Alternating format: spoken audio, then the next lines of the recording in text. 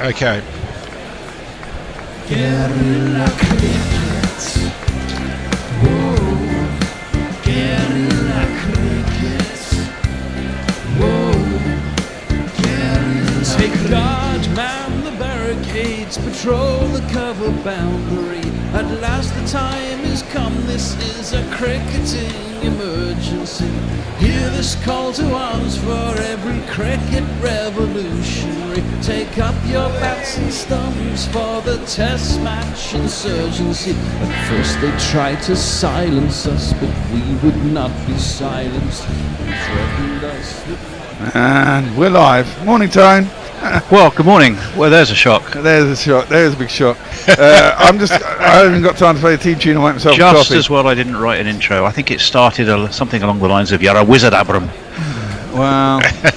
Considering Okay. as he's supposed to be, he's supposed to be like I've got Harry to go Potter. and turn some stuff on. I'm going to Go make and turn coffee. some stuff on. We might be. Are we talking to ourselves? No. I just got to turn the radio on rather than the video. Oh, okay. Well, that'd be a good start. We Yeah. can do that. Hello, Messers. How you doing? I'm well, thank you. I'm still absorbing everything that happened yesterday, to be honest. And were you watching some cricket as well? Yeah. Oh, nice one. Yes, we are live to air on YouTube, at least, I can tell you well, that. there's a go. Well, there we go. At least someone is aware of us. Jimmy Anderson, he's live. He's flexing his back, his muscles. It still looks pretty misty in. It does, doesn't it? You can see why they wouldn't have started any earlier. Well, no, you'd have been blindly wandering around in the, the equivalent of the Multan pea super. But nonetheless, Anderson, he's in for the first ball of the morning. It's defended and pushed away into the onside, fielded at square leg. Barber not getting off the mark. Jack Leach, he's got a smile on his face. He's probably wishing, if only I could say abracadabra and be like Abra, is what he's thinking, I would imagine. I don't think that's ever going to happen, is it? Well, no, he's going to have to learn to throw the ball up more, according to Gary, who kept mentioning it on the way home as we were stuck in traffic. There's a surprise. So he mentioned it for, more than once. Didn't he, actually? He was good company. And he found a neat new way to find us through the traffic as well. Defended by Barber, pushed towards mid-on. It's a bit I misty. think Ollie Robinson is fielding, so that'll be interesting. Will he get a bowl? He's been... I'm sure he will at some point. Waiting for reverse. Hello, Bear, you're back. Are we switched on? Yeah. Is the world hearing us now? The world was hearing us just for YouTube for 20 seconds until I turned the radio on. It's So fucking early start, man. it was the bit of the world that happened to be on YouTube was hearing us. Yes. Right, okay. And it was, Yeah, it was only for 20 seconds, Tone. Don't panic. Anderson, over the wicket. Except that I'm the only person watching on YouTube. Okay. Defended. So basically, I'm talking to the only person who is actually our audience. Who's It was already only here. A, fuck off, it was 20 seconds. B, my car was fucking frozen this morning and I literally got here at 25:02 and we're on air at 10:02, so stop panicking. Do you know what? That's You sort did of well. Yesterday, I allowed extra time to defrost my car and found I didn't need to, and I was absolutely expecting to. It was just weird. Anderson going to be bowling again to the excellent Barber, who looks well settled, and nothing changes the opinion of that. Still going under. Defends very solidly.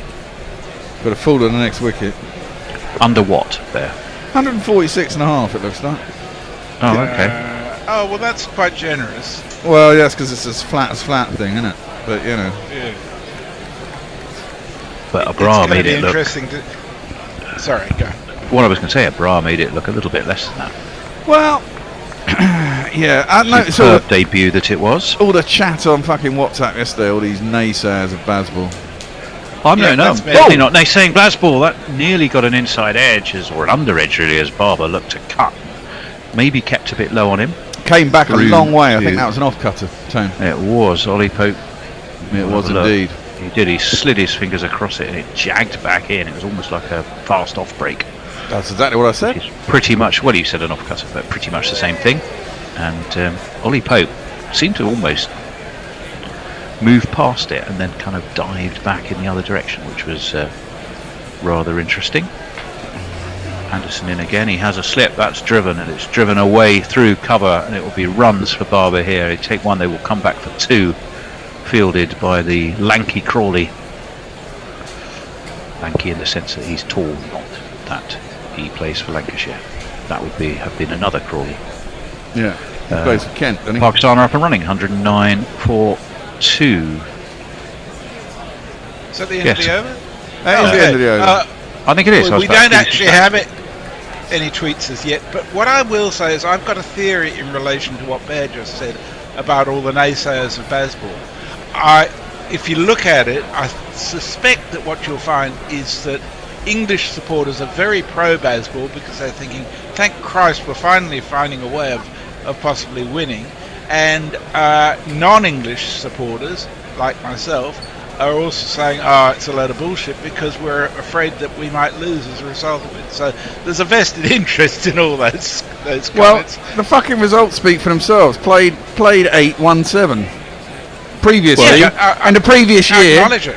previous year played 18, won 2 or something stupid like that. Lost fucking 8. You know, I mean, if we'd have played like this in India, we'd have had a better chance of winning some of those tests than we did 2 years ago. I mean, 2 years ago we were abjectly shit, and you know, all the people who say that, I remember us sitting here going, why don't you at least try and fucking hit the ball? We might get some runs, you know, rather than prodding at it and getting bowled or caught or LBW, you know. Is there not a middle path somewhere? Well, not That's really. what I'm I don't thinking. think. I think. I think there is. Into the attachment, Jack Leach from the pavilion end. I should play some jingles. Defended by... That is my Shaquille. job. But I get really irate about this shit.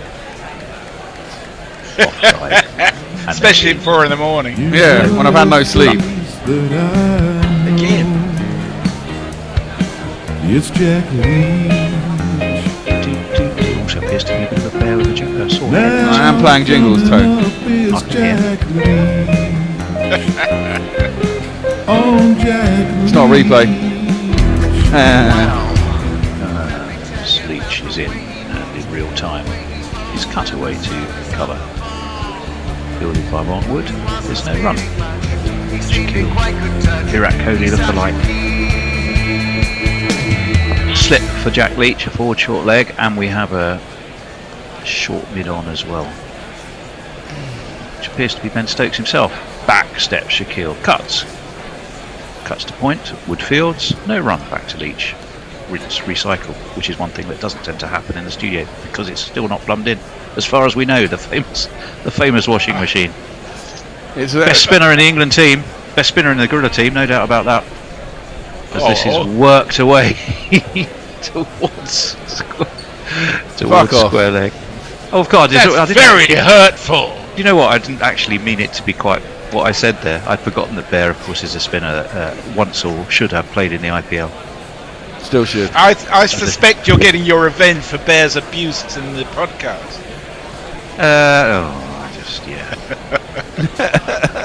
Just needs to rise above these things, or you just wouldn't bother. As we wait Absolutely. for Leach to come around the wicket to the right-handed barber, pushed into the onside, should take another single.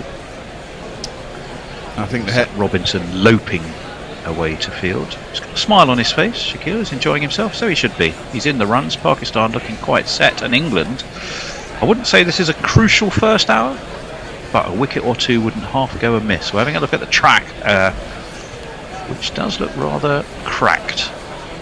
Not quite as cracked as a Hyderabad Taunton special, though, as Jack Leach bowls and fields off his own bowling. Quite lively. Well done, Jack. Do they get it rolled this morning before they come on? Yeah. They do, because it looks a bit plastic compared to what it was last night. In fact, the footholes don't look nearly as bad as they did yesterday. Tony Gregor Weird. found his keys, says Brian. It's quite funny. Oh, Greggy. Sadly missed. Leach over the wicket to the left-hander Shaquille, who quite carefully tickles him around the corner, but there's a short fine leg and there will be no run. And boy, back to our little patrol along this rather cracky Multan wicket, which looks dry, dusty. Crack cam apparently. That'll wake up the poor bot if nothing will.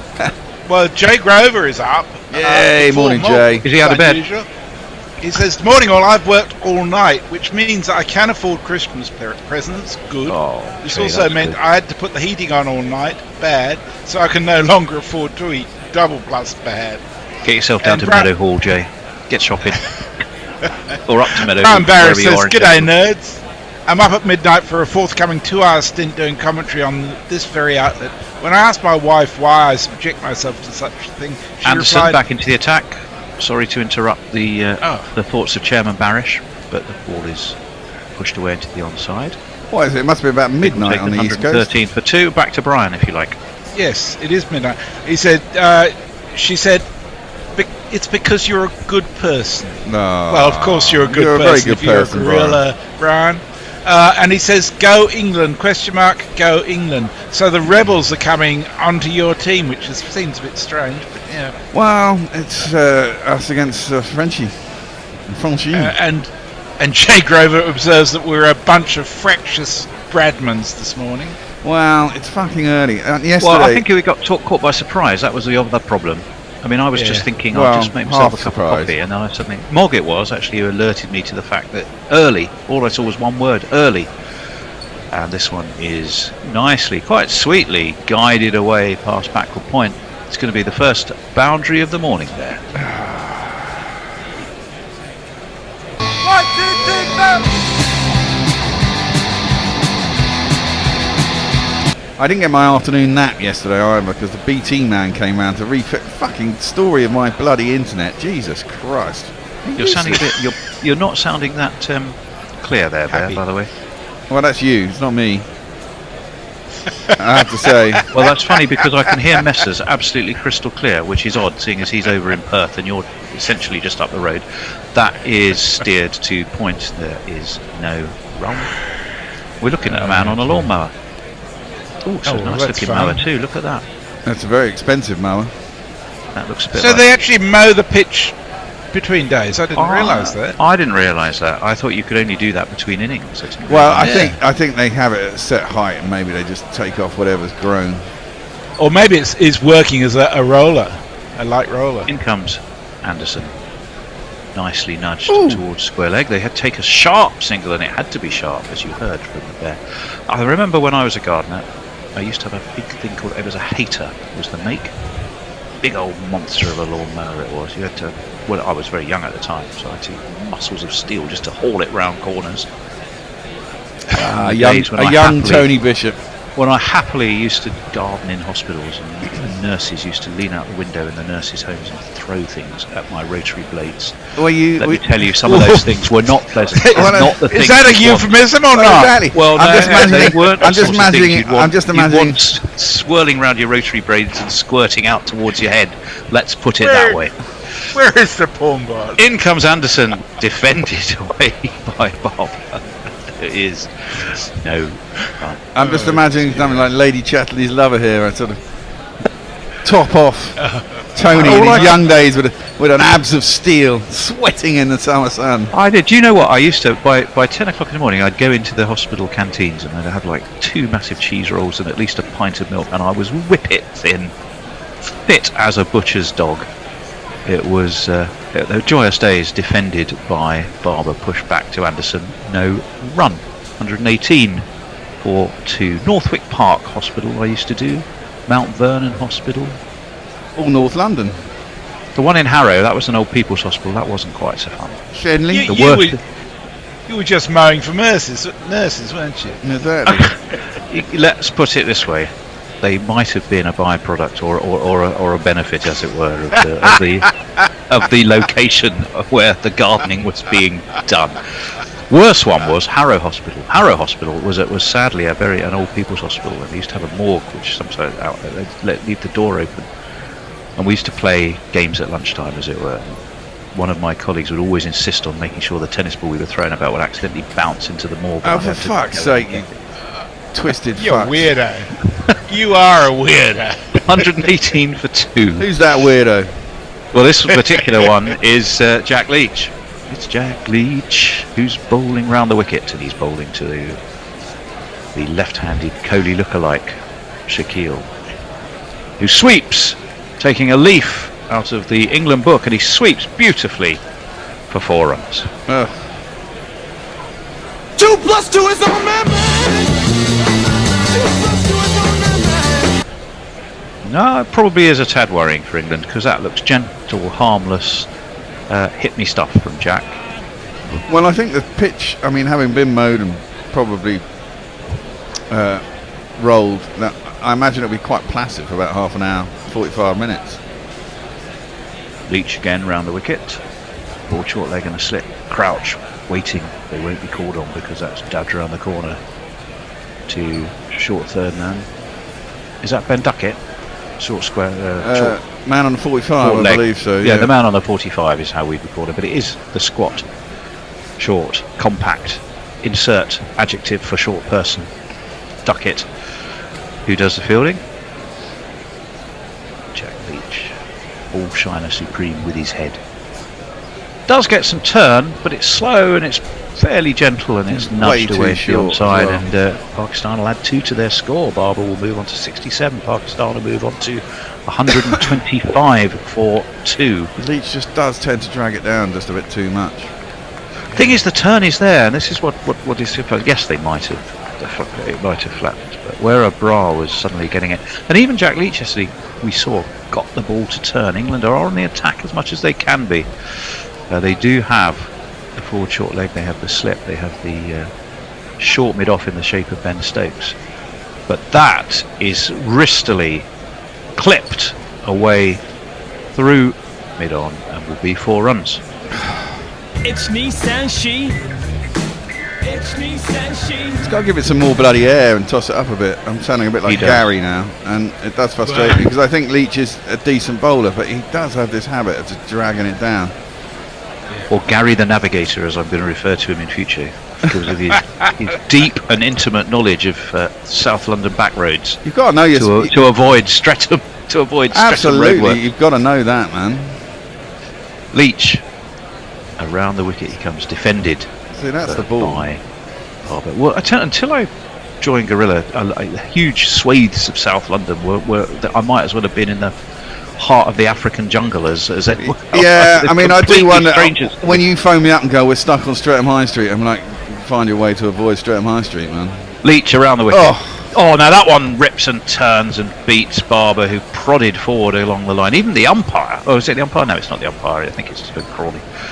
But we'll have another look at that. Because it really, in it ducks, and away it turns. That's the ball bear, isn't it? Yeah, that is the ball. That's the ball he needs to bowl. And he needs to basically try and bowl that 6 balls and over, and then get in the groove, and then you try some slight variation. But that's where you want to be. 6 balls and over for 2 overs, just getting him prodding forward, defending, blah, blah, blah. Get yourself in a rhythm. Then go. That's what Matt Parkinson would have done. No, Matt Parkinson wouldn't have done that. Matt Parkinson would have dropped some short as well and got smashed the boundary too. No, turn left here. Anyway, we're going to take some messages, if there are any. Okay, 129 for 2. Ant-Man 1805, who is in Sydney, says, morning all, sorry to say to balmy 23 degrees down in Man in New South Wales. Anderson bowls, defended by Shaquille to Duckett. I think it's -3 in London. Short square leg, no run. That is cold. Yeah. Still, you get a nice clear day out of that probably, will you? Well, yeah, it was quite clear yesterday. Problem is you've got to have the heating on all the time, and of course energy's extraordinarily expensive at the moment, so there you go.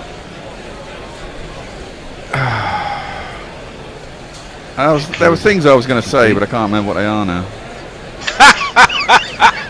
And they say I'm old and forgetful, as this one is pushed away towards square leg. Oh, they do take a quick single, and they don't take a quick single. They got sent back. Quite too. Crawley was very, very sharp about his work. Word of encouragement from his captain, Ben Stokes. Shandapur got out this morning against Australia. He went for a run, and the night watchman said he was out by the longest of country miles. Had that hit, perhaps it should have done. Yep. Barber sent him back. Said, "Where do you think you're going, Solskjaer? You absolutely shouldn't be moving anywhere." He slipped as he turned, and was a goner if that had hit. Anderson in again, defended by Shaquille. The reality was actually, he didn't need to throw directly at the stumps. If he'd have just gently dumped it in, Ollie Pope was there, could have just gone, boom, job done. No, Ollie Pope wasn't. It was the wrong end, wasn't it? Yeah. it was a long way back. He had to throw out the stumps. He kind of He fell did. over while he was Pope. throwing. He had a bit more time than he thought he had, really. Well, I'll put it another way. If Pope had been lively about his work, he Well, probably could have been there, but Oh, maybe he wasn't I expecting think them to that's take that. asking a lot. It might have Keep been. it This standing. one's down leg side from Anderson, the aforementioned ecclesiastical cousin of mine. Dives to his right to field. I think the TV angle tends to minimise how far back the keeper actually is from the stumps. I mean, usually he's full pitch lengths back, isn't he? Yeah. I was just looking at the best Indian bowling, best Pakistan bowling figures on debut. Abrar Ahmed is third on that list. That's not a Obviously bad the other start. ones. Well, it's not a bad start. It is 7 for 114 here in Multan. Round the wicket comes Anderson. Sure. Driven sweetly away through extra cover. That is a gorgeous shot by Shakil. It's being chased. Oh, It's yes. not going to be caught. And it's 4 very splendid runs. 1, 2, 3, 4. Dare I say it, a little bit short, a little bit wide, and not a lot of bounce. It's almost like England weren't prepared to go out early, 15 minutes early. It's like Well, us, pretty much. They have our production team in charge. Yeah. Oh, we're on! Boys, get out there! turn your zooms on, turn your whatever it is that they need to do. Well, obviously get their whites on and walk out, I presume. 133 for 2. Do you know what? It still looks a bit misty there. As Anderson is in, that's a better ball. It's fuller and it's in at the toes of Shakil, but not really super threatening pace. England, as of yet this morning, we've had one ball from Jack Leach, which did rip and turn, and the bear will be very quick to tell you it was the one he just tossed up a little bit more. Yeah, indeed. Other than that, it's been rather disappointing stuff. It's 133 for 2. Messers has been chuckling. Now, what's he been chuckling about? Well, Jay Grover says, why on earth would an American support the English over the French? France is the only reason they've got a fucking country. And he also says, if Gary has the knowledge, I'm just going to give up. Can you imagine Gary's a taxi driver? Oh, God. In that face, it's a balmy -1 in Sheffield. Fucking Riviera. Not to south. Riviera, Jack Leach.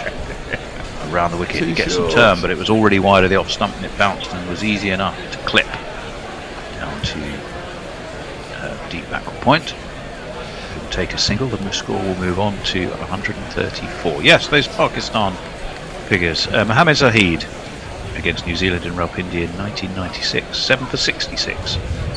Mohammed Nazir in Karachi 1969, 7 for 99.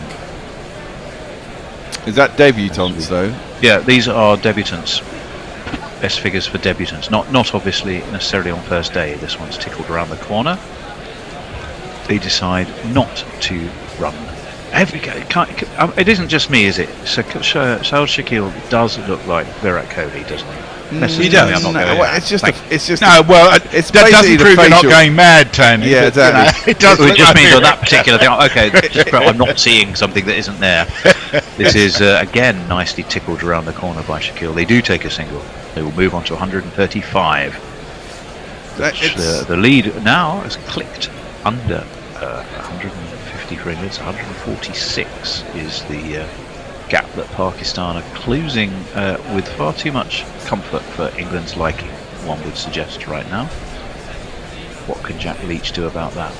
Does throw that one up a little bit more, defended by Captain Barber.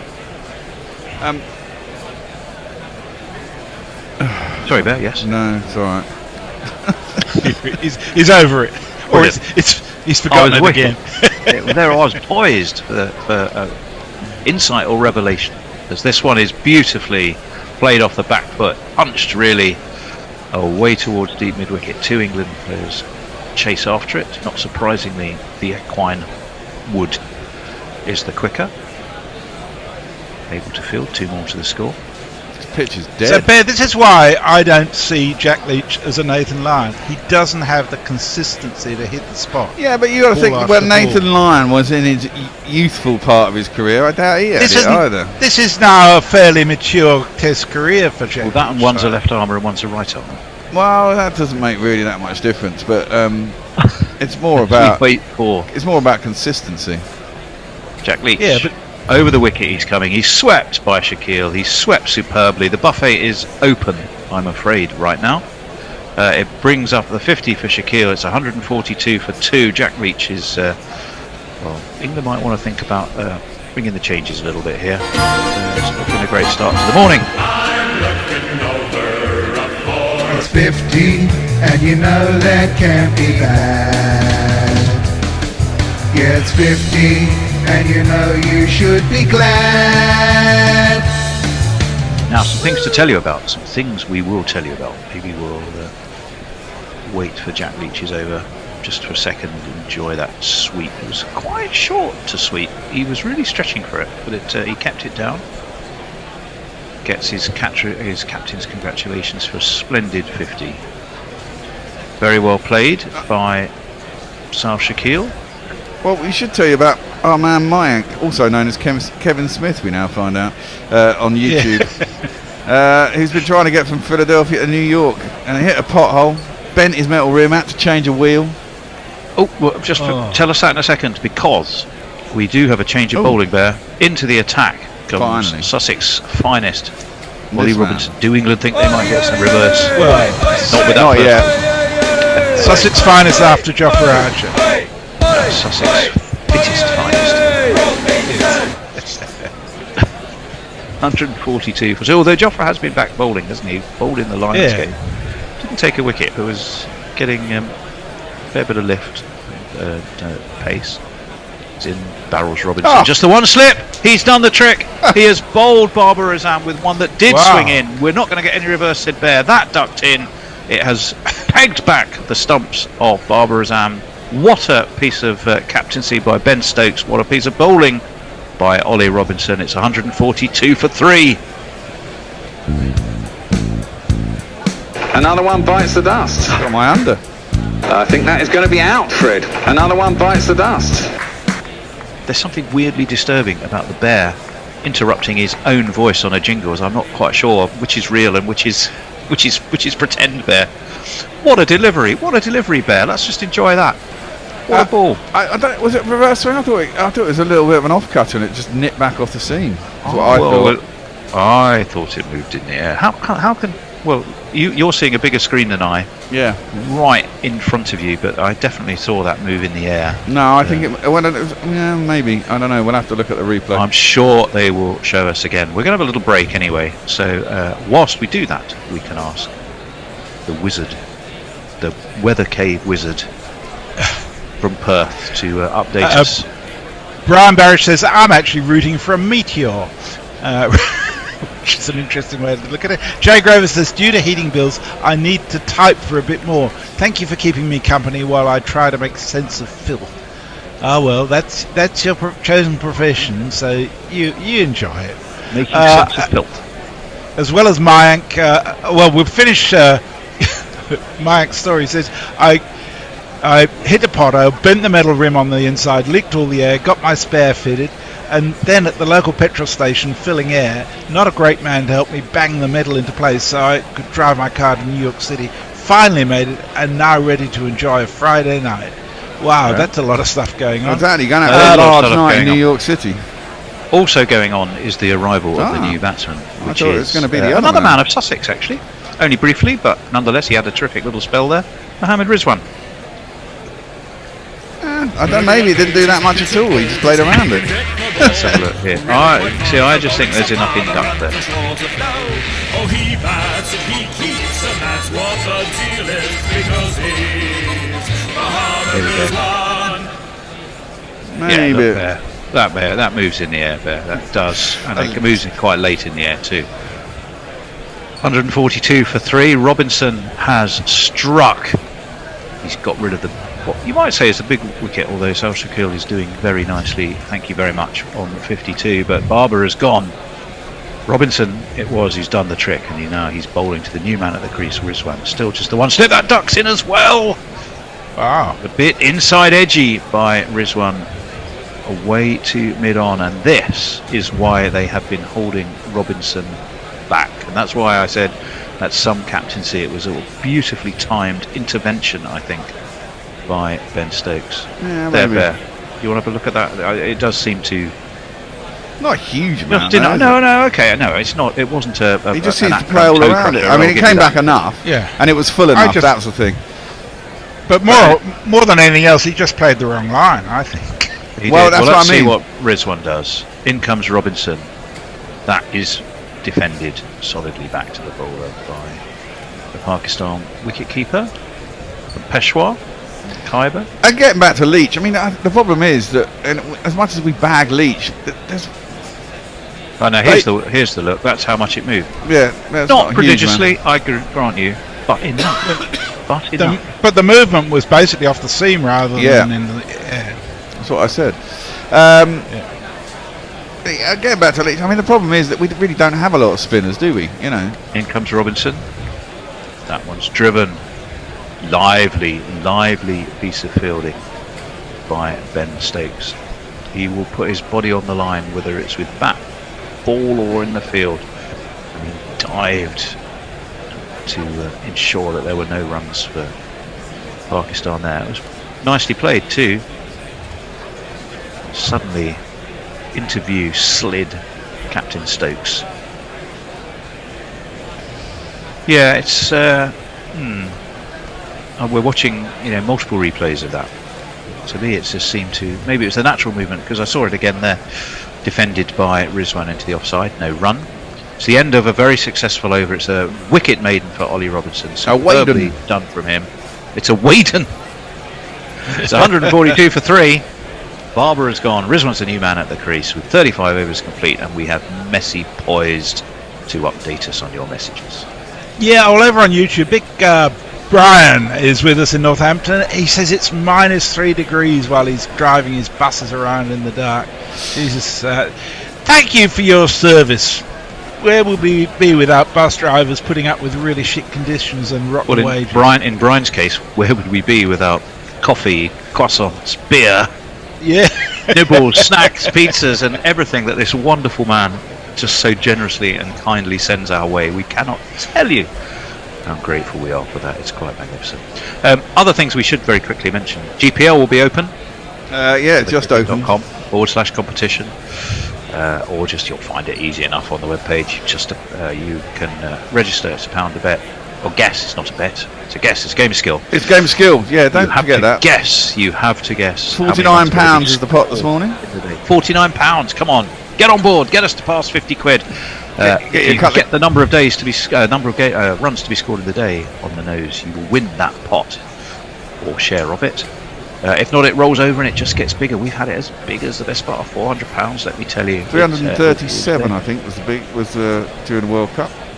Won by D World. I'm a marketing man there. All right. Best part of £400. Leach around the wicket, defended nicely by Shaquille. There is bloody marketing man. They're always lying to us, aren't they? No, I'm not lying. I'm merely theoretically extending the possibilities of the truth to their outer limits. Yeah, very much the outer limits. Because if you round up, you have to go above 350.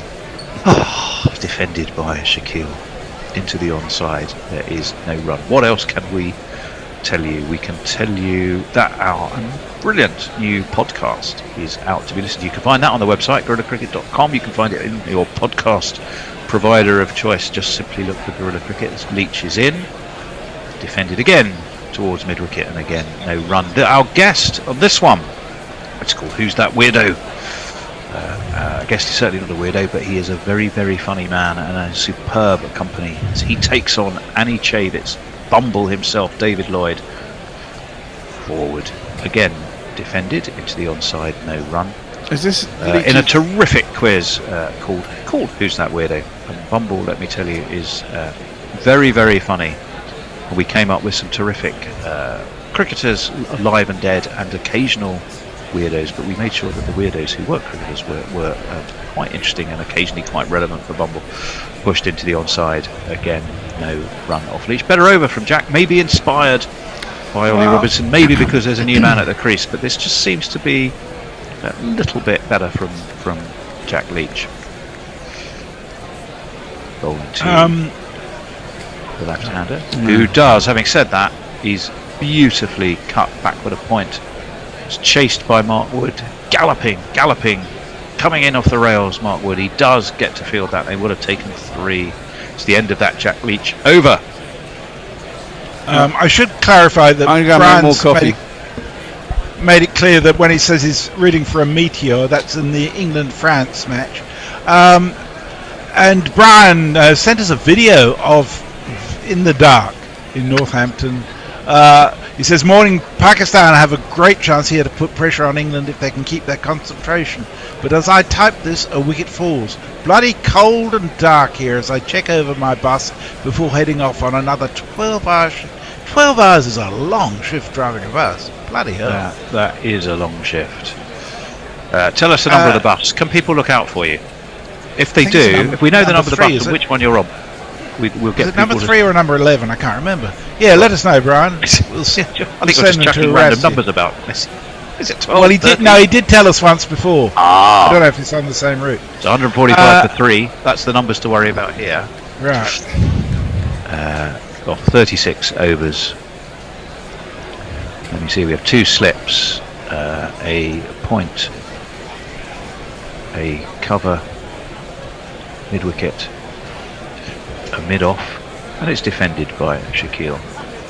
The man short cover fields. Who do we have there? It's who's number 88 these days? I've got no idea. I can't remember. Couldn't quite pick who that was. I will let you know now. I shall make it a mission to figure that out.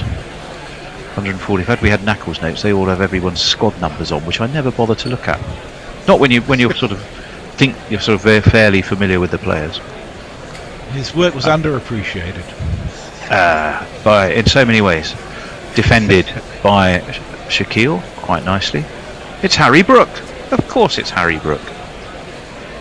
Yes, why wouldn't you be 88? 2 fat ladies, I think.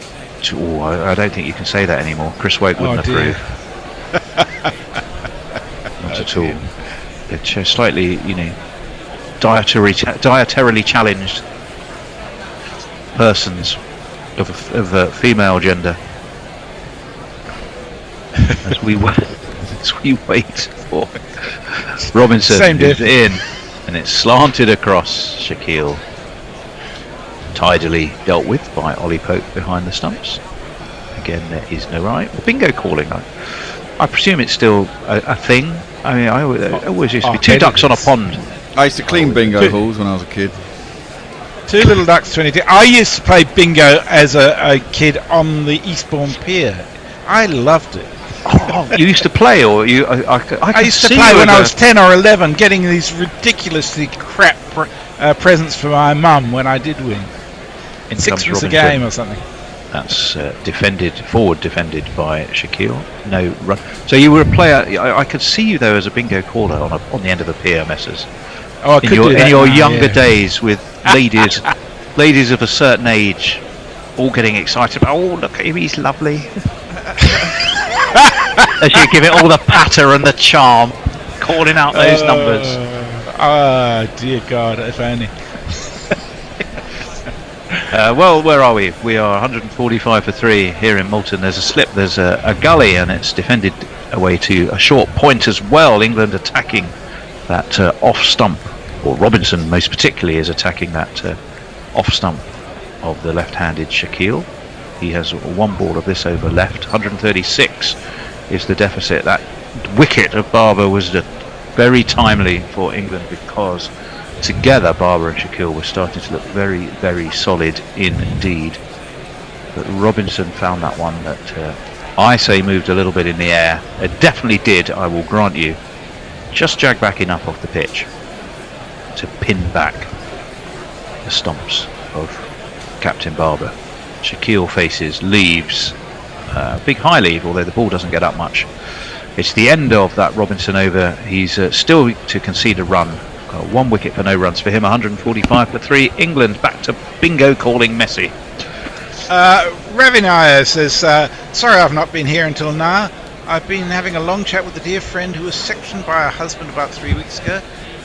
She has 5 kids, including twins who've just been born, and she's losing her mind instead of gaining it in Canterbury. Well, that's a sad story. No, sorry to hear that. Jay Grover says, without Brian, guerrilla cricket would shudder to a halt. Well, maybe not. You're resilient, but I reckon you'd be eating raw onions and hitting the dodgy booze cupboard. Bear has already hit the Carling yesterday, for fuck's sake. I only ever have a beer in the last session of the day. I mean, why don't you get up at 4 in the morning?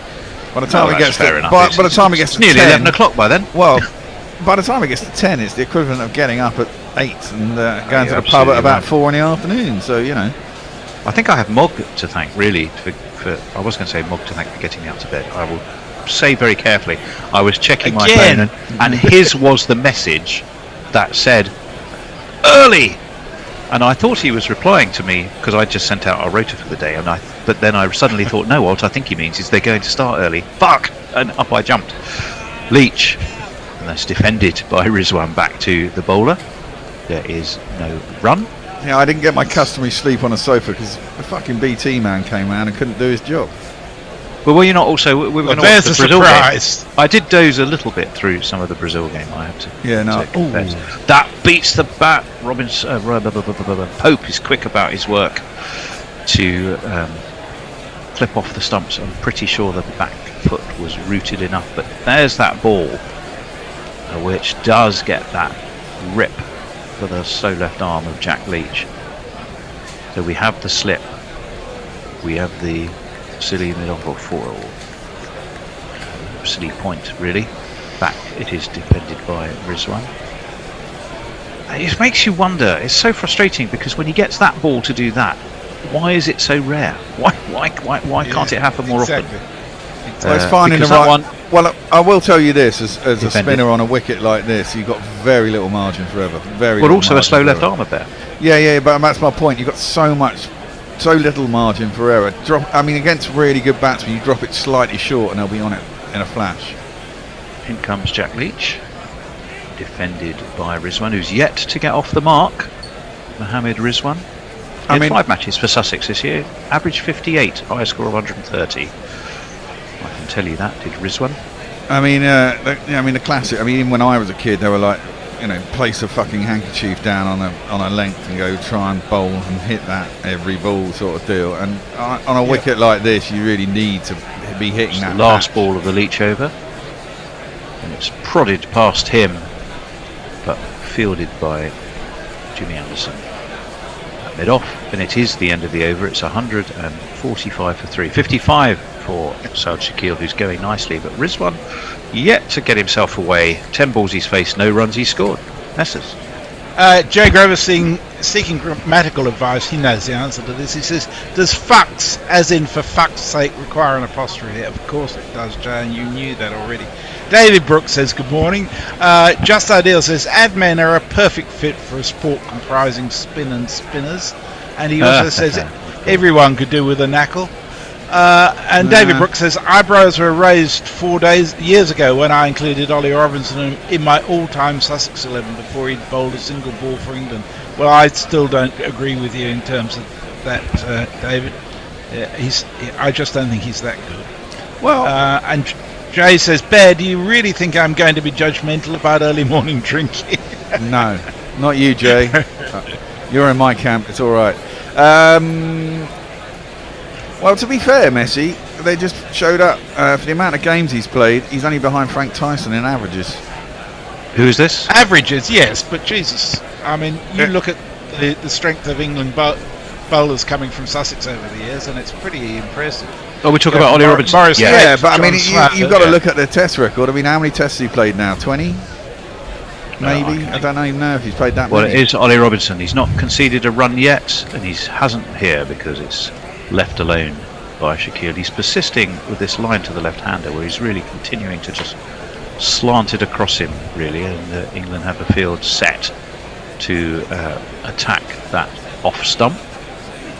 I can also tell you that the West Indies are now 171 for 9 against Australia. Oh, I thought they'd lost. When I was listening to the news on the way here, they were saying they'd lost. Test. He's played 12 matches. This is his 13th match, Ollie Robinson. Army trumpeter we're seeing, who's resplendent in his England beanie hat. That one is dabbed, and it is going to be the first runs off Robinson, so it's dabbed to backward point, down really to wide third man. And they take a single. 1 for 1. before, I don't know if Six is Ollie. I don't know if it includes that wicket. But in 12 matches, he's got 56 wickets at an average of 20.21. Yeah, that's very good. That's But very I mean, good. it's only a very short slice of a proper career, isn't it? Well, his first class average is 20.75, which is also pretty good. Yeah, I agree. His best bowling, 5 it's for too soon. 49 at the Oval. Way too soon to say it's an all-time great. Well, no, but he certainly. I mean, look at it. Yeah, I mean, you look at him and you think, shit, he's got lots of potential. Oh, yeah, but how many bowlers have had great potential? Well, This that's one true. is defended by Rizwan. No run. He's Where does 29. Jofra Archer fit in that? Yeah. He is indeed from Margate. But there you go. That wicket has taken his average below 20. Yeah, 13 matches, 57 wickets, as the Bear has already informed you.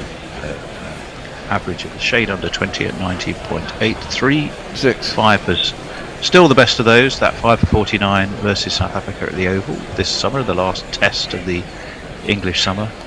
Swings away from Rizwan, thrown up by Ollie Pope. Actually, very much in the manner of Mohammed Rizwan, but there was no run and there was no edge either.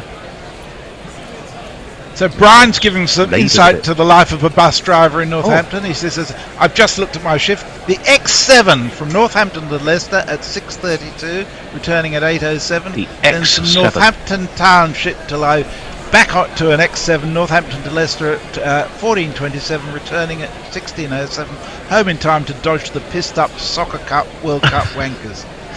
Well, there was a good ball by Ollie Robinson, who was left by Rizwan, and shall we just say it was a well-judged leave that had hands on English heads. But you know what they say about leaves. And actually it wasn't that close. It wasn't as close as I think Ollie was thinking. We probably are due a change. We are I due a believe, change. Yeah. The fabulous Fourthie will be with you, Bear, am I right? He is. Who else? And Brian Barish, all the way from Philadelphia. Well, I'm going to love you and leave you, and it's been a joy, and I will see you later. Morning, boys. And good morning. Good morning Brian, we're to up you, to date Ben. on tweets, apart from the David Brooke one about which says, why has the Bear been up all night? I haven't been up Catch all you night. later. I just had to get up at 4 o'clock in the morning, which is not very pleasant. Well, two opposite ends of the world. Fourthie looks warm in a t-shirt, and Brian is like me, all wrapped up in cold weather. It's boiling. It's absolutely boiling here. It's up to well into the 80s in the old money. What's Probably- that? I don't do old money. What's that in degrees? I would say it's somewhere around 29. Ooh, that's warm. I guess that's the feeling I've got today. It's almost unpleasant now. That's about what it is in Fahrenheit here. Joyful. You got snow in Philadelphia? No, not yet. Although they're calling for some on Sunday. They're calling for some wet snow, which of course was the day that we decided we were going to go to the Botanical Garden to see their Christmas lights. Of course. Wow. So a trivia question for everyone: What's the temperature at which Fahrenheit and centigrade are the same? Negative 40. No, right. You've spoilt it for everyone, but correct. But he probably knows that because it probably gets there in Philadelphia. Maybe not. We have a change in bowling. I'll give you his jingle after his first ball. He's quick and he likes to think he's a horse. Woody is in and they think maybe reverse swing time. That ball is, however, on the pads of Shaquille. It's this man. Do you know Mark Wood? Yes, he is an England bowler, quite good and pretty quick. So just a normal guy. Of course, except for just one thing. What? He thinks that he's a horse. What? So there's a lot of chat on the WhatsApp group about baseball and football last night, wasn't there? And Yes. Brazil went out, which was quite Yeah. joyous. Wood I'm in. pretty Oh, that pleased about definitely that. reverses a little bit.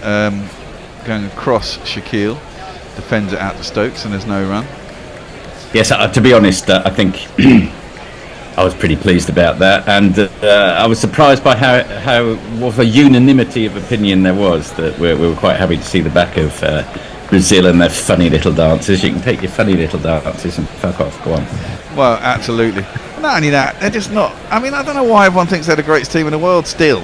I mean, they were in the 70s and in old money, in old football, they're great. But I mean, Jesus Christ, Richarlison was a centre forward for Everton and Watford before moving to Tottenham, where he can't really get a game. That's defended up, down, past the bowler, and there's no run.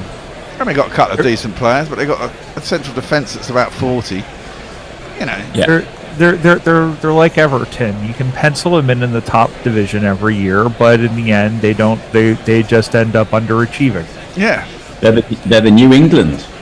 Well, yeah, and New England. Don't know. Perhaps the old Spain. Well, New England hasn't been any good since Brady left, but that's another story. Oh, this is the quality you get on guerrilla cricket. The quality. 3 continents, no waiting. We're talking Liam Brady. Around the wicket, into the pads of Shaquille. He clips him into the deep, and he will get a single and no more. I think he preferred to bowl at Rizwan, but he's only bowled at Shaquille so far. Bloody lefties, they're a pain in the arse. Yeah, they sure are. Liam Brady is a bit like George Weah and George Best and now Haaland's fantastic players who play for their own country and probably are never going to play a World Cup. George Weah, whose son scored a goal in this very World Cup. Yes, he did, yeah. He looks all right as well, doesn't he? Yeah, he's very good. He's very quick. good. Very quick. Strong, athletic. I've got to say, the USA men's team, if they could get a bloody decent goal scorer, they'd be quite good. As Woody comes in, gets at the tail in a little bit to Rizwan, who just defends it. He still hasn't got off the mark. A bit like last test. He's 13 balls now, or maybe 14, and still no run. Bear, the remains of my late 16-year-old dog are sitting behind me on the shelf over here, and I'm pretty sure they could be a better coach than Greg Berhalter. Well, you know, they were fit as your dog when he was probably younger. The American side, clearly they can run all day, and what I found about this World Cup is that virtually all the teams are really well organised. As Woody comes in, cut finally getting off the mark. No, straight to Leach, who's at backward point, and there's no run. All the teams seem very well organised. They've all got mostly European league players, or at least players in decent leagues, whether it's South American or European. And they all know so many players know each other now. It's very difficult to have what you had in the sort of 70s and stuff when teams didn't know each other. And so it's a real sort of game of cat and mouse all the time with just really organised defences, and it's unlocking those defences with decent strikers is where you're going to win it. I'm sorry to interrupt there. I think the U.S. has good strikers. The problem is that they spent most of their time on the bench. Brendan Aronson is probably going to be their striker of the future aside Pulisic, and he didn't start any of the games. Same with Gio Reyna. Gio Reyna spent more time on the bench than most splinters. I've never heard of him. So that's defended by Shaquille. I'll tell you the funny one is you're talking about, you were so familiar with all these players from the European leagues now, and certainly if you watch the EPL you're very familiar with vast half of them. The exception's actually Jude Bellingham, who I think a lot of people who follow the EPL have probably never seen. We suddenly realise he's actually very good, isn't he? Well, yeah, but there's talk of him come to Liverpool next year, which I'm very excited about. There's talk. There is talk. And he set up Jordan Henderson for that goal in the last game. Short, pulled. Is there anyone out there? There isn't anyone out there. There is someone out there. It's Woody down at deep square leg. It'll be a single. Rizwan gets back on strike. Still yet to score. Of 15 balls. There's no run, of course. The big one today. 50-50, I reckon, against France. Yes, I would agree with that. I'm probably 55-45 France because of Mbappe, but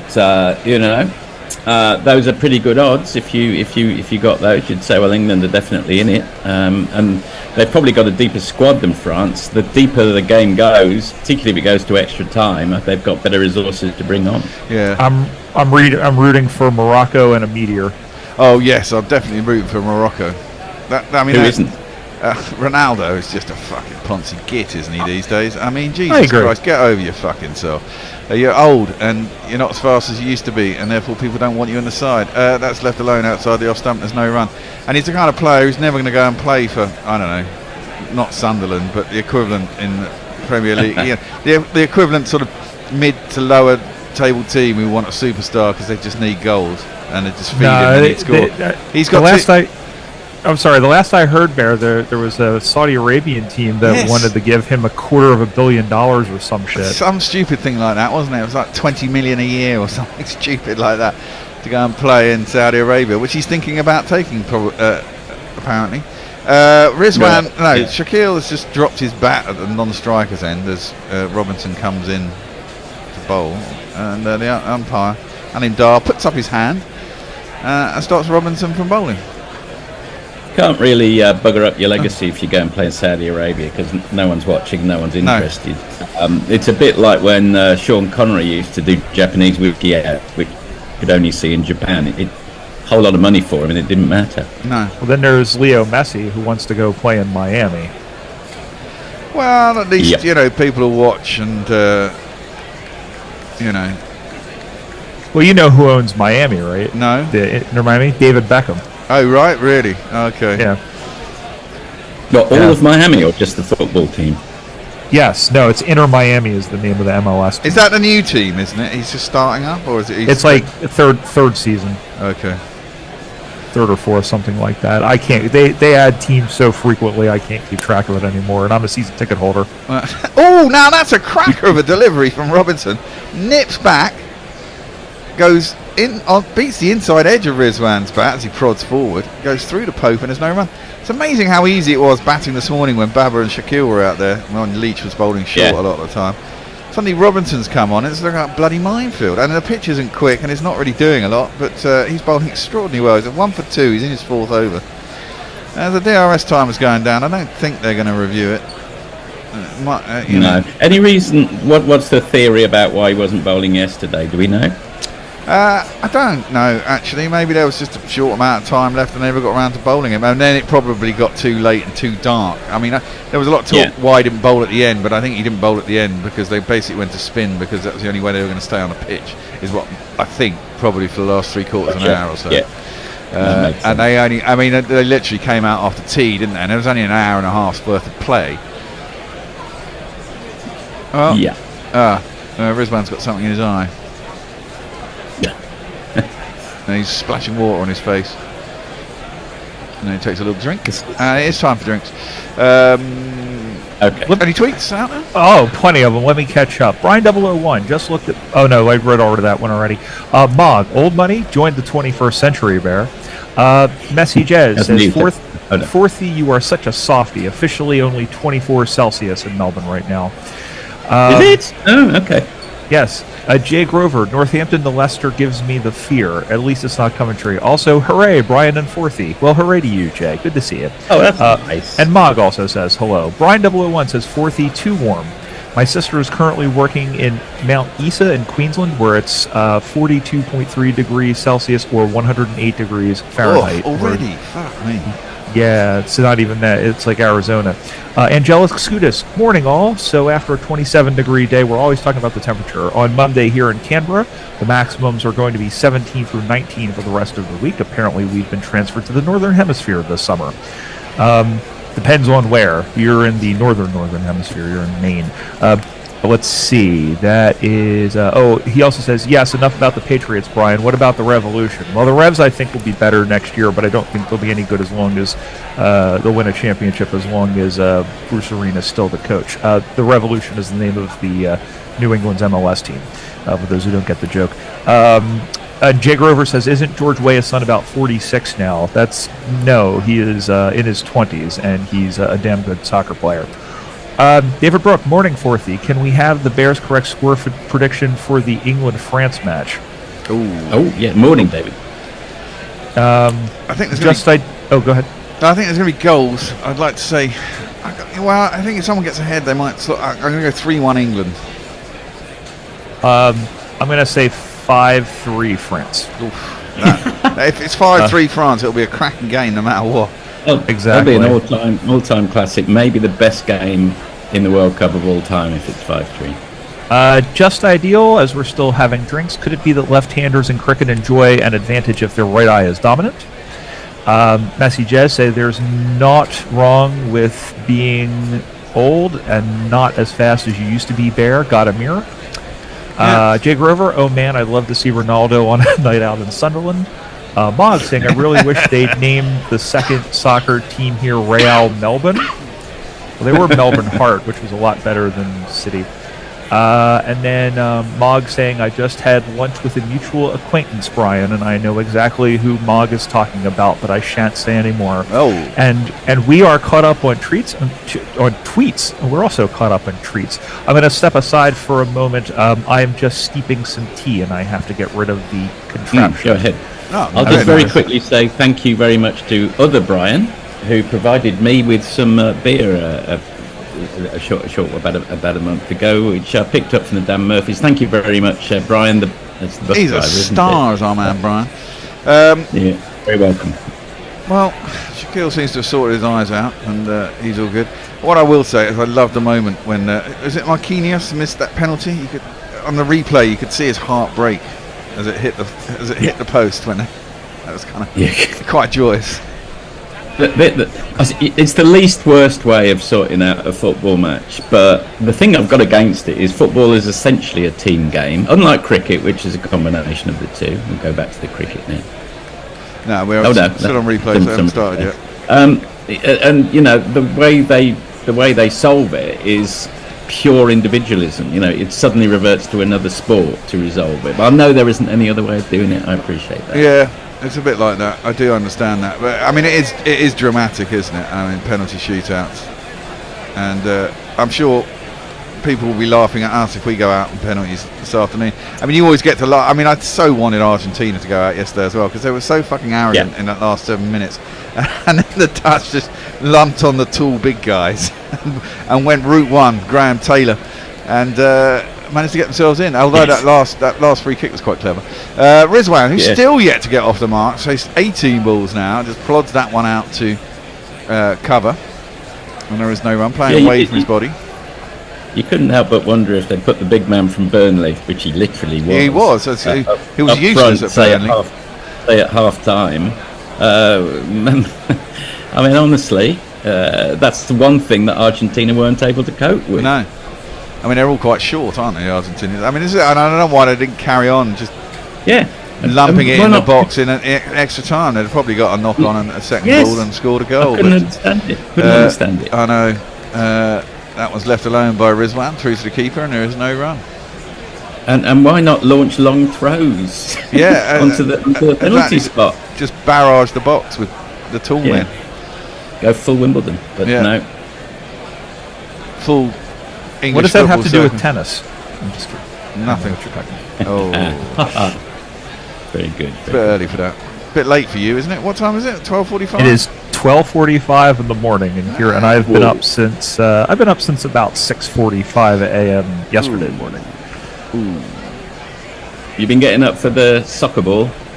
Well, I have to be at work. I've had to be at work at 7 a.m. for last week. I didn't get up for very many of the 5 a.m. matches, usually for the end. Woody around the wicket to Shaquille, who defends that a little bit away from his body. Back down the track, and there's no run. I was listening to a Strokes album. The last song, Brian, is Ode to the Mets. And I was wondering if Mets might be my, US. It's baseball, isn't it? Yeah, the New York Mets. I quite like the idea. They seem quite bad, which quite suits me. It's Albert Hammond's son, I believe, isn't that band? That's right. Yeah. Anyway, there we are. Yeah. Woody coming in around the wicket to Shaquille. Number 21 for Woody. Bowls it short. Shaquille gets on top of that. This pitch is pretty dead pace-wise. It seemed comfortable enough. Just knock it into the leg side and there's no run. Just a shock weapon, isn't it, really? Would they know they can just ride him out for 3, maybe 4 overs? I don't think Stokes will overbowl him. No, I don't think so. especially he's just come back from injury. He's always breaking down as well. He'll give you everything though. I mean, that was up at 90 miles an hour pretty much. Just bowling. Yes, I imagine. I mean, Frank Tyson appeared in that list with Ollie Robinson of fantastic averages. That one carries on to the bowling as well. What I do wonder about this wicket is if it's breaking up, it's spinning. It's been spinning off the straight from day one. There's cracks on the pitch. Pakistan have got a bat last, no matter what. If the cracks open up, is this going to be a sort of pitch that the ball squats on as well? And if it does, it could be quite lethal. For those batters coming in later in the game, you playing back to what you think is the straight one that's going to get up, shoots along, shin grubber, and pins a few people LBW in front of the stumps. And at that sort of pace, it'll be difficult to adjust as Shaquille gets back and just works that into mid-wicket, and there's no run. It's all slowed down since Bubba's gone off, isn't it? And in fact, since Leach has gone off. But hey ho, Leach was bowling too many short balls, I suppose. Yeah, sorry, I just lost the feed for a second there. That's okay. Yes. Yes, no, I'm back on there. Sorry, that's Toby in the background. Rizwan, naught off 19. At what point do you, as a batsman, does it begin to get into your head? As a test batsman, it shouldn't do. That's very full. Dug out by Shaquille to cover, and there's no run. And they've hardly scored a run in the last, since we've come on. Since Babber was out. Yeah. And it's not as if they're bowling dry. They've just decided that... I think, to be honest, one unexpected consequence of Bazball is a team can feel that they can bat as slowly as they want in many ways. Well, yeah. Because there'll always be enough time in the match. It's very true. What other seams do we have? We've got Ollie Robinson, we've got these two, we've got Jimmy Anderson. Stokes hasn't had a little go yet, has he? Might be tempted to bring himself on shortly if the ball's going to reverse. I mean, it is about the time when the ball reverses after 40 overs. 40 overs, yes. Pakistan now over halfway to England's score, trailing by 133. But Rizwan in, I mean, next in is Fahim Ashraf, and then it's kind of all rounders again, isn't it? Oh, there's a big appeal for LBW there. I thought it came off the outside edge, but maybe not. Might have been arrowing in towards leg stump. It was certainly pretty quick. It was a leg by. The mathematics are always a little bit against you when you right arm round the wicket to a left-hander. But he was quite a way back. I suspect it's at best clipping, and I suspect it's missing. Yeah, I can't see. I think they have reviewed. It looks like they've reviewed. Have they? Yeah. We couldn't see Stokes. He was standing behind Robinson, but they're all still standing in the middle of the pitch. So I'm presuming that they have reviewed. It might be, if he's got a bit of reverse, it might have held his line and be going into leg stump. Okay, but to the naked eye, it didn't look. It didn't. No, to the naked eye, it didn't look. No, it's not. Let's hit him in front of about middle. I think it's going down. I think that's going down leg. He is right on the popping crease. It hasn't got very far to travel, but I think that we can already see the whole of middle stump effectively behind it. So. Well, here we go. It's going down. It's missing. Umpire's cool, actually. It was going to clip leg stump, so England don't lose. Well, it's not a bad review, then. If you don't lose the review, it's never a bad review, I don't think. I agree with that, yeah. And of course, had he given it, it would have been out. But they don't give those because of the maths. Yeah, exactly. If there had been a bit more noticeable reverse, it might well have been given, but it didn't seem to reverse that much. Well, it was worth a shout. And Shaquille has been quite... I mean, to be fair, Shaquille has batted pretty well this entire series, hasn't he? I mean, did he get a ton in the last test? He got... Or didn't he? I can't remember. He got a couple of decent scores, whatever it was. He's got another 50 here. He's been quite difficult. He's been quite difficult to get rid of. Yep, I agree with that. 58 from 93 is a decent strike rate too. Yeah. Anything on tweets there, Brian? Angelos Skoudas predicting 7-6 France on penalties after both teams tie at 2 in regular time. Messi Jez says, I am refraining from predictions for now, given my recent success rate of 0.00. David Brooke wanted me to keep them updated on the Windies Australia test, and I'll tell you very quickly that the West Indies are 182 for 9 after Australia went 511 for 7 and declaring. Is this first innings, as that's left alone outside the off stump, and there's no run, or is this following on? No, this is still in the first innings. It looks like they're going to have a decision to make, and considering they're in day 3, although nowadays I think it's the tactic to not follow on in this situation and just give your bowlers a rest, but I don't know. Possibly, but that West Indies side is weak, and that's 300 runs, and 329 to be exact. Exactly. I'd just be tempted to just shove them in again. Tell your boys to get on with it. Robinson around the wicket, driven by Shaquille quite nicely. 2 mid-off and there's no run. Got to be honest, test series like that one between Australia and West Indies don't do test cricket many favours. It's like watching shooting a fish in a barrel. Well, yeah.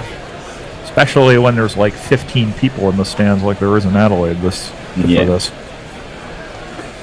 They had a good crowd on the first day, didn't they? That was the highest crowd or something I'd seen in for a West Indies game in Australia.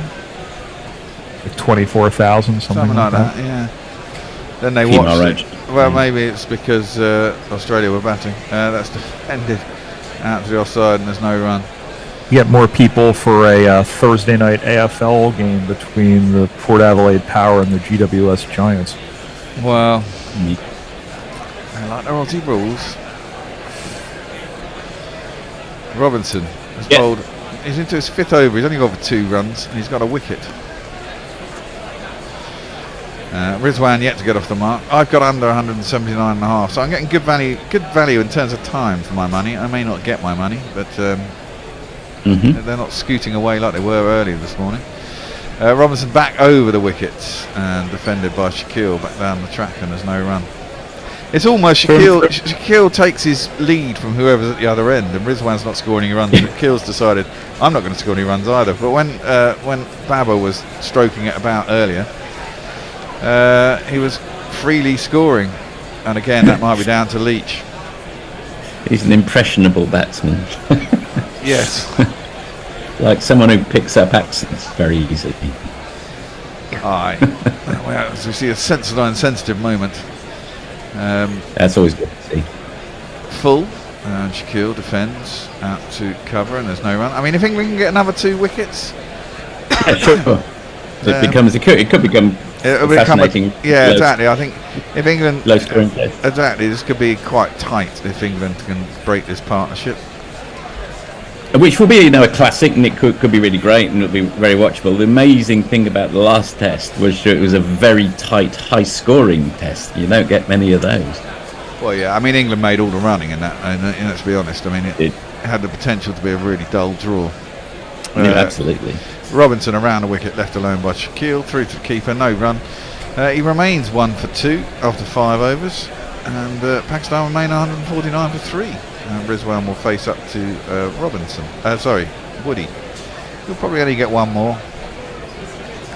As will we, definitely. How's it going, Brian? Jay Grover saying that he loves penalty shootouts. All things should be decided by a mass game of picture consequences. The result decided by the Qatari royal family. My team lost the MLS championship game in a shootout. No thanks to Gareth Bale, but that's another story for another time. Tony Bishop says it rather has a nice Sussexy feel with Ollie Robinson bowling to Rizwan and Multan. Jay Grover saying, do you think it's possible to get genital herpes simply by textually analyzing extreme dull and horrid pornography? Lord, I do hope not. No. Jay, I love your tweets, man. This is one of my favorite parts of this, is reading his tweets. And I'll pause so we can play a jingle because we have a new bowler back in the fray. He's back. It's this man. He's around the wickets to Rizwan, who just defends back up the track, and there's no run. So as a spinner, you know, Yeah. some stature, what are the main variations that Leach has got in his armoury? Well, he doesn't really. Exactly. That's the Well, I mean, layman. as a spinner who bowls, you know, if you're not a wrist spinner, I mean, it's like wrist spinners have googlies, but you don't really have that. You got the arm ball. Yeah. But it's mostly through the air, is it? It's through the air, variation in flight and speed. But the one thing I don't think you want to do. Oh, that came down a wicket, nearly turned past the outside edge of Rizwan. It actually bit. Looks like he's trying to get on top of Leach. I mean, they do look like they want to attack Leach because he's their only spinner, but he's not doing himself any favours by not pitching out. I always think you're better off pitching it fuller rather than dropping it short, especially on a slow track. Nothing worse. And what prevents him, in your opinion, moving into the elite class of spinner? Where's his shortcomings that he ought to fix, would you say? Well, he needs to be just more consistent with his lengths, really. I mean, he does bowl. I mean, maybe the more he plays, he will get. He does seem to get into a spell. As that one is defended from the crease, square on the offside, and there's no run. But he does have too many spells where he gets into it and his first 3 overs go and too many runs, and it's the wrong way round. I think, you know, you basically want to. I mean, I always thought my first 2 or 3 overs I wasn't really worried about taking a wicket. That's just defended on the leg side and there's no run. The first 3 overs were all about getting a rhythm going and trying not to get scored off, really. As long as I wasn't getting scored off, I felt I was going to be able to get on top of the batsman. But if a batsman starts scoring off you freely, then they go on looking to score off you. Whereas if you can tighten them up, they're always thinking, Christ, you know, I've got to find a way to score. Yeah. That's how I always used to look at it. And Leach needs to think more along those terms. He, you know, I mean, I understand the flatness to start with. That's defended and there's no run, because to a certain degree it's not about how much turn you get. It is all about that, getting that right length, because people don't generally just want to swipe you, they want to have a look at you. So as long as you can get it up there and draw them forward, there's nothing worse than you think you've got the right length and there's a batsman who goes back and then cuts you. Yeah, it means you haven't got the right length, and then because then you get to over pitching and then they drive you or pick you up over the top. You've got to find that length where you can draw them forward, and if you can find that, and then stick on that groove, and then you start to experiment a little bit. We are going to have a change. It's time for a change. John's supposed to be coming in. Who's on? John, Messi, and Brian. You're staying. I'm staying. And John B is going to take you through the ball by ball. Good morning, Brian. How are you? I'm doing okay, Messi, all things considered. I get by. Freezing in the middle of the night. It's a wonderful way to go. David Brooks has over 51,000 watched the Australia-West Indies match over the first 2 days. That's the 3rd highest in the history of the Adelaide Oval. Watched the game is actually an exaggeration, because at least 10,000 of those are out the back getting boozed. It's a weird game, Adelaide. It's a weird setup. Although they've got that giant berm out there under the scoreboard. Yes. G'day, John. Are you off to go? Morning, chaps. Yep. Ready and willing. Here's Wood, and he's into Shaquille, who pushes it out on the offside. How are we, gents? I'm doing okay, John. I think this is the first time you and I have called together, I believe. I think it is, Brian. It's a pleasure, sir. And back at you. And always good to see Messi, of course. Yeah, thank you, John. It's a lovely summer day in Perth, 23.4 degrees at the moment. Just perfect. It certainly isn't that in London, I can assure you. It's dark and it's freezing. Nor same in Philadelphia.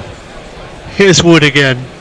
In and bowls, and this is turned round on the leg side to the man coming round at square leg, and they take a single, which will raise the 150, I think. 150 for 3. Well, so far this morning, chaps, it's been a case of here's to you, Mr. Robinson, hasn't it? He's Well, I mean, at the end of the day, Pakistan have to be reasonably pleased they've just lost the 1 wicket, but they would like to be making some runs. They've scored 7 runs in the last 10 overs. yeah. Well, I mean, that's the good thing. I think that England got the wicket. They got Baba with a beautiful ball from Robinson, and since then they've got a measure of control that they've not had. So, but equally, yes, I think England would want another wicket as well. Well, here's Wood. Can he get one? He's up and bowls, and that's right on the money. And just pushed out to short mid-wicket, no run. It seems Pakistan is content to try and grind England down into a fine powder. Yeah, which probably isn't a bad tactic, Brian, to be honest. Yeah. You know, there's lots of time left in the match. They know if they can get 70, 80 runs ahead, they're going to be in a very strong position on a pitch which isn't going to last that long, I think. Yeah, it certainly looks that way. Yeah. Here is Wood. He's up again to the wicket and bowls. Again, right on the money. And, played up to mid-on this time. No run. It must be a very long time in Test cricket, if ever, that Rizwan's batted 26 balls for naught, chaps. Yeah. Yes. And it's interesting when you see somebody like come in like that, especially somebody who's pretty high up in the order, and that's what I'm saying. It seems like they're content to just slow the pace of the game down and force and force them. And they're showing the pitch now, and we saw there was more cracks in it. Wood. Than, That's a good shot. A lot. That's a beautiful shot. Rizwan's finally underway. He's cracked that one There we through go. cover point for one of these. It's me, Sanshi. It's me, Sanshi. I was going to say that that shot appeared to be finger looking good, but I think that person was just whistling. No, it's a good shot to get off of. Woody aiming for that fourth stump, and Rizwan just guiding it to the offside through for his first boundary. It was a super shot. That here's Wood. Wants his retort. He's in, and this is pushed up. They think about a run, but it's gone straight to mid-off, which I think is Robinson, and he's thrown it back in, and they decide against it. End of the over, 154 for 3. So David Brooks says, can the bear make his over under bets public? There's money to be made here.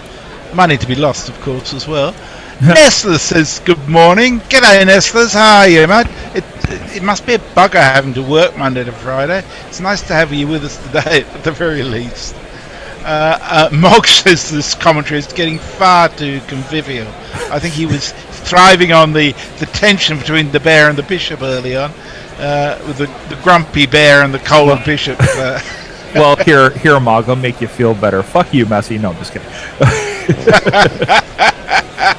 And Jay Grover says, what the fuck?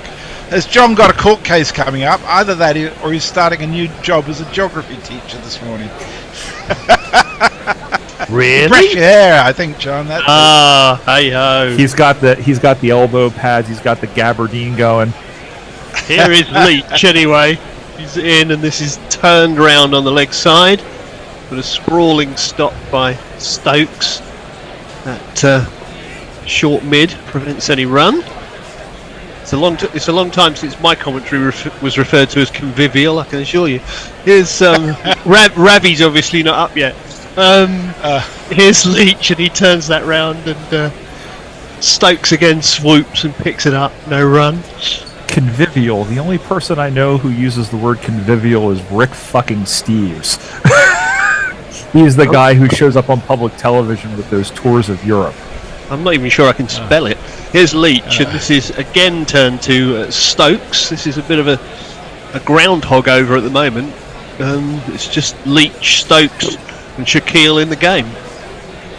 Well, I assume Tony Bishop is constantly convivial, given that his wife... Oh, down the wicket from Shaquille. Hits Leach back over his head. The super shot, runs away for 4. 1, 2, 3, 4. And this is the worry with Leach at the moment, that Leach comes back on and the control that you've got disappears with your spinner bowling, which is a worry. But that was good feet, good use of the feet from Shaquille. Here's Leach again, and again Shaquille comes down and lofts him over the top. That might. Oh no, he's caught. He didn't get hold of it. He's caught. Wow. Fucking joking. Oh my word, that's unbelievable. Well, spinner like Leach is going to get a lot of wickets that way. Who needs control when you can just get people out, huh? But he came down the pitch again as he had done the previous ball, tried to launch it over the top, and succeeded in holing out at mid-off. Top edge, for fuck's sake. Oh no, he didn't get hold of it. Top edge, for fuck's sake. Oh no, he's out. Excellent. Top edge, for fuck's sake. Oh no, he's out. Excellent. Leach runs around like one of those footballers last night. Jack celebrates. I was going to say, Jack Leach looked, when he was celebrating, he looked like a guy at Apple who just figured out a way to block nerds from getting VPN. Yeah. He was so happy he had to go high-five all the other techs in the lab. That's a very tortured analogy, I gotta say, bro. Listen, oh dear. Certainly one I wouldn't have thought of, it's got to be said. Yeah. Listen, it's after 1 a.m. I'm told this is when I do Fair my enough. best work. Fair enough. I'm just trying to get rid of the conviviality as much as possible. And Jay actually says, after sending his what the fuck tweet, he says, "Is that what you want, Mog? I can do that." And Mog says, "I know the concept of conviviality is probably dead, but surely the word isn't out of general use as yet." Oh no, absolutely not. Absolutely not. Well, that's a big wicket for England, chaps. It certainly is. That's a very big wicket, because Shaquille was looking very solid. He's gone for 63, so we've now got Rizwan, who's got 4 from 29 balls, and Salman's come to the wicket. Yes, but we can't jiggle him up because Bear's gone for a beer, probably at 6 o'clock in the morning. He swore that he wasn't going to have a beer until the third session, although there may be some flexibility in that promise. But yeah, I suspect he's getting a coffee, to be honest. Yeah, he's in to wake in himself studio up. by himself. Oh yeah, well that's not the best. I'm forming a jingle in my head at the moment. Give me like 5 seconds and I'll have it. All right, I'm ready. Jingles. Go. Salman, I said, to no one there. This is why we have professionals. Sorry. Yeah, well, he's off taking a shit, so you're stuck with me. Anyway, back at the cricket. 158 for 4, and Leach to finish his over. Into the new man, Salman, who props forward, plays it back to the bowler. And a successful over for Jack Leach, who now has 2 for 74 from 19, 158 for 4. So we're up to date on Twitter. Over on YouTube, Alan Turfmore says, "Gave that wicket away. What the fuck? Is 6 a.m. too early to crack open a beer?" No, we have a standing rule that it's always time for a beer, Alan, so you can go for it. And just accept the consequences, that's all. They're yours, not ours. Well, let's face it, Messi. Seeing as we're all broadcasting at different times of the day and night around the world, for somebody it's always time for a beer anyway. So that's exactly right. Mog's taking offence. He says, "Who the fuck are you calling professional, Jeremy?" Yeah, well, you know what I mean, Mog. You know. I was gonna raise that point, but I decided not to. Decided to swallow it, but there we go. If it makes everybody feel any better, I have no concept of how much like loose tea to put in my tea when so I think I've put in so much that it appears I'm drinking wine because it's my goodness. that's that far that's that. Do you have a teapot? Do you have a teapot? I do, but I didn't see the point in because I figured I was only going to drink 1 or 2 cups. Tonight. You can't have loose tea in a cup. You've got to have Here's it through Woody. the teapot. And it's swung away through the leg side. I assume there's a man out there somewhere, and it's only gone for a single. Look how big this thing is, though. Not messy. It's. I mean, this isn't. This is about as big as my hand, and I've got a. Big hand. Yeah, but you need separation. You see, the tea needs to settle in the pot, and then it's got a filter on the spout, so that you actually get just tea, not leaves, coming through when you drink it. Well, no, there's no leaves. I've got a thing that sat on top of it. That's why I ran off earlier. I had a thing that didn't poured over, and it's got a strainer. I mean, without wishing to sound racist, the Americans just do not get tea. They don't get kettles properly either, do they? It's true. Really. But I don't have any decaf, so I'm stuck with this. Oh, fair enough. Anyway, here's Mark Wood. Top of his run again. Races in and bowls, and that's right on middle and off stump, and just played back down the pitch. One of the strangest things I encountered when I was in the States in '94 for the I was working with a group of footballers at the 1994 World Cup, and I went to somebody's house, and we were served strawberries in the salad, which I thought was an interesting concept. Oh, I have a story about that. It's not a very good one in a salad, so no reason you can't have a few strawberries. Yeah, I was just caught on the hop, really. I think. Here is Wood. He's in and bowls, and that's on the off stump and played out square to the man at point. I think that's Duckett. Throws it back in. No run. My wife and I met up at an Italian restaurant last Friday, and I was crunched for time, so she ordered for me, and I wanted a sandwich. And the waiter thought she said salad, so he brought out a salad, and it was covered in strawberries. Oh. Well, fruit salad then. Yeah. There you go. Oh dear. No, there was lettuce on it. Oh dear. That's weird. Sounds weird. Yeah. Here we have Wood. In again. And, that's gone straight through him. That's a snorter. Just goes straight through him. Through to Pope. Pace. Yeah, he did. He was late. He was late on that. 47 Ks. I think that moved a little bit off the pitch as well. Yeah. Or straightened up. That was a good delivery. That. Very good. Taken by Pope. No run.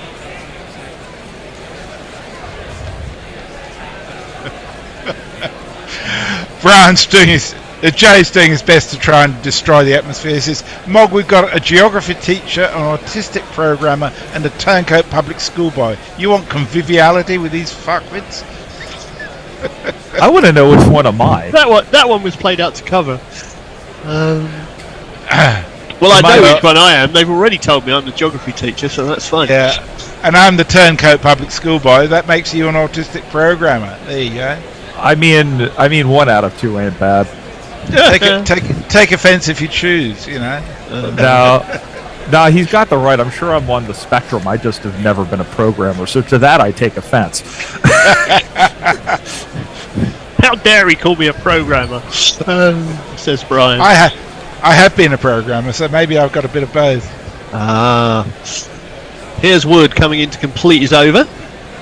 Into Selman, and that's an attempted bouncer, which he ducks and almost bounces twice, going through to Pope. So I don't know what that tells us about the pitch. 47 overs bowled, anyway, 159 for 4.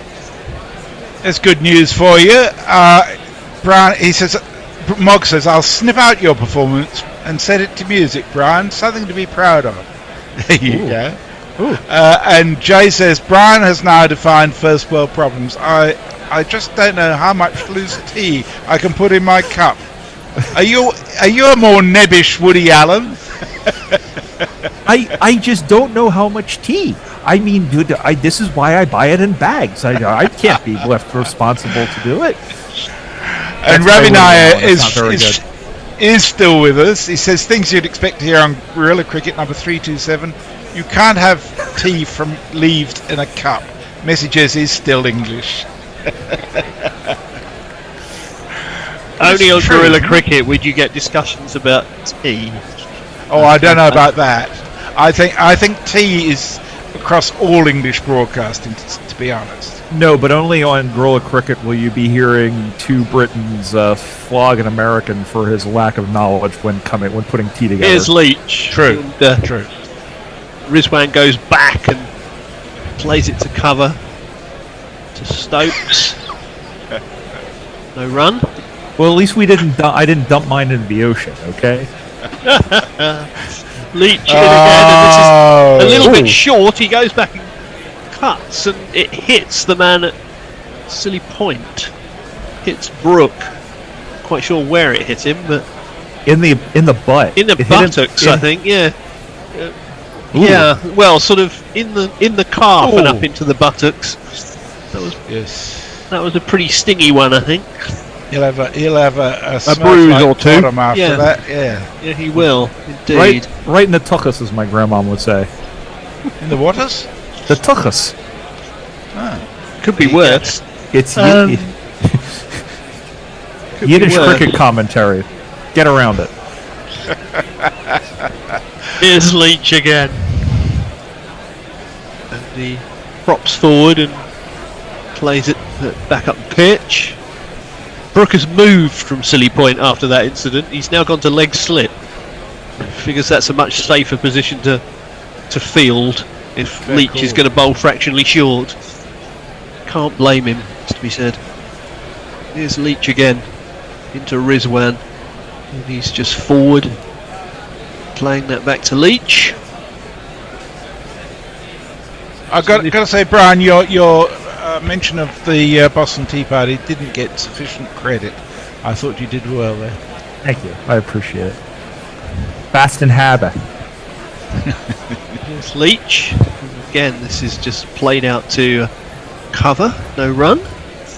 I missed commentating with you, Messi. I haven't done this in months with you. Well, the 12-hour time difference doesn't help, does it, or whatever it is? No, I wish I could do more. It's just, I just saw, I can do this now. Just squeeze it in between. It's easier for me to stay up than it is for me to get up early. That's the thing. Oh, I can relate to that. I'm discovering this fact. Here's Leach. He's in, and this is driven back to him by Rizwan.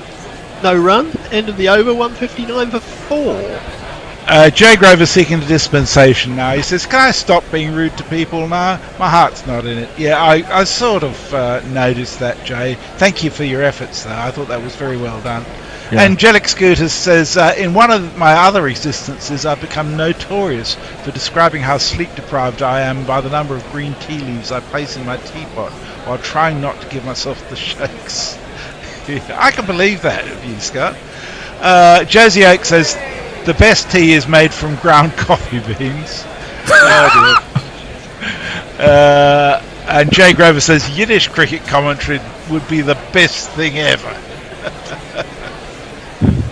I got to get my dad to teach me some more of that. I mean, I have memories of sitting with my grandmother and my great aunt and them just going from Yiddish to English seamlessly.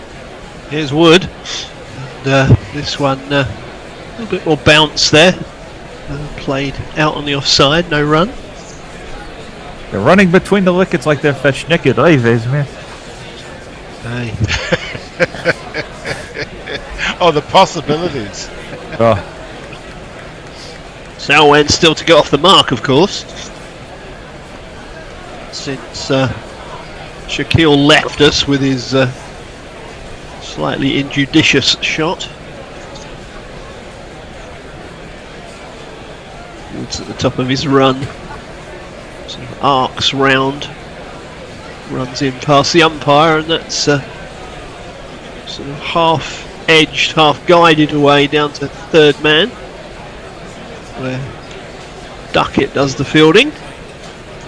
I can tell you that Australia finally managed to get the last West Indian wicket. The West Indies were out for 214, which is about 280 runs behind. I doubt if they'll enforce the follow-on because the bowlers have been having to do a fair bit of work. There's a bit of a chasm between those sides at the moment, is there not? Fourth is dead right. It's not fun to watch. It really isn't. It is shooting fish in a barrel. I can't wait for the South African series though. No, I think that'll be far more interesting. Especially with the South African quicks. Yep, all of whom are playing in This is a Norkia warm-up and game Rabada. today. Yep. And who's the fourth they've got playing? Bugger, I had it up. Yeah, they're looking pretty good. I'm sorry, these all count towards the World Test Championship, right? I'm trying to remember. Yes, they do. Yes, they do. But there's not a lot left in the World Test Championship. I'd be very surprised if the final isn't Australia versus South Africa. Yeah. Just possibly Australia versus India, but almost certainly Australia South Africa. I think I don't know how much I'll look at Wikipedia because that's usually a better graph. But because I was going to say Sri Lanka has a shout too. Well, if you go to Cricinfo to Series World Test Championship, they've got the full table there. It's quite easy to see. I think John just crashed. I'm going to jump in. I thought he'd frozen. The last ball was just cut square, and there was no run. Thank you. That's a bit of a strange one. That one is pulled. That's deep square leg, and it's a single. Oh, are you okay to keep going, or do you want me to? No, I'm fine. He'll be back in a second anyway. I'm sure he's just crashed, and he's just going to get back on. Rizwan's going extraordinarily slowly, isn't he? Isn't he? Yeah. But I guess he's really, really important to Pakistan that he stays there. Well, yes. I mean, Salman in at number 6 is, we've got Fahim Ashraf, and that's about it. You got a debutant. God knows what he's like with a bat. We know that Muhammad Ali's pretty shit. Sorry, chaps, lost you for a bit there. Okay, you're back, Woody. I'm back. Yeah, all of a sudden, my screen just went completely frozen. You froze. Woody just defended out to mid-off. There's no run. I'll hand back to you, John. Thank you, sir. Apologies, everyone. The vagaries of Wi-Fi connection. But England still exercising a reasonable amount of control here. It makes the GPL pick's quite tricky. £49 in the pot at the moment, and it's open for another 35 minutes. Get your bids in. Here is Mark Wood in again. Oh, hello, that's very full. And Salman just about gets some bat down on that.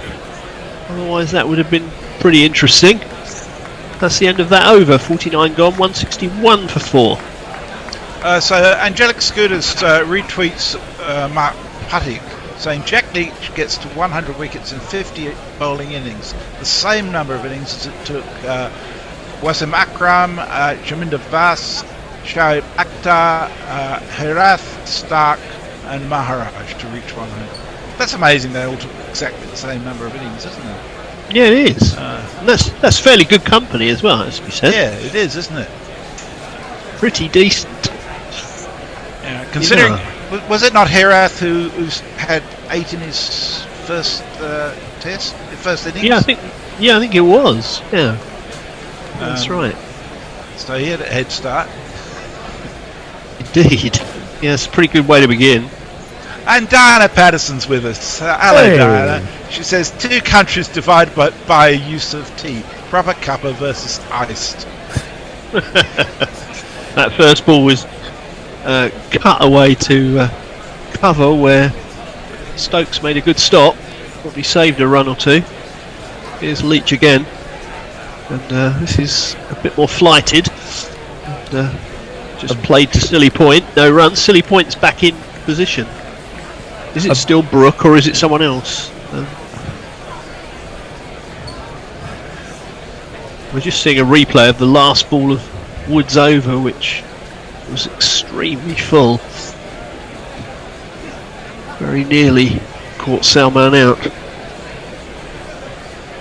No, the Silly Point's moved again.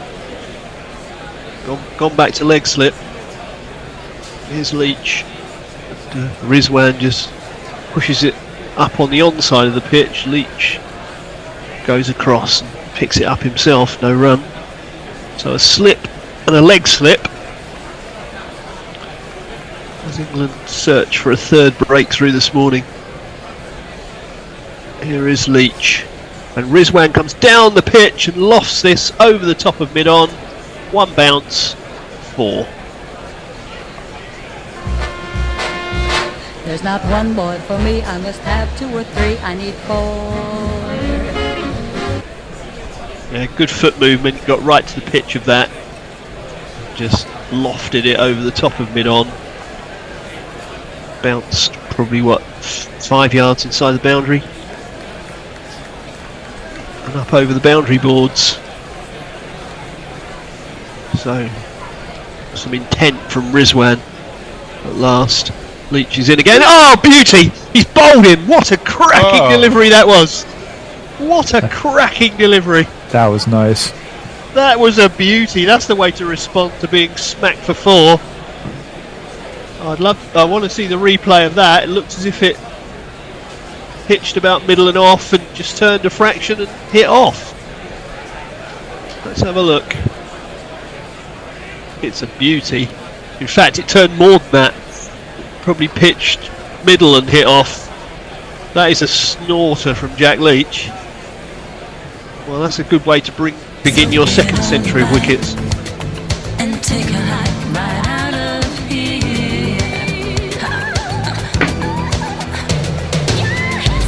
Your history, no good for me.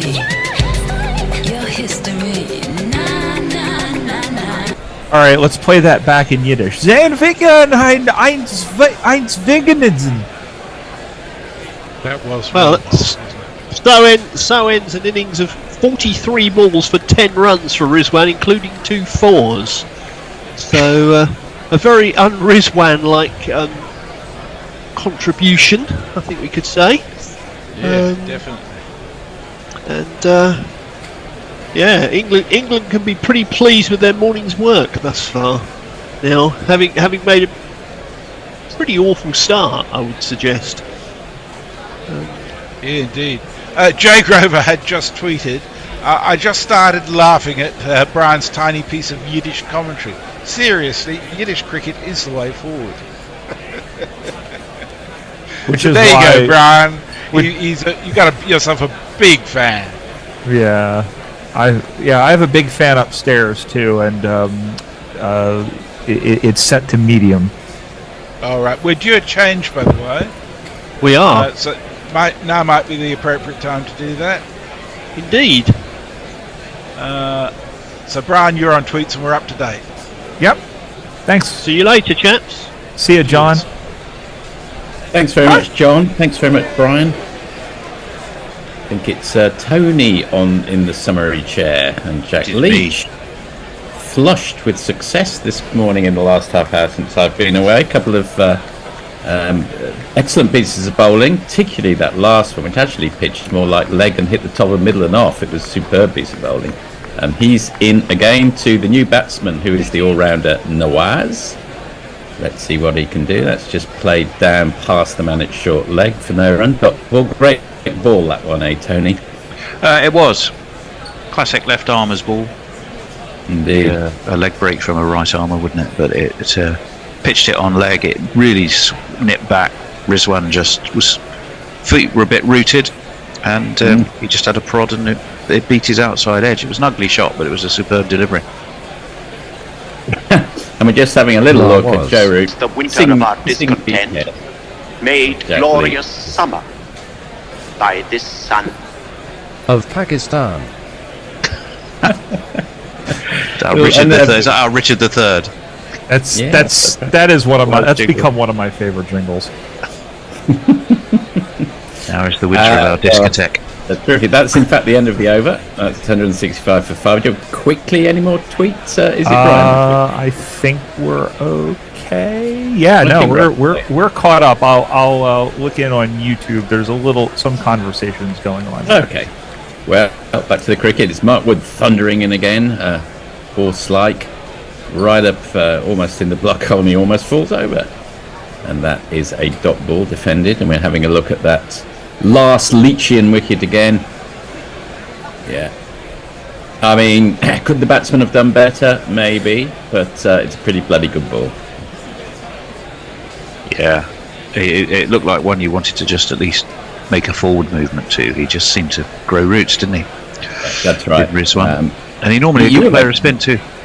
You were making the point, I think, in the last commentary session. If he can do it once, why can't he do it? Why can't he do it more regularly? And I think the answer to that would be if he knew the answer to that, he'd do it. I think that is almost certainly the case. In comes Mark Wood again and drifts slightly onto legs here, but if Salman is intent on defence, as all the Pakistani batsmen have been for the last hour or so, just plays that down to mid-on for no run. He's 1 off 11, and Rizwan really got, I can say, rather marooned in a defensive mindset here, and I think Pakistan don't know whether they've got anyone who can open their arms and show a bit of intent coming in, but they're going to end up dying in a bit of a hole if they're not careful. Well, I think you could say this session England would be thrilled with. 3 wickets, going at well less than 3 and over. Yeah, it's very disciplined cricket is how you might describe it. You think of Bazball as being all biff bang pow. This is very disciplined cricket. Having said that, Wood just drifts onto the pads there and they come through for 2 runs. Salman moves on to 3 from 13 and the score ticks over to 167 for 5. Last conversation I recall we had was in our little group last night, where there was the merits of they might be giants. In the context, as I recall, of Steven Berghuis playing for the Netherlands. Well, you came up with rather exciting. My favourite bit of wordplay of the day was a little Berghuis for your soul, which they might be Giants fans will recognise. I love that. Yep. Wood pitches it in short. We've got some, and that's just plays it out on the offside for 1 run. Comes through for a single. So we've got 3. They might be Giants aficionados in the box at the moment. I wouldn't call myself an aficionado. I've got to be honest. I'm not sure I would either. But at least people who know Birdhouse, who know who they are in that song. I was a lukewarm fan of theirs during my college years. Right. I've actually got an episode, and I rarely mention my podcast, of non-human narrators, which I've been playing around with for some time, and that's very much on the list, of course, because it seemed from the point of view of a disgruntled cat. Oh, is there any other kind? Well, that would be a very tight brief, and 14 songs about disgruntled cats. I widened it to all non-human narrators. In comes Mark Wood again. Round the wicket to Nawaz, and that's just played down. Another dot ball, and Jack Leach enthusiastically tapping. Well, I rather meant aren't cats in a permanent state of disgruntlement, rather than a choice of animals. Of course, as P.G. Woodhouse famously said, if the sheep wasn't disgruntled, he wasn't exactly gruntled, which it's one of those verbs that only seems to exist in the negative format, doesn't it? It does. Grunt, you would imagine, would be very pleased with life. Should be, shouldn't it? It should be. It doesn't sound like it is, though. I'm not superstitious, but I am a little stitious. Yeah. In comes Mark Wood, and that's a little wider. He's given a bit of latitude because he bowls at such pace, but that's just stroked out for a single, and the score ticks over by 1. Salman's now on for 5, I think. Oh, England spinners with 100 wickets in tests in the 21st century. Jack Leach has joined the quintet of Swan, Moeen, Panesar and Giles. Well done to him. And he's got the second lowest average after Graham Swan, who's on 29.9 and he's on 33.8. So rather better than some people give him credit for. Yeah. It's the sad thing is, there isn't at least one other of him. Yeah, I understand what you're asking a lot, especially when you tour, that you really don't have another spinner holding their arm up and going, I am the man to pick. I know Gary would take issue with that. I know he would. He's back on. Time for a quick tweet, Brian, or are we? Yeah, as Jay wants to know, is there any way we could rig up a Heath Robin-esque contraption which would kick Gary in the balls whenever Jack Leach takes a wicket? Okay then. Well, it is speak of the devil, not Gary. It's or his balls. Although, you know, he could speak like the devil or something. Anyway, it's a dot ball. First ball of the over from Jack Leach. Can we not talk about Gary's balls, please? Thank you. Although they're my favourite biscuit. Oh no, hang on, that's Gary Baldy, isn't it? Sorry. We'll talk about, that's enough about Italian dictators from the 19th century. Oh, Jack Leach again. We'll talk about his balls. That's his second one. And it's over the wicket to Nawaz, into him, dot ball, no run. Bit of levity break. What's Jack Leach got? He's got a slip, and he's got a leg slip and a short leg. Down the wicket comes Nawaz, but defends. Back to Jack Leach, cat and mouse. He has found more movement though, even this over, just on the 3 balls so far. He has. Yes, I wonder if everyone has offered him a little something. So to speak. I think he's been buoyed by his success, I would imagine. They're probably just giving it that little extra rip, and it makes all the difference to the spinner. And he comes again, over the wicket, getting turned, but nothing that Nawaz can't deal with. But Pakistan's slightly going nowhere here. I'm sure someone will have it, but I'd be very interested to see Jack Leach's, those wickets, how they split between left-handers and right-handers. To me, he just seems that bit more dangerous with 2 right-handers. Yes, true. So same as the last ball, just a classic delivery, defended, forward defensive from Nawaz, no run. I think we're seeing Saqlain Mushtaq, great spinner, looking on. Is Saqlain helping England at the moment in the spin department? Yes, he is. No, I don't think he is. That's a very good point. I think he is because that's Jeetan Patel, I think's remit at the moment. Okay, so move the man out of leg slip to silly mid off, and he's staring right into Nawaz's eyes. And Nawaz takes 2 steps down the wicket and is caught. Fantastic. I don't know what the plan was there, but there seems to have been one, and it seems to have worked. So a very loose shot. I think he was just getting totally bogged down there. Decided to loosen the shackles. It's been. Was it? Who took the catch? I couldn't quite see there. Ben Stokes. Ben Stokes himself. Captain himself has done the job. Joy all round. The 6th wicket falls for 169, and here's the jingle.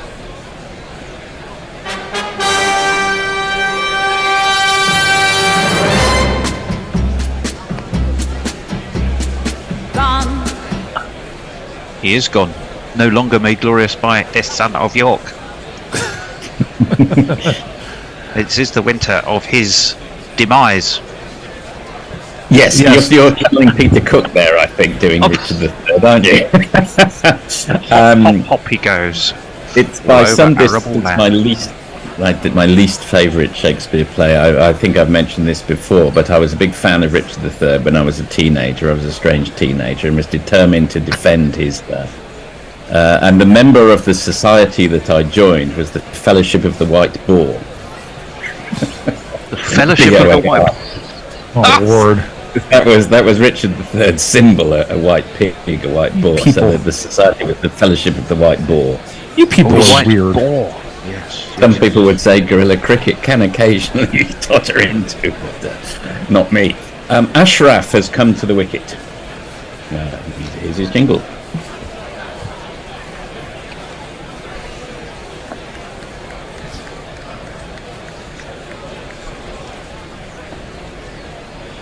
We hope. It's all very quiet.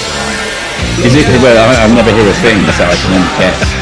Cricket doesn't even have a bio for this guy, so there's not really much else I can put in this part. I repeat for him, Ashraf.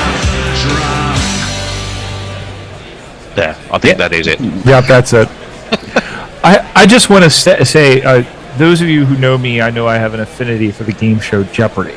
And the fact that there is a category a Shakespeare category that shows up at least once a week has made me absolutely loathe Shakespeare and wish that he never existed. Oh, right, that's a shame. Any good trivia Shakespeare questions you can pass on to us, or does it not work yet? I'm not sure how. It does no, it does. It's just that I don't pay much attention to because I do so shitty at them. Every once in a while, I'm just like, who is Iago? No, we're talking about Henry the Third. Yeah, sure. The fellow.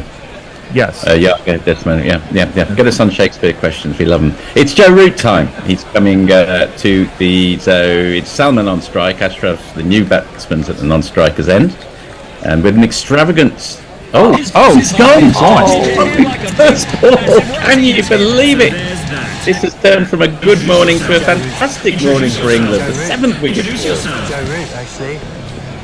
Fuck off! Just fuck off! Don't you love it when a bowler takes a wicket while his jingle is actually playing? It happened yesterday. Stokes again. Stokes the magnet. Unbelievable. So, I mean, it was exactly the same dismissal, effectively, as the ball before, but this time Root instead of Leach. Stokes at mid-on snaffles the catch. The 7th wicket falls at 169, and then suddenly England are right in the box seat. Yeah, it's an extraordinary shift in the sort of the balance of this game, really. At the start, it looked as though Barber and I can't remember who was in with Barber, but they both looked so comfortable. Barber.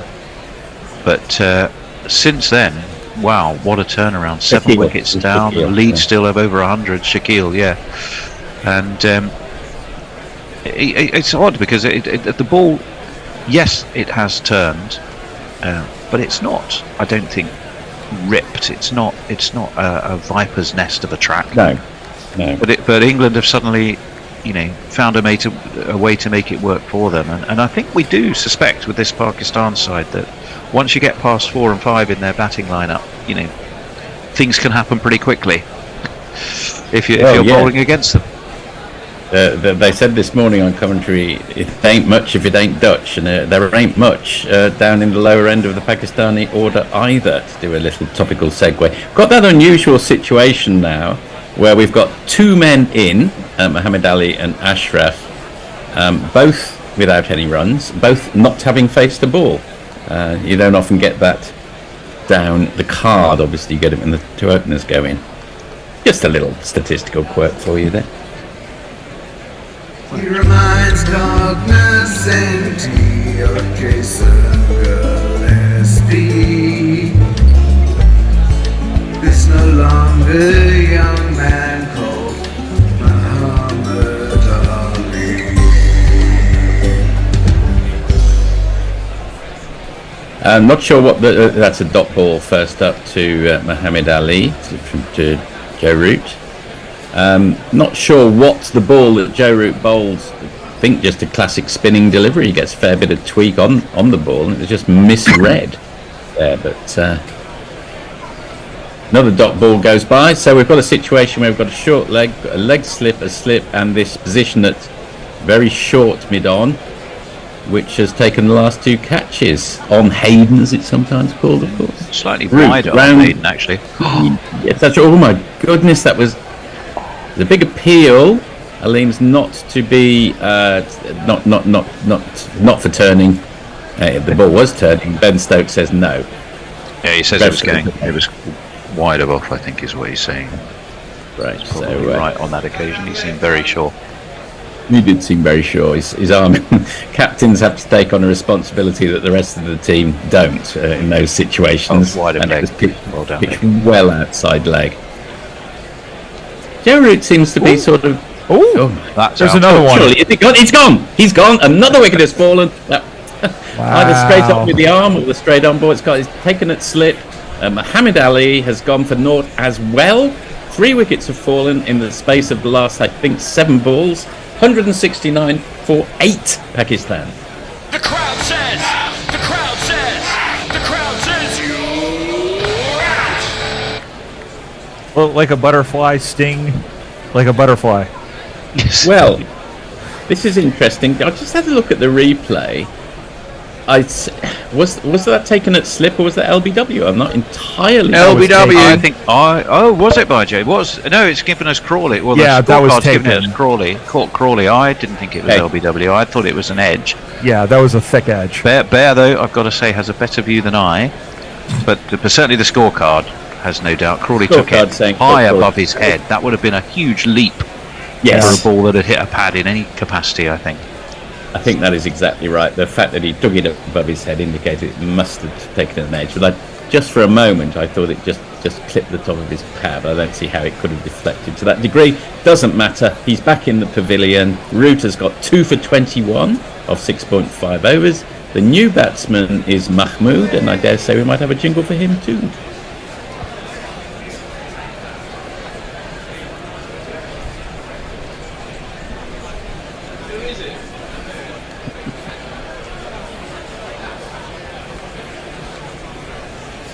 But I know sometimes I must get out to his flight. Don't leave him behind. My Multan hit is alright. And once again, we've got a situation where two batsmen are in, having not faced the ball, both on naught. Actually, Mahmood moved quite a long way over to. Yeah, there's your edge. We're looking at this big edge. Yeah. Here, not to interrupt, but let me get caught up a little bit because we've fallen a little bit behind here.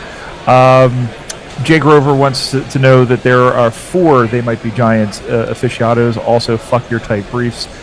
Soph in KL has posted for the first time since October to tell us, keep up, folks. Saqim Mushtaq is the Pakistan head coach. Yeah. Angela Skudis says, seems an awfully long time since the usual people on Cricket Twitter were decrying the lack of care protecting wickets by the England bats as they made 280-odd yesterday. Just ideal. Wants to know, how was Melbourne the lucky recipient of the world's best dilettante in Ian Forth? Jay Grover, this is a replay? Yes. Salaqueen Matak is the Pakistan coach. Also, Forthy, I know I'm not university educated or anything, but the Society of the White Boar? What the fuck? Seriously. And then Jay Grover says, Forthy, I do sympathize. Henry VII has always been my favorite English king. Also, what on earth is going on? Just Ideal saying, the carefree route I'm seeing I've not observed for several years. I just want to say before we throw it back to you, my sincere appreciation to everybody here and to everybody on Twitter for distracting me from all the scrolling. I'm seeing a lot of stuff, and we talked about it before we went on air, but with Grant Wall passing away, my brain is not in a great space. So thanks everybody for this little bit of levity over the last hour and a half. Oh, that's fantastic. Well, we're very happy to help out. You haven't missed any action there. We've had 2 dot balls and there's a third, so from Jack Leach in the new over. Exactly, Mushtaq, yes, not the only coach of Pakistan. He's maintaining our Sussex connection as well, because he played for Sussex and Ireland, in fact. I probably saw more county cricket in Sussex when I was in England than anywhere else, because I lived down in Kemah near Hassocks, near Brighton for 3 years, and used to go and sit in the deck chairs there in the summer. Jack Leach in. Sorry, we haven't been very diligent this over, but you haven't missed any action. It's all been dot balls. And Ashraf is just, he's moved on to 0 off 5, while Mahmood stays on 0 off 1, if move on is the correct phrase. Leach in. And there's a reverse sweep unfurled. He needed to make sure he got all of that because it was very full and he hits it off his toes. It hasn't quite gone all the way. Fielded there very enthusiastically. Imagine they've come back for 2. Yes, and Pakistan 171 for 8 at the end of the 5th full over, trailing England still by 110 runs. We're caught up on Twitter. Just some highlights from YouTube. A lot of talk about the weather over there. John James saying that he is 29, a more than convivial 29 degrees Celsius in Dubai. Flying back to Manchester on Wednesday, and I have no winter clothes. Shorts and a t-shirt will be fine, though, right? Yeah, probably not. Frank Rockefeller was telling us he's right up the road there in New York from me. He's saying it's 40 degrees Fahrenheit. I'd love to tell you what it is, but I got to move my screen here. And Alan Turfmore is with us as well. Joe Root in round the wicket to the new batsman Mahmood. And he comes again quite a long way across. He needs to watch that. If Root gets a little bit more of a tweak, he's a real LBW candidate here.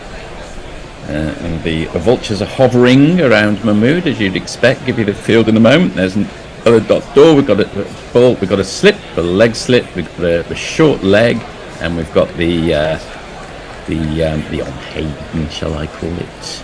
Very short mid-on, ahead of the umpire. Root in again. Round the wicket, goes a little wider. Gets a long way across. Mahmood again. No wonder Root is looking as if he's in business here.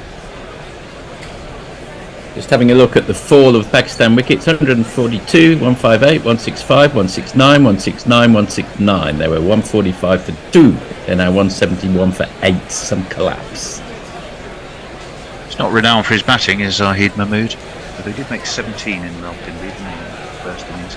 Oh my goodness, that has absolutely shot through, which is going to send a bit of a tremor, I think, through some of the batsmen in this match. It did seem to stay low. I think Root did fire it in, to be fair, and he jabbed down a bat on it. But he's playing that sort of French cricket style, and we've got 2 men now at short leg. And you do feel at the moment it is just a matter of time. They're whistling through the overs, which I think is putting a lot of pressure as well back on the Pakistani batsman. Last ball of Root's over.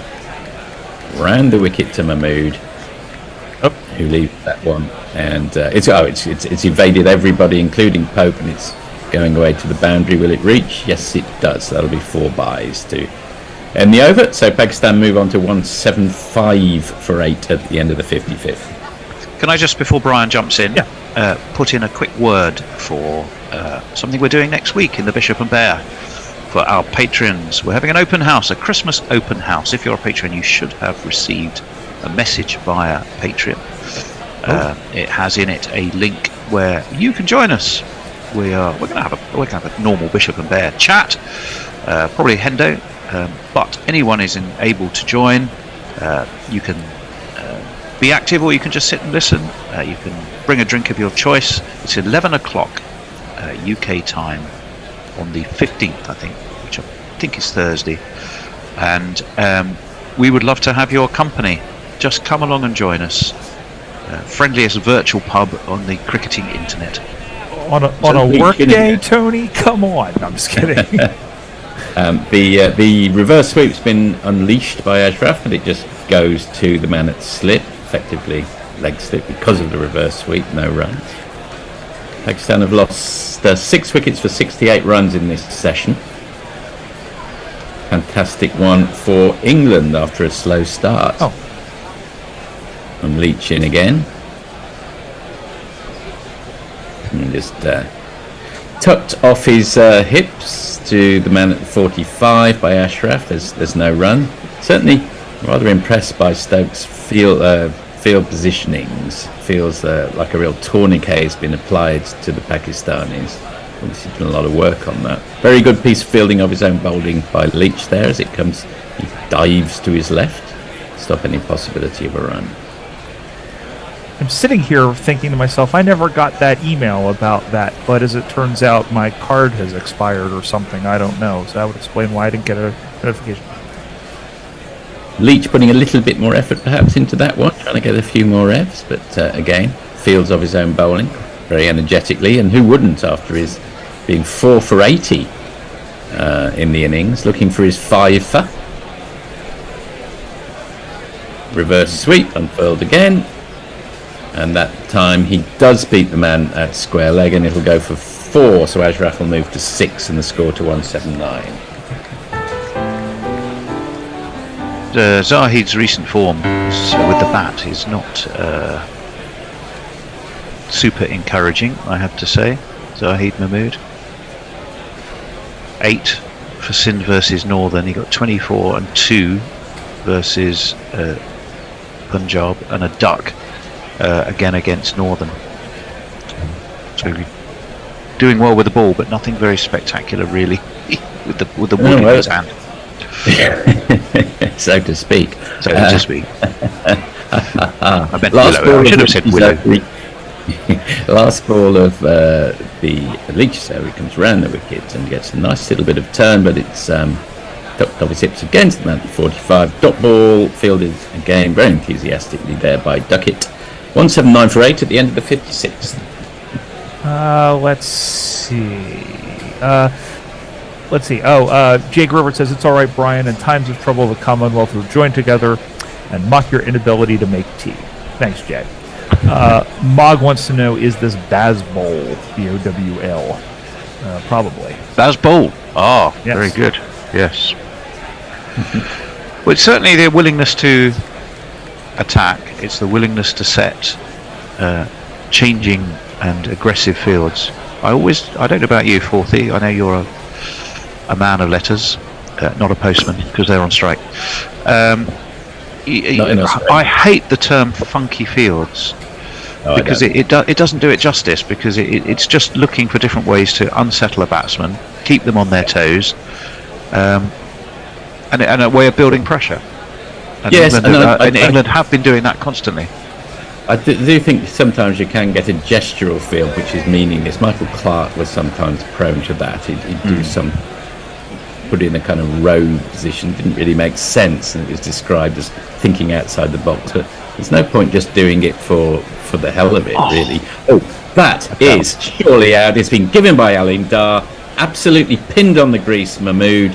Tony's prognostications of Mahmood not being a great nick have been borne out. He's LBW. He's deciding, should he review? It seems. Looks salmon to me, but he is reviewing.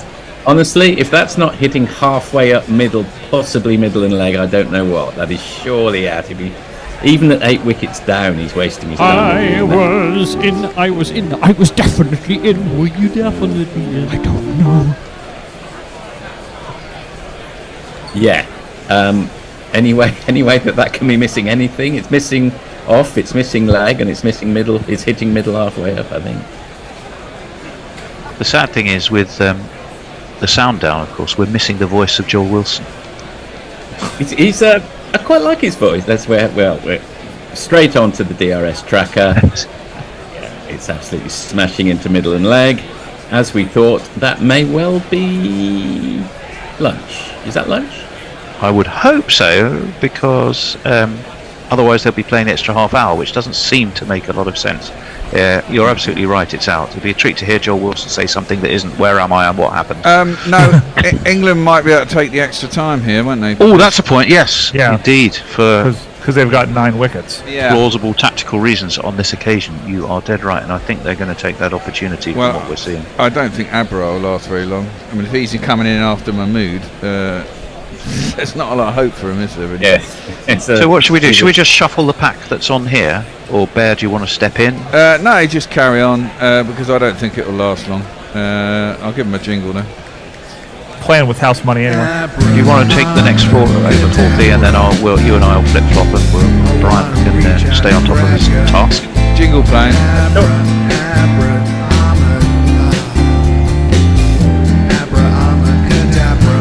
I must say, I've got 4 out of 5 unders. Well, that's good to know. Sorry, Tony. Was your suggestion that I complete You stay on for the over? next over. Absolutely. Or you stay on to complete this over, and then you and I will flip flop. But we keep this trio basically. Yeah, okay, no worries at all. So it's Abra to face the second ball of Mark Wood's 11th over. He's 1 for 33. It's been very much Jack Leach's morning, and Joe Root as well. And he comes again, thundering in. Goes a little wide of the wicket. Abra gets his front foot out of the way, T20 style, but nonetheless manages to get some bat on it. So he survived 1 ball at least. That would have been one of the easier decisions Alim Dar has had to give. It's impossible to imagine how that was not out. Anyway, Pakistan 179 for 9. What a morning it has been. He's managed to get that one away. and they're going to come. Although there's not much point protecting each other, they're probably equally, I'll say, incompetent with the bats. But he's got 2 for that one. Abra, can he repeat his heroics that he had with the ball? Yeah, it brings the lead down to 100. And the only question I have is if you've got Root, who's really getting the ball to turn now, if you've got Leach amongst the wickets, do you stick with 2 spinners? Is it the right thing to have the seamer steaming in, pace on the ball and all of that kind of thing? Would a spin pairing be more effective? But it may be a small point. Yes, and he may not survive the over. There's 3 balls to go. We shall see. In comes Wood again. Gets his front foot out of the way. Plays really no shot at all. And it goes through to Pope.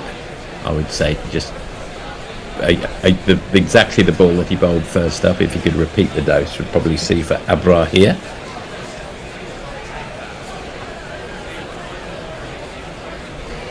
So the lead remains 100 runs for England. Not many people would have predicted this morning.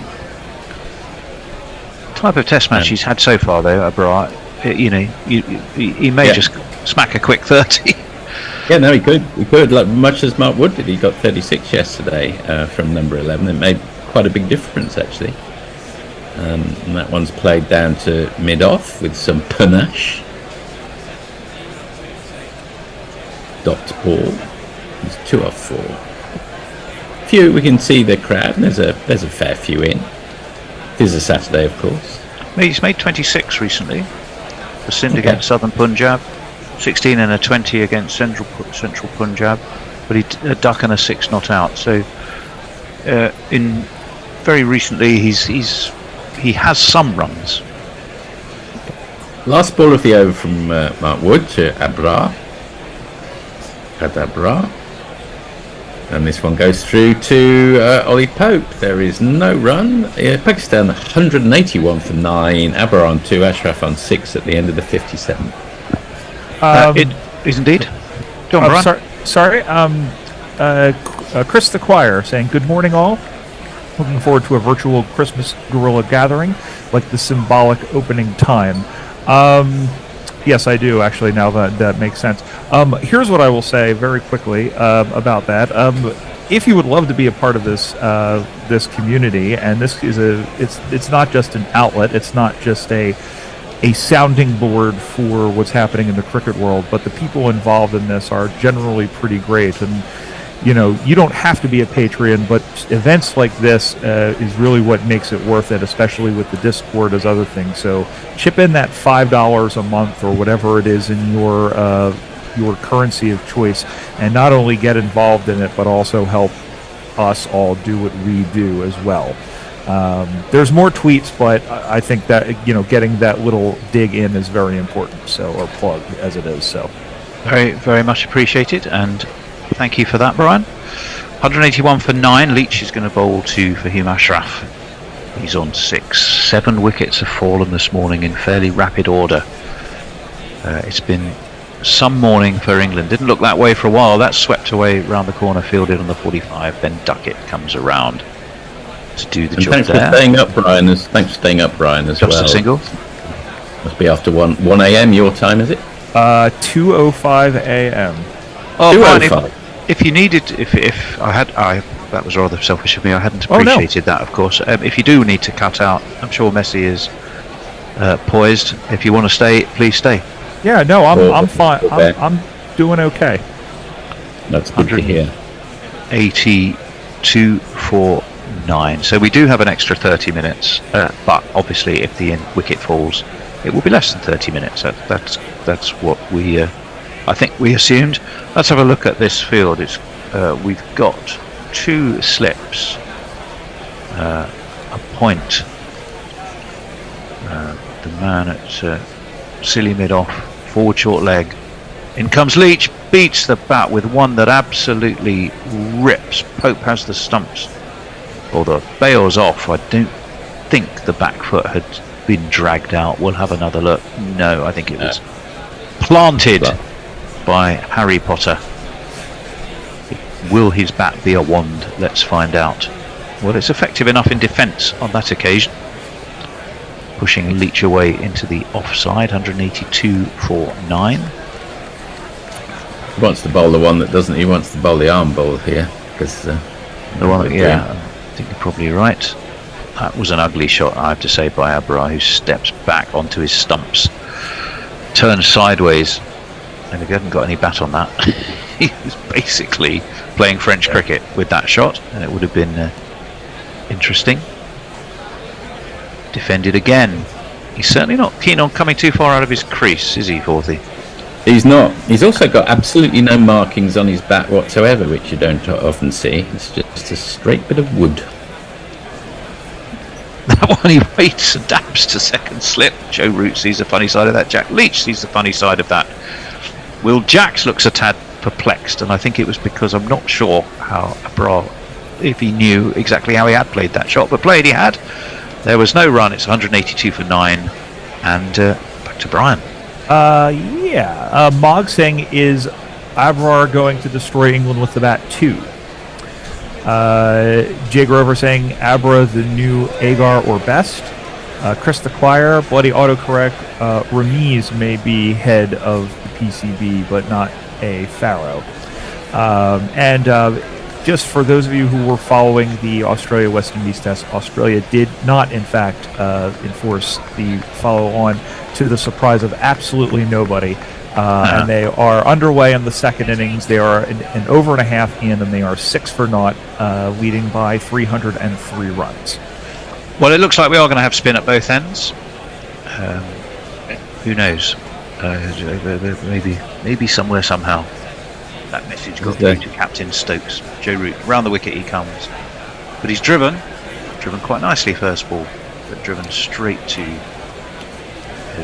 mid-off, a deepish mid-off, and they decide against any kind of run. So 99 is still the England lead. We're going to savour. We were talking about tea earlier. We're savouring a Tapple tea moment. The orchestrated, synchronised supping of the Tapple tea drinkers is underway, as Brian is joining in as well with his rather large mug. Yes. Forward. I'm talking, of course, about what he's drinking from, not the bespectacled visage beneath his cap. I used to work on tea, and as far as I could tell, the whole of the organisation of PG Tips and Tetley was wound up in one man's nose. Root is in. That's uppishly away to Ben Stokes at cover, but no run. Bit of a wild lash from Ashraf, but he gets away with it. An Ashraf they lash. had, the head tea taster who had to check every batch before it went out, and it was pretty well subjective, really, what he thought went. Round the wicket comes Root. Does give that plenty of air, and it's very edgy from Ashraf. Dribbles to point, but they'll take a quick single. I think Ashraf's not discontent to get away from the strike. Who thought Joe Root would be terrorising batsman here, but he has been. Got 2 and 2, didn't he, earlier? 183 for 9, Pakistan. I wonder if he's just bowling with a little bit more freedom. Now he's not captain, he can concentrate on his bowling a little more on the field, possibly. He used to bowl pretty well when he's captain too, and he got a 5-for, of course, famously. Well, he did. 5 for 9, wasn't it? Or was that these best bowling figures? I'm going from memory. I should look that up, I can tell you that. And a shot, this is just defended to the short ducket, who is at a very short, about as silly a mid-on as you could get. If you got any sillier, he would literally be in the batsman's crease. If he got any sillier, he'd be Pauly Shore. Round the wicket comes Root. Dabbed on the 45. No thought of a run. Concludes the Root over. 2 for 22 for him. I won't say that in a Richie accent. It's 183 for 9. There, I'll pick up the slack. Brian. Josie Oak saying, I haven't seen Josie yet. Good morning, Josie. We seem to have crotch cam in this match. And Rich Turner, hello, Rich. Morning, all. While Tony's on, can I just say I enjoyed his Smacksman piece on celebrity namesakes. The weekly journal is one of growing number of Patreon benefits. And if you don't know, I'm sorry if you don't know what Rich was talking about. It is the weekly newsletter, which is put out by a number of us gorillas who are scribes. I am still working on my one about American cricket because a lot of shit's happened in the last month, and I need to get upon it. So there's a couple of points there very quickly as this is defended by Ashraf to Leach. One, as much as I'd love to take the plaudits for that excellent piece of work, to spare forth his blushes, I think you'll find he was the scribe behind that particular piece of wisdom. And your piece was excellent too, Tony. Of How course. very kind of you. Thank you. I would never take credit for someone else's work. Actually, yes, I would. I've spent a career doing it. There we go. Yeah, but yeah. Let's not get going on the advertising kick. Leach round the wicket he comes, defended again by Ashraf. It rolls slowly, indolently and lazily back to Leach, who fields all the time in the world to do it. Maybe it's just in my head, or as soon as you take the extra half hour, it becomes almost impossible to take the last wicket. Swung away, backward of square. That is Ashraf cutting loose. That was a fine shot. I don't think it went all the way. Pretty sure that was a 4. Yes, it was. Oh, but it was a fine shot. I will make that known. That little note that we got in our next little stoppage. Yeah, I saw that. It was super news. Lovely shot from Ashraf as well. Yeah, it was a good shot. Yeah. Who can wield a bat? Can Fahim Ashraf? By the way, if you can hear he's snoring, waiting for Leach. Oh, that one kept a bit low and ducks into him a wee bit. Turned away, man on the 45 fields. They get a single. He's been in good order for Central Punjab. 60, 109 against Balochistan, 87 versus Northern. Fahim Ashraf is, as they say, 100% no mug, whatever. if you can hear snoring, it's Toby, my dog, in the background. He's behind. It doesn't say a lot for our commentaries. Is he not appreciating the state of the game? Oh, there he is. We are seeing. There he is. No. Knocking out the Zs. Yeah. Or the Zs if you're from America land. Oh yeah, absolutely. They were never called ZZ top, as we know. Pushed into the onside by Abrar, Harry Potter of spin.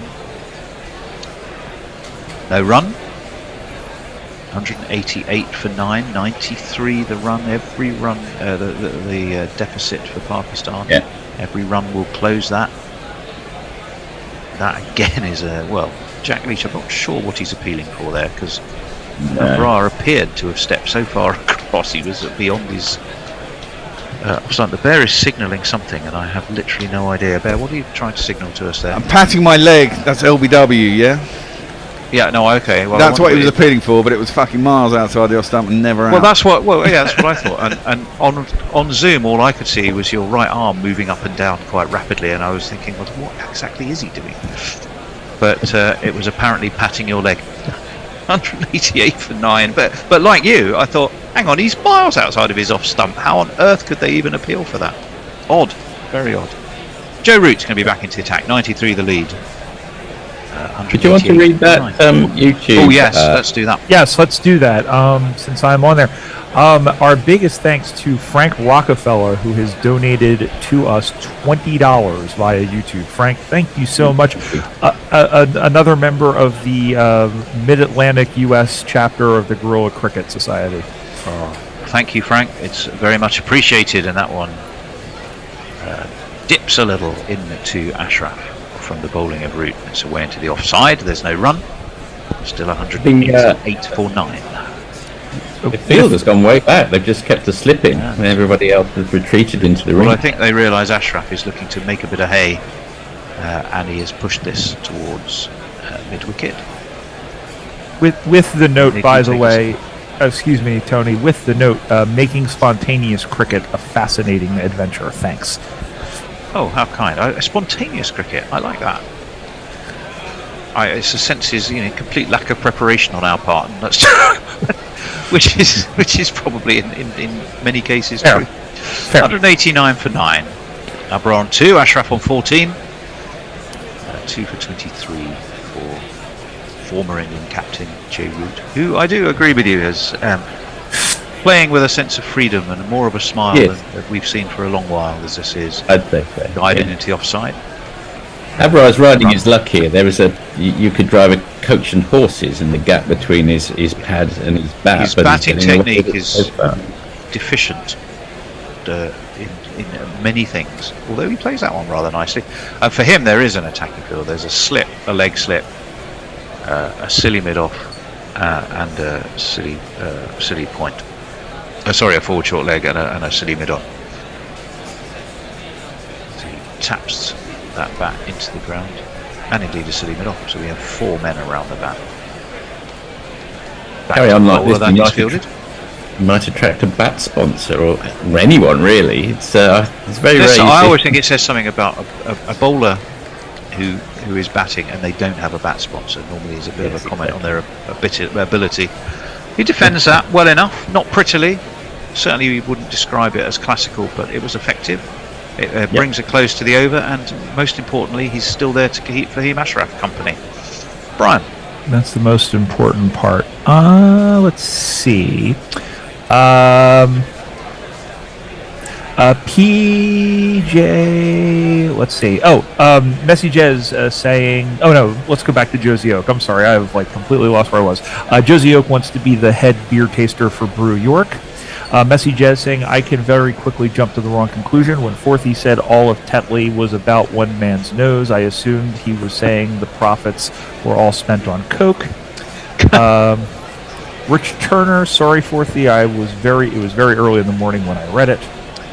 And Leach is wandering around. So we'll get one more in. Jay Grover saying, Forthy, I thought you were suggesting all of the tea business was run by a man off his tits on cocaine. That's what I think of the ad business mind. So what do I, though? I've never snorted a drop of cocaine in my life, despite the fact that I've been in advertising for 35 years. What am I doing wrong? Hanging out with the wrong crowd. I'm not going to be drawn into this discussion as we wait for Jack Leach, who does have that slip in place. But Ashraf has launched him just far enough over mid-on. Probably fortunate that mid-on was Ben Duckett, who starts from a lower place attempting to jump to take a catch. It's 4 runs. And if you kids can't listen, then you bound to see the way you get shot for crossing a boundary.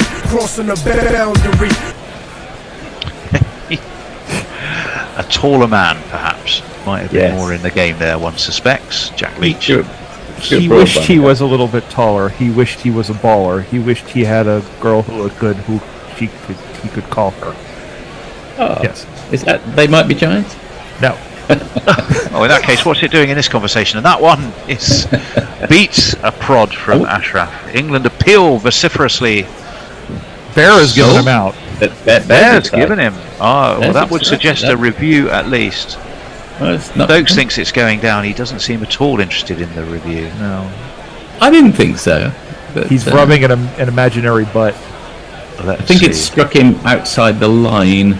Well, we've already moved on, and that one is driven out to mid-off. There's no run. We are going to see a replay. I think it.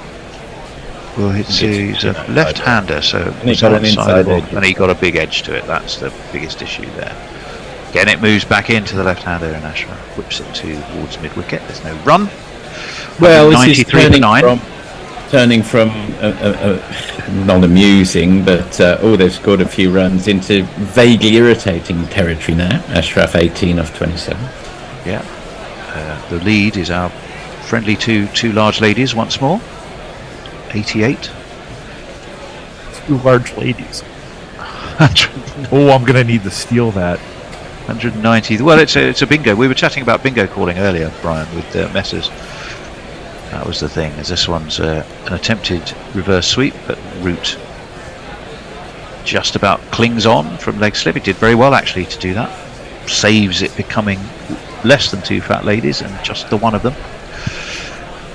88. The England lead. Fewer than 2 fat ladies rather than less. Fewer, just the single lady. And that is swept away and will be 4 runs.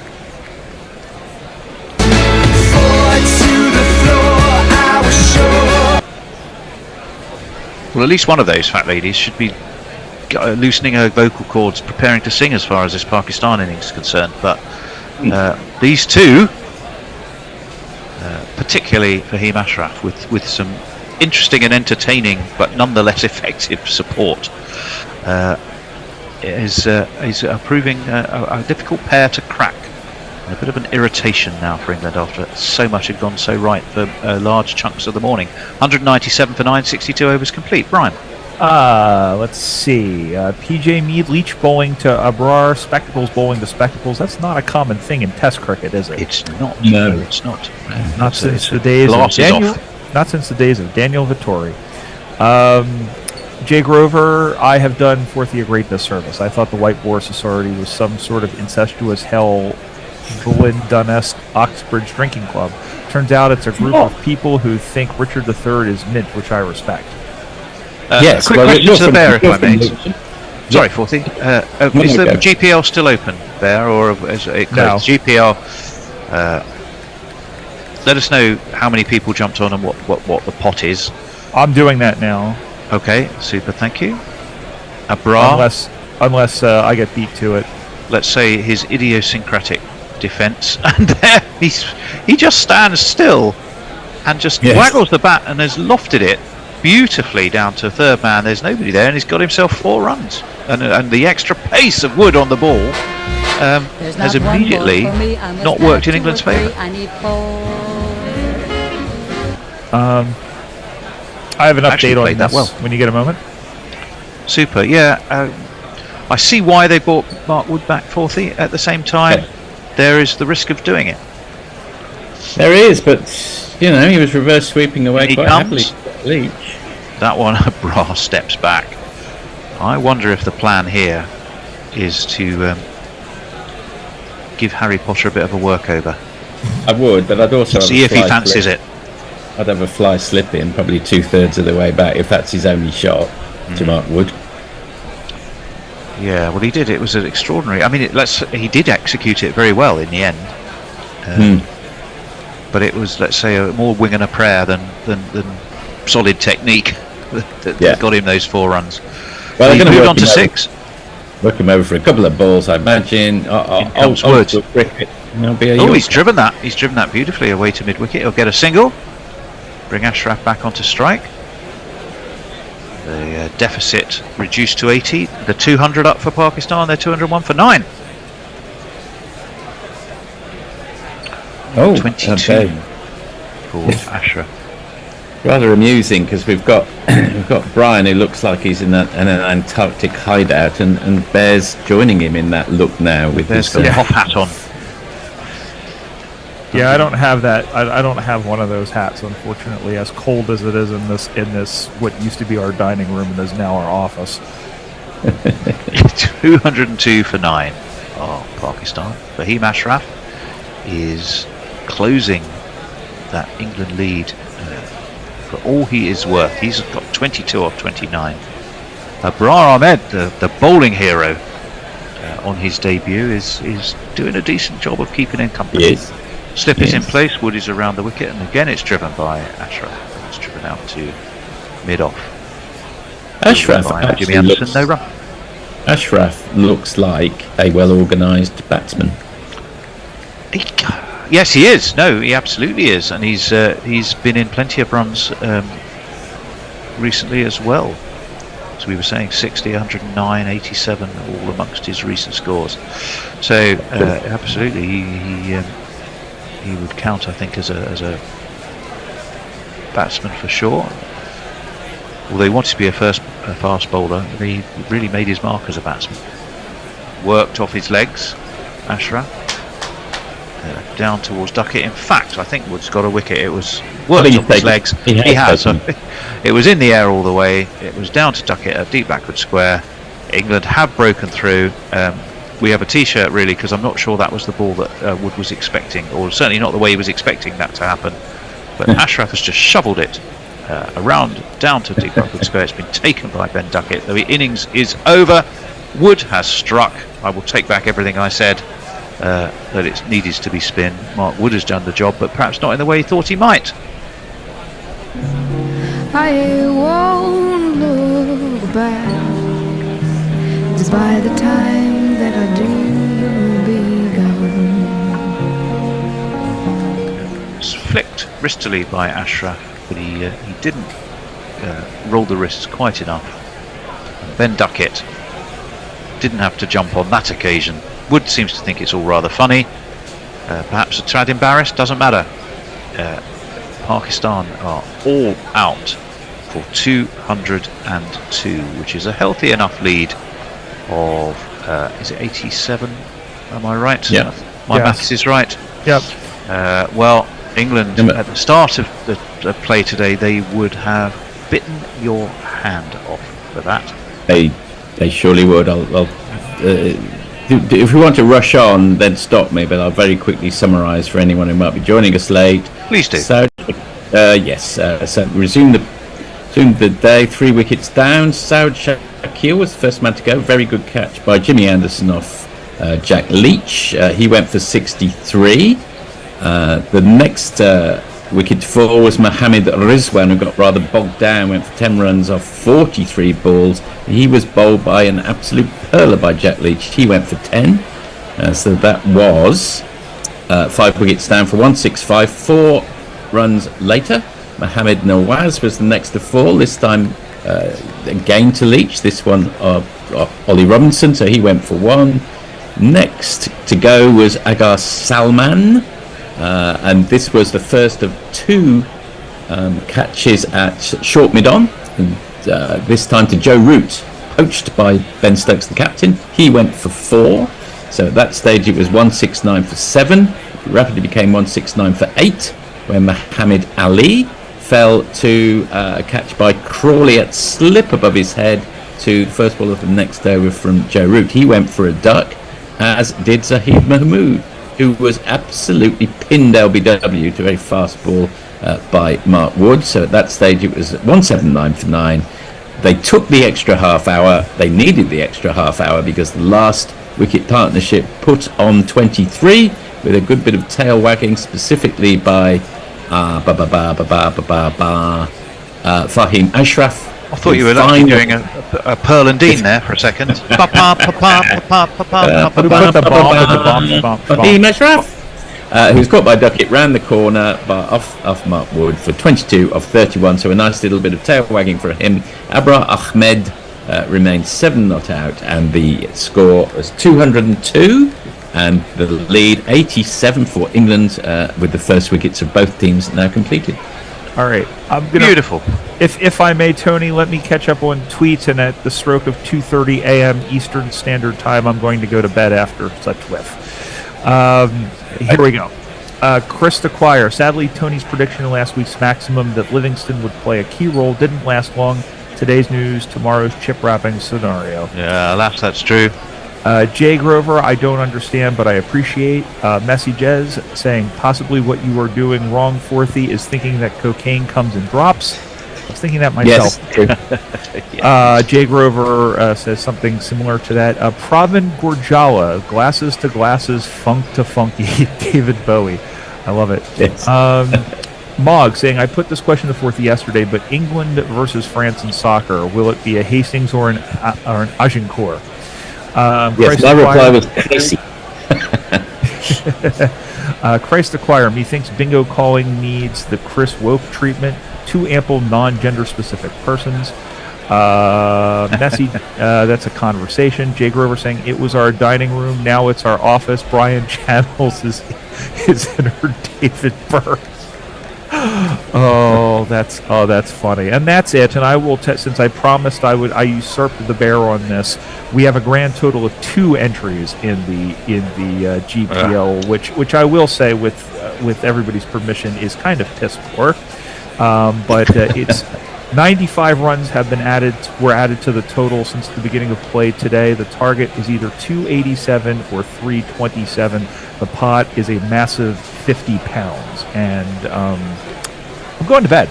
So thank you, Brian. Fine Thank you, Brian. 202 Pakistan made. They trail by 79. Bear, what have we got for lunchtime? We're going to go. Who's that weirdo? Episode 1, though. Oh, not a replay. Episode 1. We're going back in time. As it's a quiz, it's timeless. and half of them are dead. Doesn't really matter. Right, we'll see the you after lunch. contestants or the... Well, you make that decision yourself. We'll see you the other side of lunch. Bye. All right, guys. Hey. Alan Knott. Who's that weirdo? Until 2. Neil Mackenzie. Who's that weirdo? Dwayne Leverock. Shannon Freed. Who's that weirdo? Chris Harris. Kevin O'Brien. Who's that weirdo? Good morning, good afternoon, good dawn, good dusk, wherever you are in the world. Welcome to Gorilla Cricket. I'm Gorilla Hendo, Nigel Henderson, and welcome to a whole new form of radio. It's part podcast, it's part quiz. Let's just call it a quizcast. It's called Who's That Weirdo?, in which two of the finest gorilla minds come together in a battle to the death as we bravely rip off many other quizzes and merge them together in a smorgasbord of absolute nonsense. So this is how we play. This is the game. Who's that weirdo? And what we have is a live cricketer, a dead cricketer, or someone who is not a cricketer at all. I will issue the name. The contestants, the Bear and Messy Jez, will decide whether that person is a live cricketer, a dead cricketer, or not a cricketer at all. If they get it on the nose, they get 2 points. If they get it wrong, it passes over to their opponent, and they try and get an extra point or two from naming that person, what they are and what their age is. Are we ready to go? Morning Bear, morning Tony, morning Messi. Morning. Evening. Evening. Yeah, well, evening. As we said, it's always some strange different time in Australia. Indeed. If you in fact have, if you had a video of this, you would see Messy Jez sitting with a beautiful orange background and the words "Who's that weirdo?" over the top of him. He's also swallowing a bit of beer. Would you believe it? No, so courtesy of Brian 001, I might add. Thank you, Brian. It's not entirely clear. What I do is I give you a name. First, I'll start with the Bear. I'll give him a name. I'll say like David Gower. He has to decide whether he is a live cricketer or a dead cricketer, or not a cricketer at all. In which case, he says, "Who's that weirdo?" And if he gets it on the nose, he gets the points. Messy Jez will be his opponent, and Tony Bishop in the corner will be telling you lots of interesting details. In the naughty corner. In the naughty corner. Lots of interesting details about the various people that you will probably never have heard of. So, are we ready to go? Are we going to have a toss? I don't know. Choose a number between 1 and 10 there. I'm going to get a coin. I'm going to do this properly. Oh, right. Okay, so he's going to want. So I think I'm going to take a point off him for that already. Right. Demanding a toss. Go on, Messi, you call. Heads. It's landing, and it is. I can't see it. I think it's a tail. It's a tail. It's a tail. What do you want to go first or second, Bear? I can't remember how we decided this would work when we did the run through. So. I'm going to play. You're going to play? No, there's no play or passes. It's just alternate. Oh, right, okay. And then I have to just have to find the original name. Just do when you're trying to do about 4 different things at once. Anyway, never mind. Let's get underway, and you will understand before too long, possibly better than us, what is actually happening. The Bear is going to play, and the first name I'm going to offer up to the Bear is Amit Majumdar, Bangladesh. Is he a live cricketer, a dead cricketer, or not a cricketer at all? He could be a cricketer, obviously, because Bangladeshi names, but it doesn't ring a bell. And he sounds to me like an eco-type dude, saving them from drowning as the oceans I run. mean, you think he made it at COP27? Could be, who knows? So I'm going to say, are you going to Who's that weirdo? Yes, I am.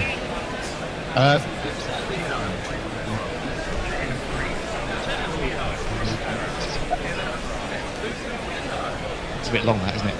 Anyway, Did you cut out the "Who's that weirdo" bit? You're absolutely wrong. I can pass it over to Messy Jez. Is he a live cricketer, a dead cricketer, or who's that weirdo? Well, he's not a weirdo. So is he a live or a dead cricketer? I think he's a live cricketer. Wow, you're absolutely on the money. And so you smack that round the corner for a couple. That's 2 runs for Messy Jez. And now, to try and complete the boundary... Sorry, I hate to say it, but I think I only get one bonus point. No, we've changed it. We changed it. We discussed it in the car. I'm sorry, you get 4. You get 4. So I'll take what I can get. Take what you get. Absolutely. I make the rules. So, how old do you think Amjad is? So he's a live cricketer.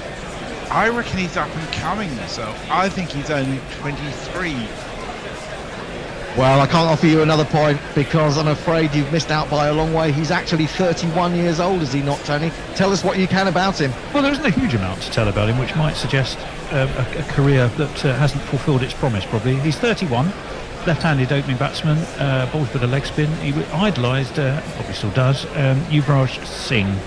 Took up cricket in 2000, part of the Bangladesh squads for the Under-19 World Cups in 2008-2010. And he, at the time this was written, but on Cricinfo, I think it was a while ago, it did mention he was also interested in becoming a doctor. And the fact we've hardly heard anything about him suggests he probably went and did that rather than play as much cricket these days. But there you go. But he will be able to look back at the end of his career, whatever it be, as a cricketer or as a doctor, and say he was the first name on Who's That Weirdo? He will. Run by Guerrilla Cricket, won't he? Well, he will. Ignominy to his grave, Well, yes. put onto his Wikipedia page. I certainly hope so. Well, you can. I was looking at Wikipedia this week and how one managed it. You have to gain credibility by editing loads of other people's. We'll never gain credibility. Us lot. Don't be daft. So you not got an average for him? No. Okay, well there you go. Would it help you if you jumped up? There we go. We're moving on. This is too messy, Jez, to see if you can strike a couple of runs behind square on the offside. Okay, I'm all warmed up. You're ready for Francis Quinn, Ireland. Francis Quinn, Ireland.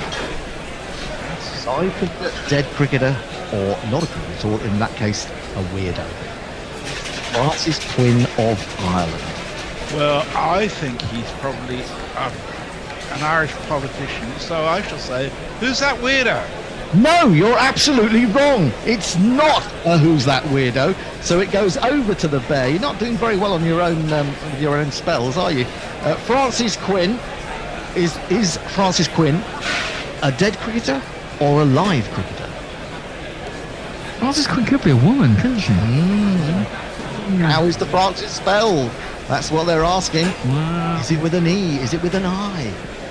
Well, can I ask that question? No, you can't ask that Damn. question. I'm afraid not. No. And in fact, for asking or trying to ask that question, I'm going to take 1 point. What the? I'm sorry. Rejected from this fucking game. I'm sorry, you must learn to know your place. I am the... Francis Quinn, Ireland. Dead cricketer or live cricketer? I'm going to say dead cricketer. Dead cricketer, yes, you're absolutely right. He, she, it is a dead cricketer. And can you tell me what age Francis Quinn was when they died? When they died. Okay. Or this is for a boundary. Could have died in the potato famine.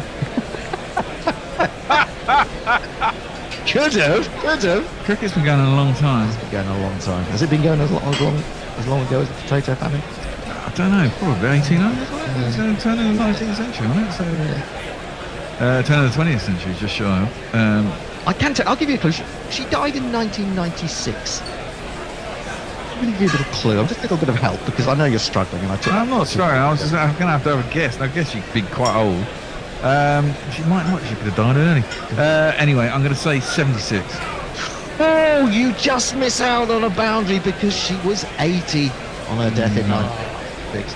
Tell us more, Tony, about Frances Dunn of Ireland. Francis Quinn. Well, she was the mighty Quinn. I think it was a bloke, though, to be honest. All right. Known as Frankie. Played for Ireland between 1936 and 1948. Right-hand bat, right-arm medium bowler. Had two brothers, Jerry Quinn and Kevin Quinn, not Niall Quinn. Both played cricket and international rugby union for Ireland. As a boy in Gort, Francis used to play, as did his brothers, Gaelic football and hurling before their family moved to Dublin. Well, I can tell you... Are you sure she wasn't related to Harley Quinn? Very possibly. good. That's such a bad... I'm sorry, Messi. I'm going to have to take a point away there for a bad joke. So Jesus Christ. We're doomed, Bear. We're going to end up in the negative. level now on points because you didn't get the. Don't start looking at the score sheet. Just wait until the end, and I'll tell you what the score is. But then you got 2 points for getting it right, and I only got 1. No, because you were not. Because you're a very naughty boy, and he's not. It was not your choice to win, was it? It was. It is, I know. All right. Okay. I did it. Okay. 2. So the Bears were leading by 1, 2-1. Right. Back to the Bear. I lost a point as well. Back to the Bear. Number 3. Hang on. I think we need a contestants conference here. Do we have confidence in the quizmaster? No, Yeah? at all. He's useless. What do you think, Tony? Remember that you're driving me. I'm not sure how that works, to be honest. It works, actually. Yeah, exactly. He's threatening you. I think you leave it. I think fucking walk home. Jesus. Subordination amongst the contestants is not. not want to be on every week, then you're going to have to, you're going to have to scratch up on your behaviour. Indeed. I've given you a nice bottle of Cobra, so you should be nice and relaxed. That was, yeah. Oh, dear. I got the rest of my splits next time. All right, okay. Well, if you do leave in the middle of a question for a split, you will of course lose points. Just remember that. Okay. Right, moving on to number 3 in our 12 names that we have today. The first 3. How about John Bloor, B-L-O-O-R, England? Live cricketer, dead cricketer. Oh, who's that weirdo? My turn, isn't it? John Bloor, dead cricketer. No, you're wrong. He's not a dead cricketer. That goes over to Messi Jez for a couple of runs. Nip it behind square this time, or maybe just in front of square. Past Moeen Ali trying to catch it and see what happens, Messi. Who's that weirdo? You're absolutely right. It is a weirdo. And do you know, are they alive or are they dead? This is just for interest. But we will ask you for the age in a minute. But did they die, or are they still alive?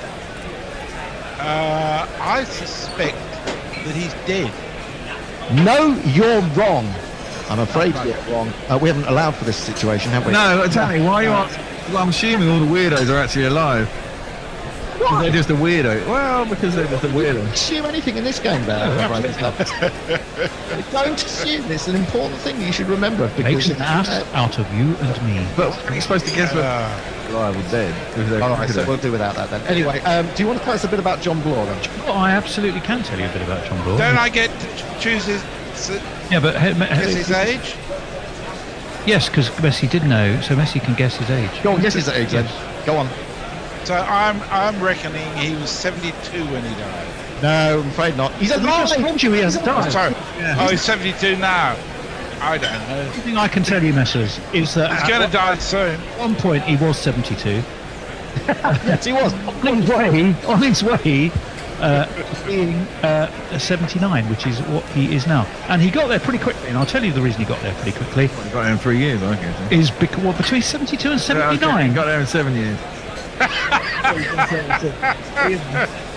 Well, the reason he got there very quickly is that he is the owner of Triumph Motorcycles.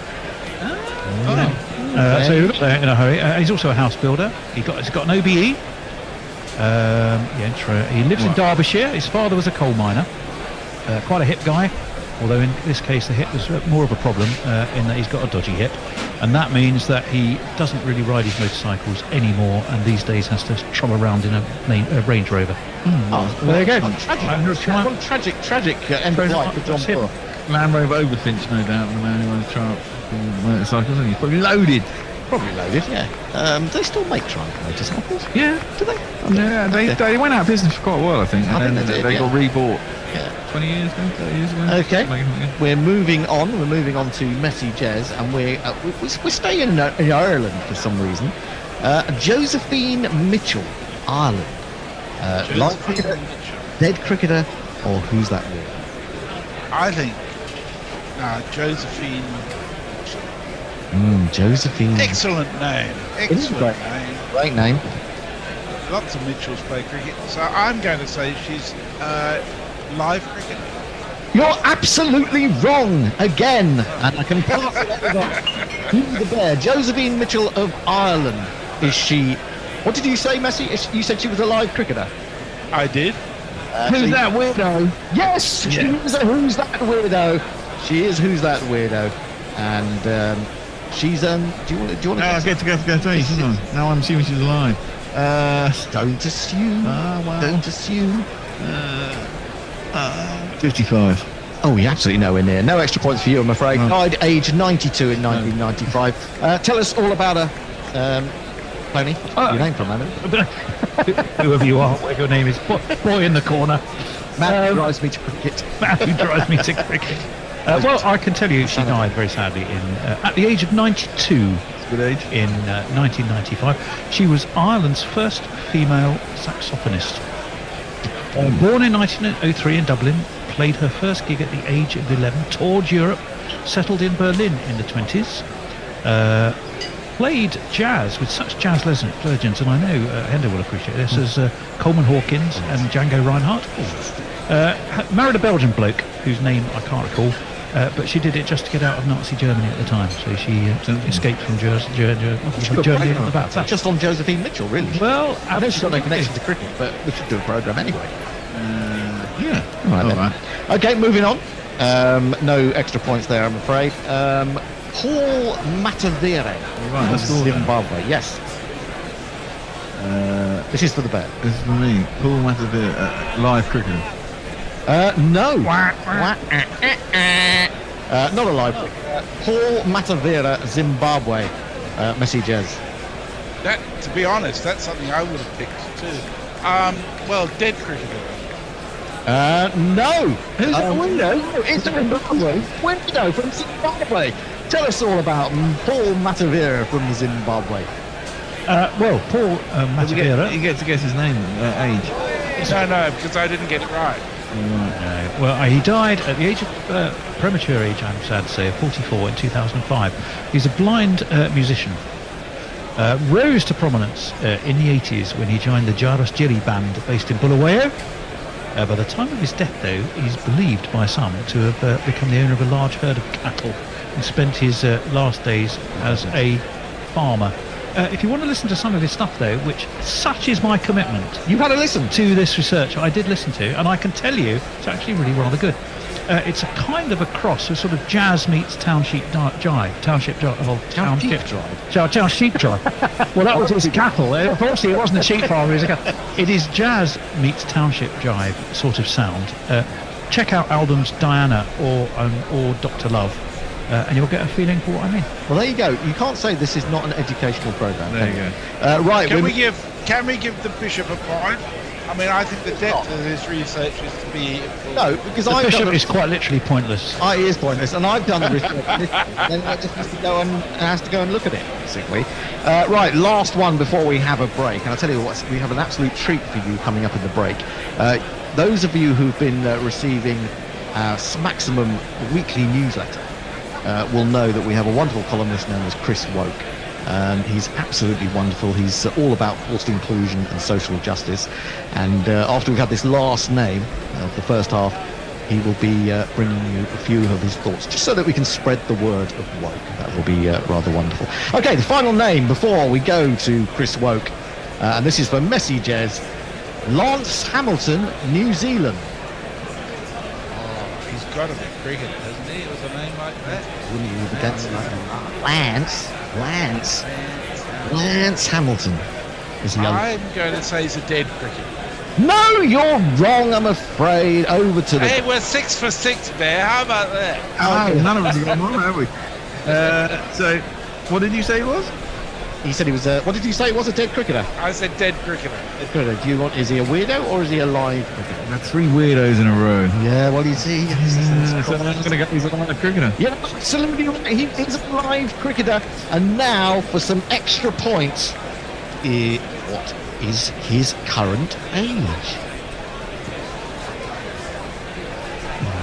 Lance Hamilton. I think he's recently retired. Do you think recently? 42. No, I'm afraid no extra points for you. He's actually 49. Tell us everything there is to know about Lance Hamilton, the alive cricketer. Well, there's just so much. I don't think I can tell you everything. I'll give you a few highlights there. He's from Papakura in Auckland. He's a left-arm fast-medium opening bowler for Central Districts. What we see, he has only played 2 ODIs for New Zealand. Took 1 wicket, so he has an international average of 143. which is not exactly particularly. I don't think he was played enough, to be honest. I think that's He the problem. did, however, play against Australia in a tour game, I think Central Districts in 2005, and has rather lived in the shadow of fellow left-arm bowlers like Jeff Allott, Shane O'Connor, and the very excellent James Franklin. Ah, right, yes, of course, indeed, James Franklin, who's just left Durham, has he not? Or was that a while back now? It's that bowler when India came to England who did that whole series where he didn't get a wicket until the last Test match. Prakab Singh or something like Something that. like that. Yeah, he was a right arm bowler, he wasn't left armer. He had an average of over 200 at one point. Yeah, but he was a brilliant trier, wasn't he? Yeah, he was an marvellous try. Are you fishing for bonus points there? Yeah, not at all. if you won, because that was quite good. So, recently, of the halfway through the tournament, the Bear has 5 points -1 for misbehaviour. Sue has 4. Messages has 2 points -1 for a terribly bad joke. So the Bear is leading by 5 points to 1. Now we go over to our social justice warrior, Chris Woke. Hi, Chris. All right there, me ducks. Chris Woke here, opening up the bowling, shutting down the bigots.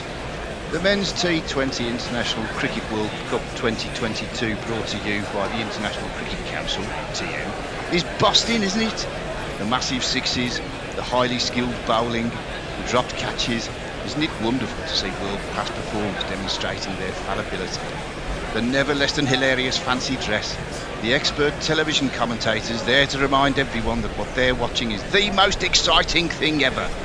All played out in front of vast empty swathes of concrete that make my forced inclusion groups feel most welcome and unintimidated. However, I'm struck by the chasm in class between the more established teams and their emerging counterparts. It's spitting in the face of justice that these underprivileged sides are supposed to compete with countries that enjoy such historical and financial advantages. Sporting imperialism it is. Well, this cannot be allowed to stand. Not on Woke's watch. I have therefore developed a proposed differently abled system to address the inherent inequities in international cricket. It's an index that takes account of ancestral, religious, social and environmental factors. Ours is an incredibly sophisticated and revolutionary tool. It will level the playing field of our beloved game, which is why I was a tad bit vexed when I discovered the ICC had been working on a system of their own. Cheeky gets. Why would they not consult me on this matter? They know I'm the Prince of Parity, the Earl of Equality, the Jedi of Justice. God, Allah, Vishnu knows I've written and told them enough times. Apparently, the method that's coincidentally been formulated by the so-called governing body of the game is based on economic, linguistic, bursarial and ontological metrics. Amateurs! Their elbow is quite clearly a pale imitation of my arse. I immediately rang my ICC handler, Tilly Letsia, to complain. Come on, Chris, she said. Stop being a drama queen. I'm definitely picking her up on that sexist nonsense at a later date. We'll simply use a hybrid of the two indices, she said. A hybrid? What a bugger's muddle that would be. How can Tilly expect us to combine two such radically different methodologies? She clearly doesn't know her left from right. Does elbow allow for the Celtic shoulder chip variation that makes Ireland versus England a special case? Does it, balls? But such nuances are factored into my arse. Of course they are.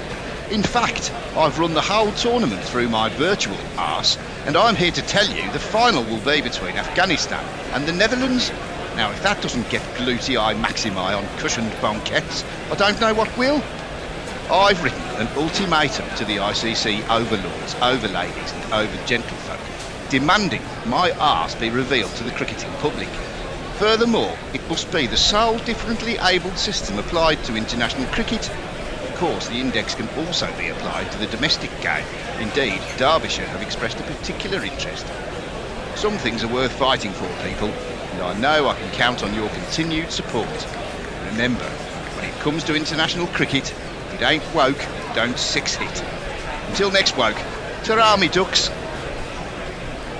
By the way, when I mentioned a bugger's muddle, other forms of sexual congress are available. welcome back. Hope you all digested the wonderful and forward-thinking views of Chris Woke. And remember, he'll be with us every week that Who's That Weirdo is on. So back to the quiz, where the Bear leads by 5 points to 1. And we have 6 more names in which Messi Jez has the opportunity to get some pride back for Australia.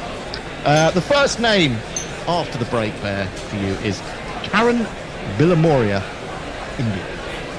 She's live cricketer. Wrong! Could be more wrong. And I'll tell you why in a minute, because it's going to go over to Messi Jez. Couldn't be more wrong. Is that a hint? I shouldn't. No, it wasn't a hint. Not really. Yeah, you're giving hints away. Who's that weirdo? Yes, it's a Who's That Weird. Couldn't be more wrong. Yes, I'm going to take a point away from myself for that. That was. I did really rather give that away. And should we go for? Whether they're? Do I get to choose how old? Yes. How old she is or was? I'm going for 42. Absolutely nowhere near. No extra points for you, I'm afraid. They are 60. They're alive. They are a weirdo. And in what way are they a weirdo? Do tell us. Well, I can tell you, yes. If the Bear just has a look at that bottle he is consuming, Cobra, he is consuming it courtesy of Karen Billamoria, who was the British-based Indian businessman who founded Cobra. I knew I'd heard it. I thought it was a fucking woman, didn't I? I knew I'd heard the name. That's why I knew I'd heard the name. Along with his friend Arjun Reddy, he founded Cobra Beer in a flat in Fulham. And the idea for the beer came up while he was a student at Cambridge, when he regularly ate meals in Indian restaurants, and he thought regular lager is just too gassy and bloating, and he wanted to come up with something that went better with the Indian food that he enjoyed. So Cobra Beer was formed. His dad was called Faridun Noshir Billimora. He was popularly known as General Billy and had a long and distinguished career in the Indian Army. There you go. Fascinating stuff. Well, that is interesting. That is interesting, isn't it? I think so. I think I've seen him on the telly. That's why. I think he was on the other night. Actually, He used to do business programs on BBC probably about 7 or 8 years ago. I'm sure it's something of an entrepreneur. But like most people, I've always thought Cobra Beer had to be genuinely Indian. But it's not. It's actually British. I knew the story. When you said that, I knew the story. Yeah. Well, then hopefully, on that basis, he'll stop sponsoring this particular quizcast. Well, that'd be good. That would be particularly good, wouldn't it? Because we're all sitting here drinking. Well, how are you enjoying our Cobra Beer? It's absolutely beautiful. Brilliant. A bit of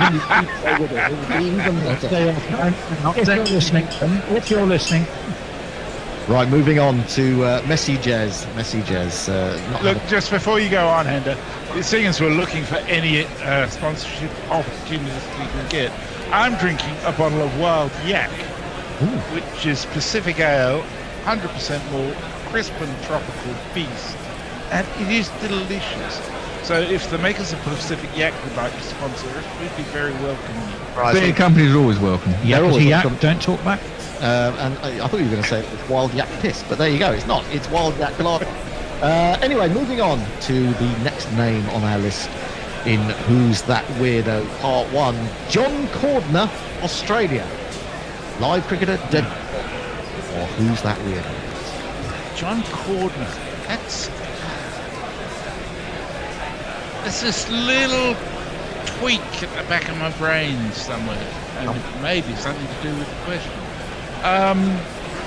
John Cordner. I suspect he's a dead cricketer. You're absolutely right. No. Messi Jez. Hey! Finally, somebody got one. You go flying past the Bear by smashing his age out of the park when he died in 2016. I reckon he was 82. Oh, lucky, unlucky. I'm afraid you don't get any extra run. Brilliant piece of fielding there in the just behind square leg by Moeen Ali, and I'm afraid you failed. He was 87. But what can you tell us about the dead cricketer John Cordner, Tony? Well, he had a fairly short career. He played for both Victoria and Warwickshire in 1951 and 52. He was a left-arm fast medium bowler. He also played Aussie rules football for Melbourne, and he played against India when he was in the UK, where he was studying nuclear science. Wow. And he played football. Fucking hell. No, well, he played Aussie rules. We didn't play proper. That's footy, isn't it? He played that sort of weird game where they, I think, run with the ball, kick it over the post, and also try and chuck it in the net as well, don't they? I'm never sure about Aussie. And where unfeasible. The game where things happen rather than you sort of sit around and end up nil all. Yeah, that game. All right. Calm. Simmer down. You've had too much wild yak. Right, back to the bear. Now, this is an interesting one. Chandrasekhar Gadkari, India. Now, there have been some Chandrasekhars who played cricket. Does that name really rings a bell? Withered arm, you're thinking? We're thinking of something like that. Yeah, there's lots of Chandrasekhar. Well, it's probably quite a common name in India, isn't it? There's a lot of them.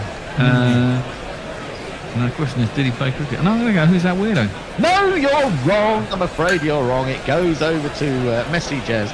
Chandrasekhar Gadkari. He's not a weirdo. He's a cricketer. You know that, but is he dead or is he alive? I think he's still alive. So. No, he's not. He's dead. You miss out on your... How dare he die? How dare he die? He died age 69 in 1998, and Tony has more details about it. He did indeed. He was from Pune. He was an attacking right-handed batsman and a brilliant fielder. His appearances in the Indian team were rather limited, though, due to his duties as an army officer. He toured West Indies in 1953 and Pakistan in 1955 and met with some success, but not a lot. In the fourth test at Georgetown, he was going into number 9, hit a defiant 50 not out, and that pushed India past a horrible situation. They gained number 64 for 5, and they got to a total of 262. He did, however, also bag a pair in the next test. Played 6 tests in all. Did he? What was his bowler? Wasn't he? What was his bowling stats? Why are you asking me this question? Because if we're going to do cricketers, we should have their fucking stats. That's all I'm saying, man. Well, I did tell you he was a bowler, you're absolutely right, but I don't have his stats in front of me. What I did tell you is he didn't really take many wickets, and he didn't really play very much. He just played 6 tests. 6 tests? That's not bad. He has a test average. He's a test player. Yeah, that's weird. It's not necessarily the most important thing about him, what his stats are. Oh, but, I'm just saying, if we have a cricketer, it'd be nice to know their stats. He's so difficult to deal with, isn't he, the bear? What was his surname? Gadkari. Gadkari. Are you looking him up? Gadkari. I am. Are you going to give us the stats? I can tell you, he scored 129 runs in Test matches at an average of 21.5, and he bowled 102 balls for no wickets. Oh dear! I don't know what it cost. He doesn't really have any stats at all, does he? He doesn't have an average if he didn't take any wickets. No. It's hardly worth knowing about his stats, really. 6 tests, no wickets, and he was supposed to be a bowler. Did it tell you how many runs he went for? No. No, not on Wikipedia. I can get him. He was an attacking batsman, medium pace bowler, and a great field. You can look it up later. We're doing the programme at the moment. Okay, Let's finish with the programme. Same time. I'm not the question master, but I do hope you're taking points off for belligerent. He's a generous bastard. Media. I'm thinking about whether we'll have him in future editions, because he's such a... I haven't forgiven him for bloody Sunday leaving me there, dialing desperately for help. What, instead of taking his hands off the wheel and sorting out problems with the technical... Okay, moving on, Bear. Don't look under Cricket Archive. Stop looking in Cricket Archive. This is not the question. This is for who are we on to now? This is for you, Messi. Right. Joe Harawira, New Zealand. Dead cricketer, live cricketer. Or who's that weird? Harawira. I was thinking he might be Zimbabwean. Harawira. Harawira. Sounds like, Joe Harawira. It's a good name. I like it. Really good. I think that because I like it, he therefore should be a cricketer, and I think probably did. No, he's not a cricketer. He's a weirdo. I'm supposed to get the choice of doing that. I was going to say he was a weirdo anyway, because I reckon that name is indigenous, and therefore he probably played rugby, or he did something else anyway. No, he didn't play rugby, but Tony will tell you what he did do. Do you want to guess his age? No, I get to guess his age because I don't know, because he was a weirdo. He did. Otherwise he's dead. In which case I'm going to go, when he died, 58. Well, I can tell you, he lived to the age of 70. He was, when he died in 2017, he was a all-round good guy, actually. He was a Maori environmentalist. And he was known as a Maori kaumatua, which means an elder. We're back. That's 5 minutes earlier than I thought, but presumably that's because it actually went off at about 25 past. I'm joined by Messi and Forthy. Yes, hello. The start of the afternoon session. I'm going to play some jingles and I'm going to place my thoughts on some things.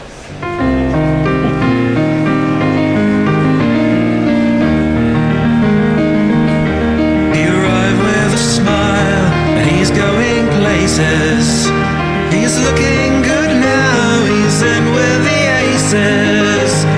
He was up at Stowe School playing T20. He might play for England, but he'll still be Ben Duckett to me. It's always been Ben Duckett to me. He's not facing, actually. So the first ball is faced by the other guy, who immediately gets an outside half of the bat, gets 2 runs off his first ball. Better than he did last time. It is, at the other end, this guy.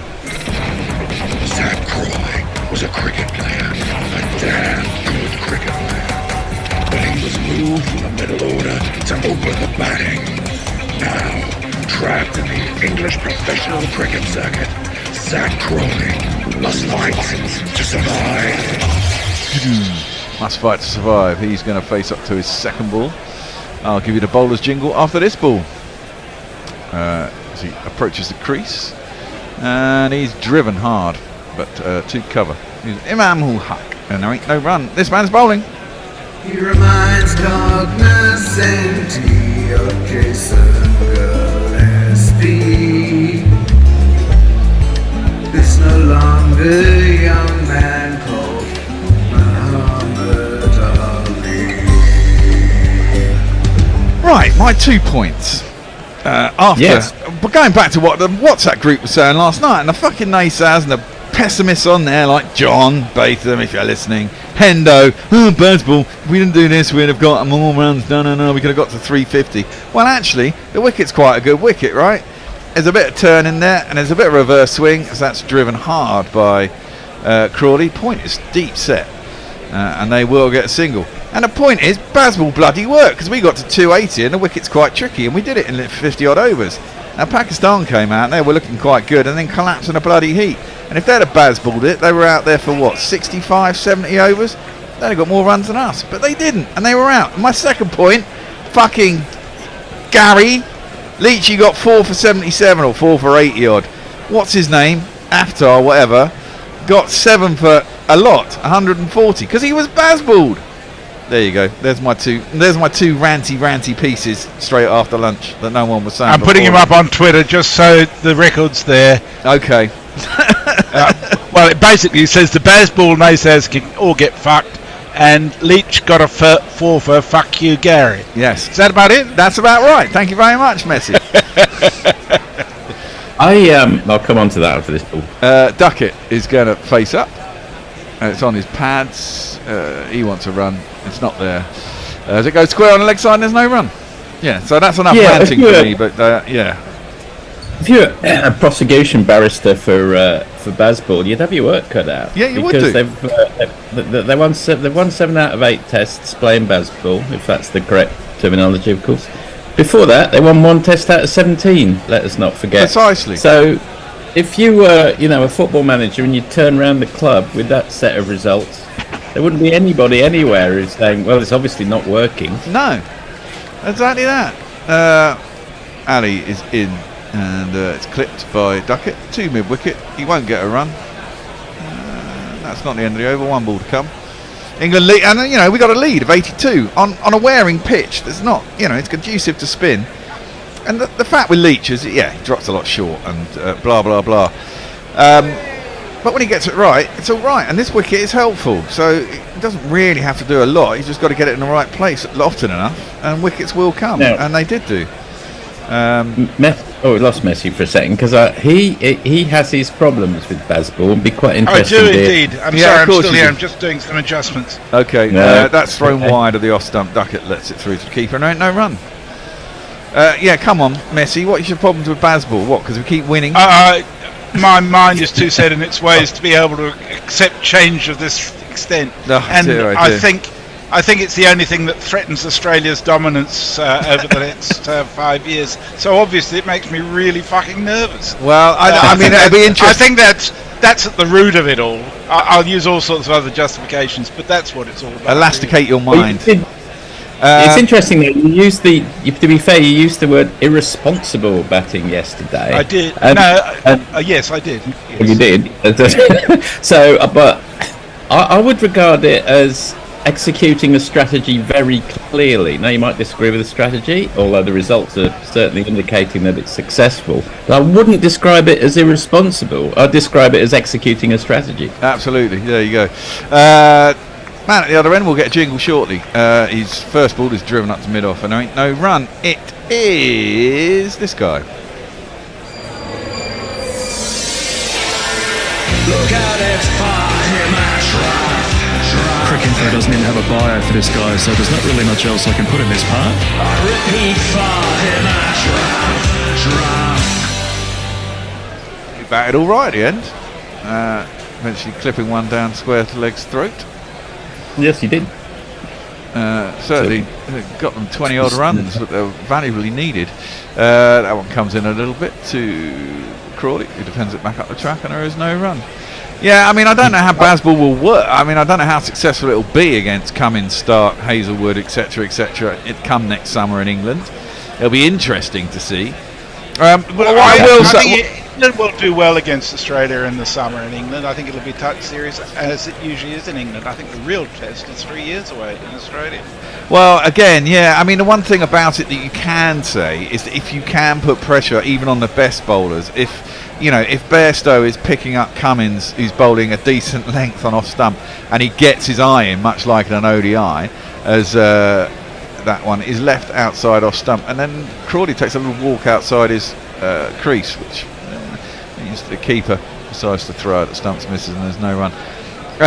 Even the best bowlers will be flummoxed by it, because if you're getting picked off a good length balls are flying out through mid wicket for 4. Suddenly bowlers don't know where to bowl.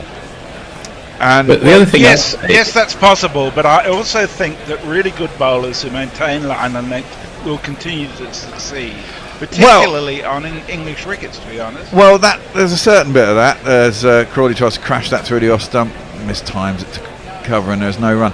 But that is the thing when we say this all the time, but in ODIs. Bowlers don't know where to bowl, and if they bowl good length, they do get hammered.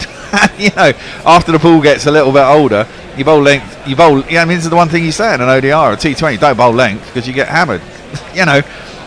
But people respect it in a Test match. Now, if you start disrespecting it in a Test match, suddenly the bowlers have got to think.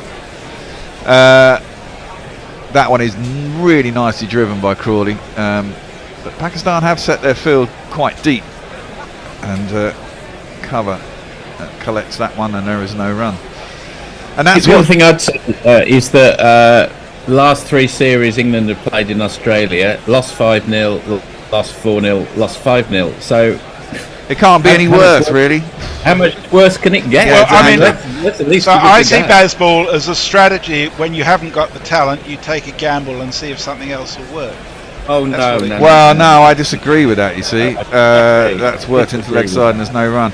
I mean, this is it. The talent now does seem to be in the ability to hit the ball. So if you're stopping people from being able to hit the ball, they kind of get a little bit confused in themselves, I agree, and I don't think teams against England have bowled well, because I do agree that they've put them off their stride very well. But I don't think that's going to last either. I think good teams are actually going to have good bowling strategies that will bring it to heel. But we've played all the good teams, Messi. We've played all the good. We've played New Zealand, the world champions. We've played India. We're playing Pakistan. We haven't played Australia yet. Well, we played South Africa. Pakistan without most of their fast bowling attack. We lost one test to South Africa, and then to be fair, South Africa, they changed their strategy based on the fact that they won one test and for some reason picked two spinners at Old Trafford. That one is thrown up wide, driven hard out to cover, and there's no run, and then got hammered, and then were on the back foot. But I mean, you look at how South Africa batted against England; they were turgid. They spent double the amount of overs to get 50 runs short of England's total in a lot of those tests. Went nowhere fast. There was one test where they were on about 90 when a new ball came. Going around 1.5 and over or something stupid like that. I think there's a bigger picture, which is also not just England, but the future of Test cricket more generally in the world today, and this does offer a way forward. Yeah, true. Get more results, more exciting. Driven out to cover, and there's no run. Look, the fact that you can get a result on that pitch in bloody Rawalpindi was amazing. Yeah, and that's testament to Bazball. It's true. Crawley was zeroing in on Gilbert Jessop's record in the first innings. You kind of get the feeling this might be how cricket was played in that period, the Edwardian golden era, just before the First World War. Yeah, people just swung and hit. Maybe. Was it Crawley? It wasn't Crawley, was it? It was. You need someone like Jared to do an analysis of it. There we go. First 40 over. It's tossed up wide by Ali, and Duckett finally gets hold of it. The square cut, and it's the first boundary of England's innings. 2 + 2 is on man. Reminds me, I should go over. It's an over. I've got a lot of unders this morning, but I'm going to go over now. All those people. It's funny. Jay says Hendon, who's that weirdo, gives me the proper fear. Seriously. Well, he did you and me too, Bear, when we were competing, didn't he? Yeah. Hendo, Tony, I do watch the fucking telly while I'm next door. Driven by Duckett out to cover, and they'll get to the boundary for another 4 runs. 1, 2, 3, 4. I'll probably get a sniffy message back on WhatsApp now because he's probably listening. Messi, isn't it just a variation on when Australia said we're so good? England didn't say we're so good, but they said we're going to try and go at 4 runs and over. We're going to put everyone on the back foot. Matthew Hayden was coming 2 steps down the wicket, very first ball of the Test match, and smashing the guy over his head. It's the version of that, isn't it? No, I don't think it is, because they were really competent batters who'd done it in the traditional way and just taking a step forward. This team has some people like Crawley, for example, who really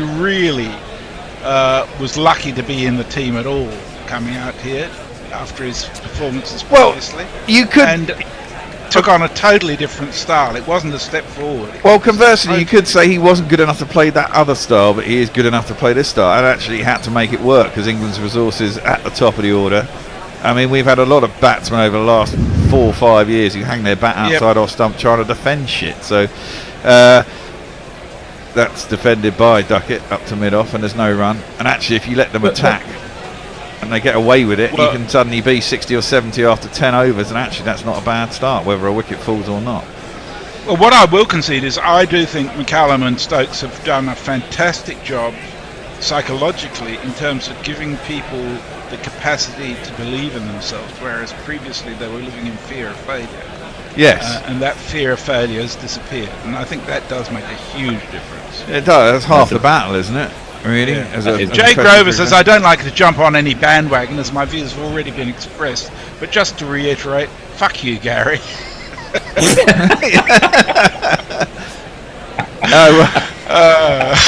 Right, words and pictures. I like this comment on YouTube as that's defended into the offside and there's no run.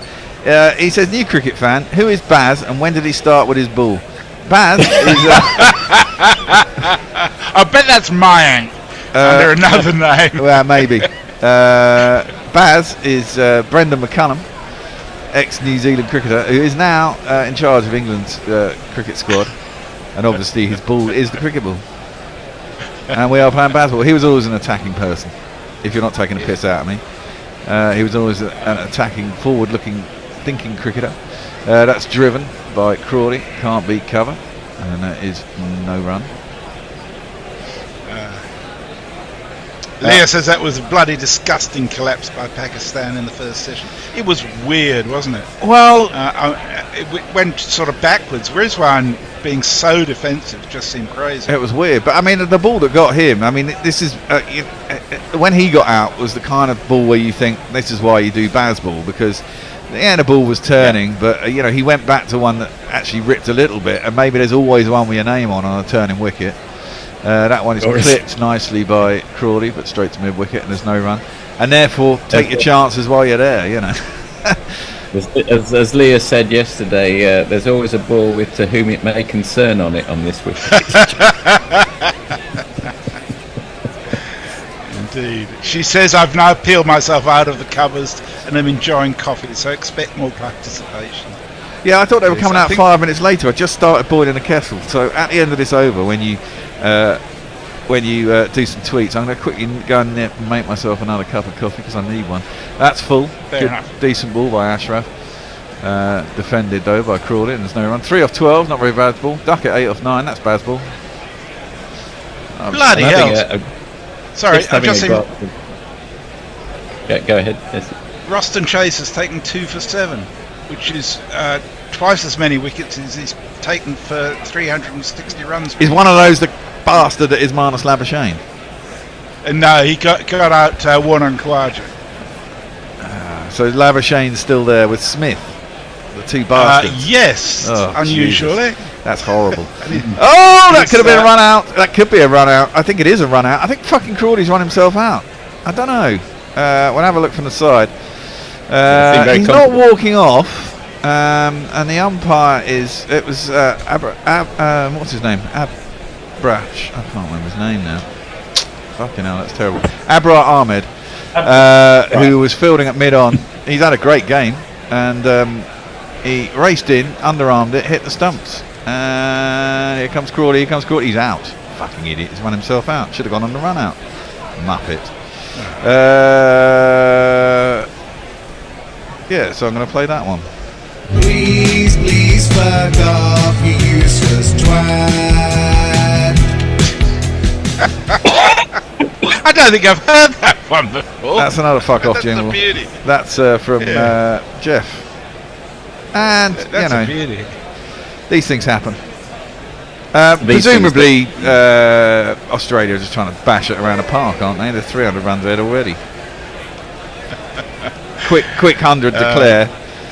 So they get a session off. Dave Wood has a different angle. He says the issue I have with Bazball is the game moving at such pace, it means lots of revenue for the ECB, so will negatively impact grassroots cricket.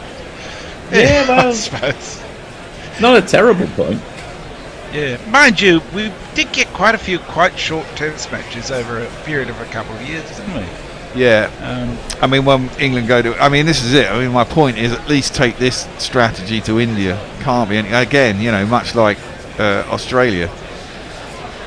On those wickets there, you might as well take your chances, because if they're going to produce the types of wickets that we had last time over there, games aren't going to last. It's not like Indian batsmen were any better on them than English batsmen. They just happen to have better spinners than us. The game... There were a couple of 2 days and 1 day... one session games out there, weren't there? Now this is interesting. Will Jacks has been promoted up the order. They've given him a shout. Maybe that's because Ollie Pope has been out keeping, and they've decided that if he is going to keep, someone else can get a go at number 3. I presume Will Jacks is a top order batsman at Surrey, isn't he? He is, but it's a challenge, isn't it? Not. It's probably Will Jacks. Yeah, it's Will Jacks. Keep thinking Abrar Ahmed. Go for it. Well, normally you just shove everyone down one, so Joe Root will be coming on. I'm not exactly clear why Will Jacks is coming in there. Maybe you just want to give him a go, higher up the order, give him a chance to prove what he can do. Duckett attempts to smash that through the offside. Doesn't get hold of it. I mean, no one's to blame there but Crawley, really. I mean, he ran himself out. He's the one who hit it to the fielder. He's the one who called. And then he stuffed his head in the air and thought, shit, I got that wrong. And yeah, he did. And who ran him out to get Abra? Yeah, exactly. He's having a game of his life, isn't he? Debut of his life. I've realised that he doesn't remind me of anyone except from possibly an accountant or a lawyer. Yes. That's a fairly broad generic. Well, yeah, it is though. It's the coiffed hair, smart glasses, quite a handsome-looking chap. I can see him in his suit outside the Old Bailey, or giving an interview after some weird case in England.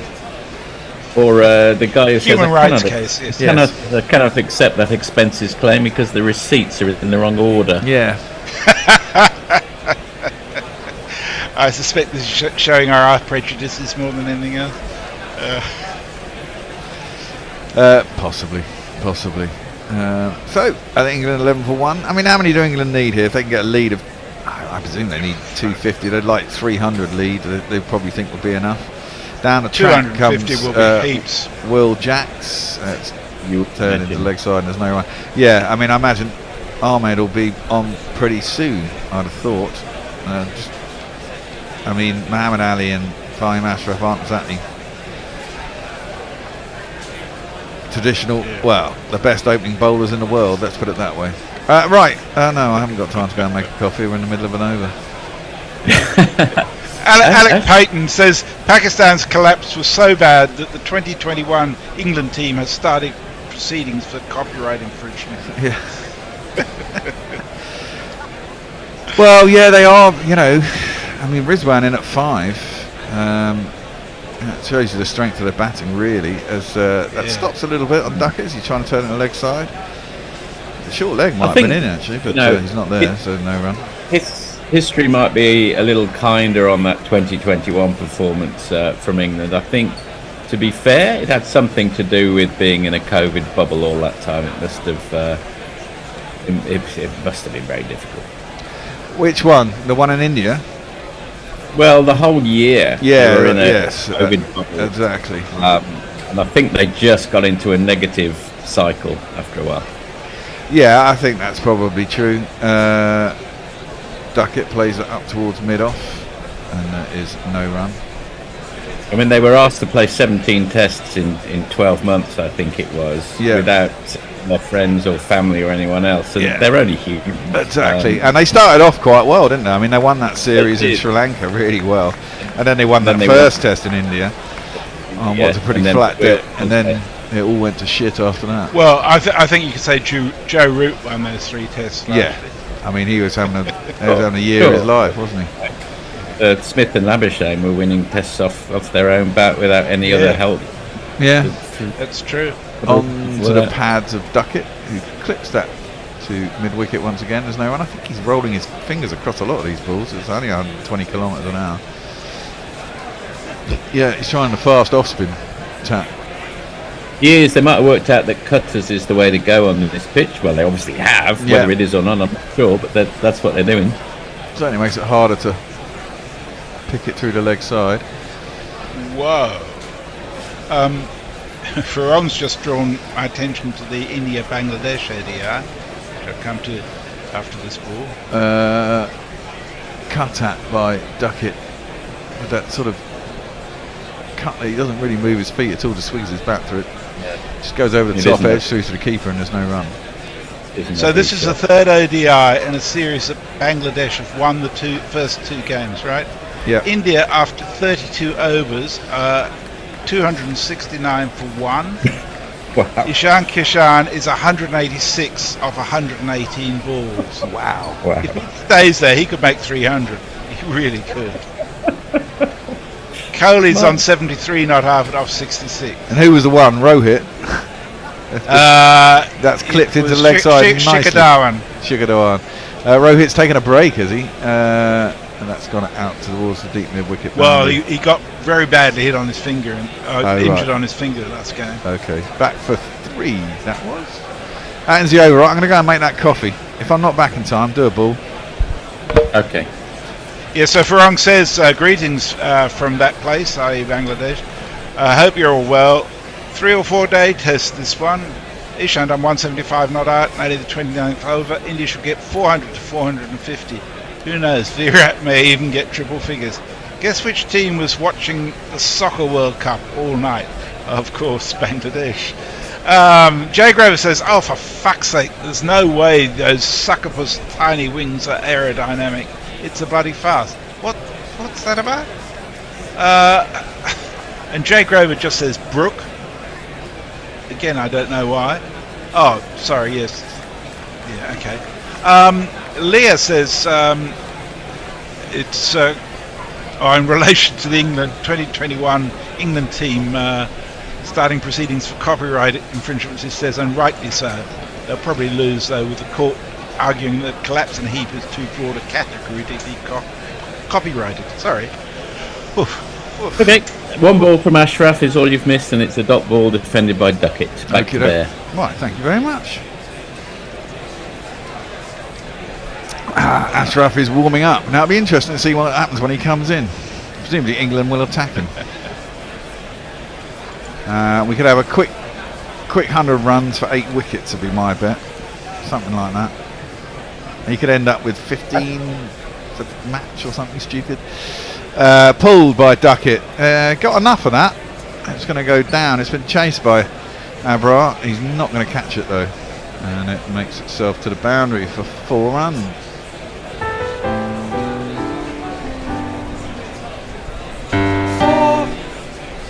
Ashraf's bowling style reminds me of that Bolshi Indian bowler whose name has completely escaped me, who with similar haircuts, sort of third, fourth bowler for India in Test matches in the last 2 or 3 years. What's his name? Anyway, that's I want to say Sark. No, not.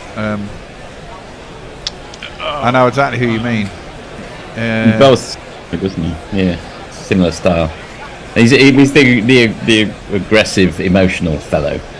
Do you mean Shardul Thacker? Mohammad Siraj? Yes, Siraj. Siraj or Thacker. That one is played on the back foot by Duckett, back to the bowler, and there's no run. Jack still only faced 1 ball, which he did run down the wicket for and clip down to fine leg, so he's buying into the style, clearly. England lead by 98. So your theory is get him into the game, make him feel part of the team, promote him up the order, give Joe Root a rest. Well, just see what he can do. I think, he's a top order batsman at Surrey, and he's batting at number 7 in this side, being used as a sort of part-time spinner. Well, he didn't actually get used much as a part-time spinner in the first innings. That's clipped by Duckett once again. It's a little bit of a misfield at mid-wicket. Thinks about a run. It's not there. Don't take it. There's an interesting point about how sacrosanct batting orders are in Test match cricket as well.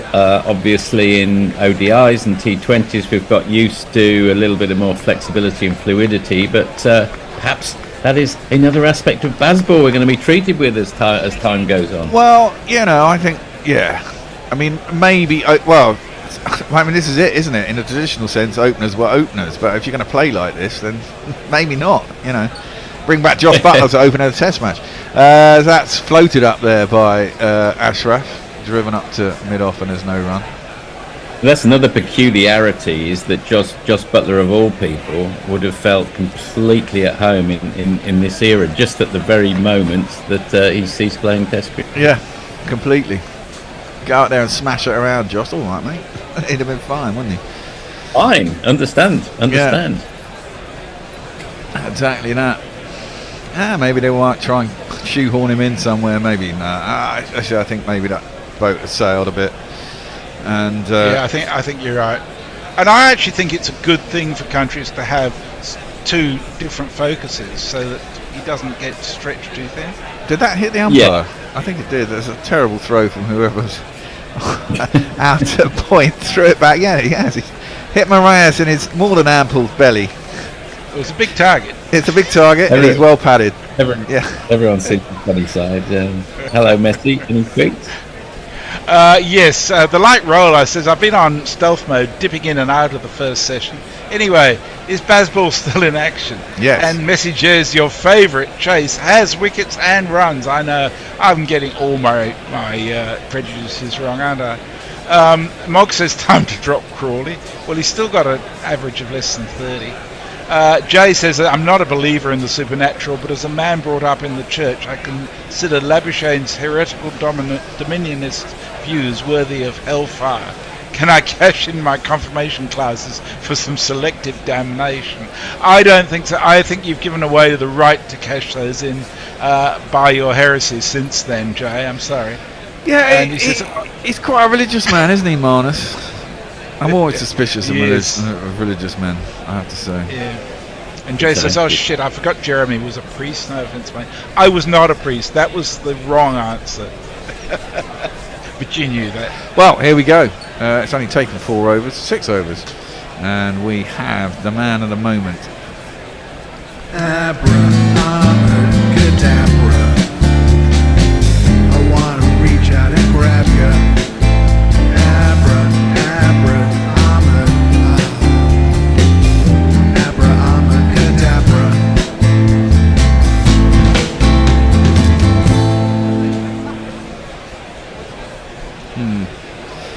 Well, his first ball goes straight on, and it's clipped and missed by mid-wicket. It bounced over him as he was down to field it, and they probably get back for 2. Yeah, they will get back for comfy 2. Now, let's see what he can do in this innings. I mean, what were his figures in the first inning? He got 7, but it's about 140, 160 or something, wasn't it? 140? A lot. I shall tell you. The second ball is a bit short and hammers out to the offside. There is a man out at deep cover, and it'll just be the 1 run. 7 for 114. Oh, so it wasn't as bad as I thought, actually. I presume Duckett's going to be sweeping away. That'll be my bet. I like it when they interviewed him after the first innings, and he said, they said, could you read him? He said, oh, it didn't really matter. 90% of the time I was sweeping. Yeah.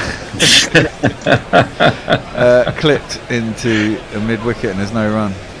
Well, that's it. It kind of takes it out, doesn't it? You know, it's aggressive, but it takes it out. And he got, what, 60, 70? That's tossed up. He does sweep that one. Fine. It's a little paddle sweep down towards fine leg. Deep square leg goes back to field. They will get back for 2, though. And Duckett's on his merry way. That was flicked out the front of the hand, and as long as you get into the right position, it's okay. I think, Gary did make the point yesterday, which I thought was a fair one. He's not really a wrist spinner. I thought that was unfair, actually. I think he is a wrist spinner. That's yeah, I do think it is. He generally he's got a leg spinner.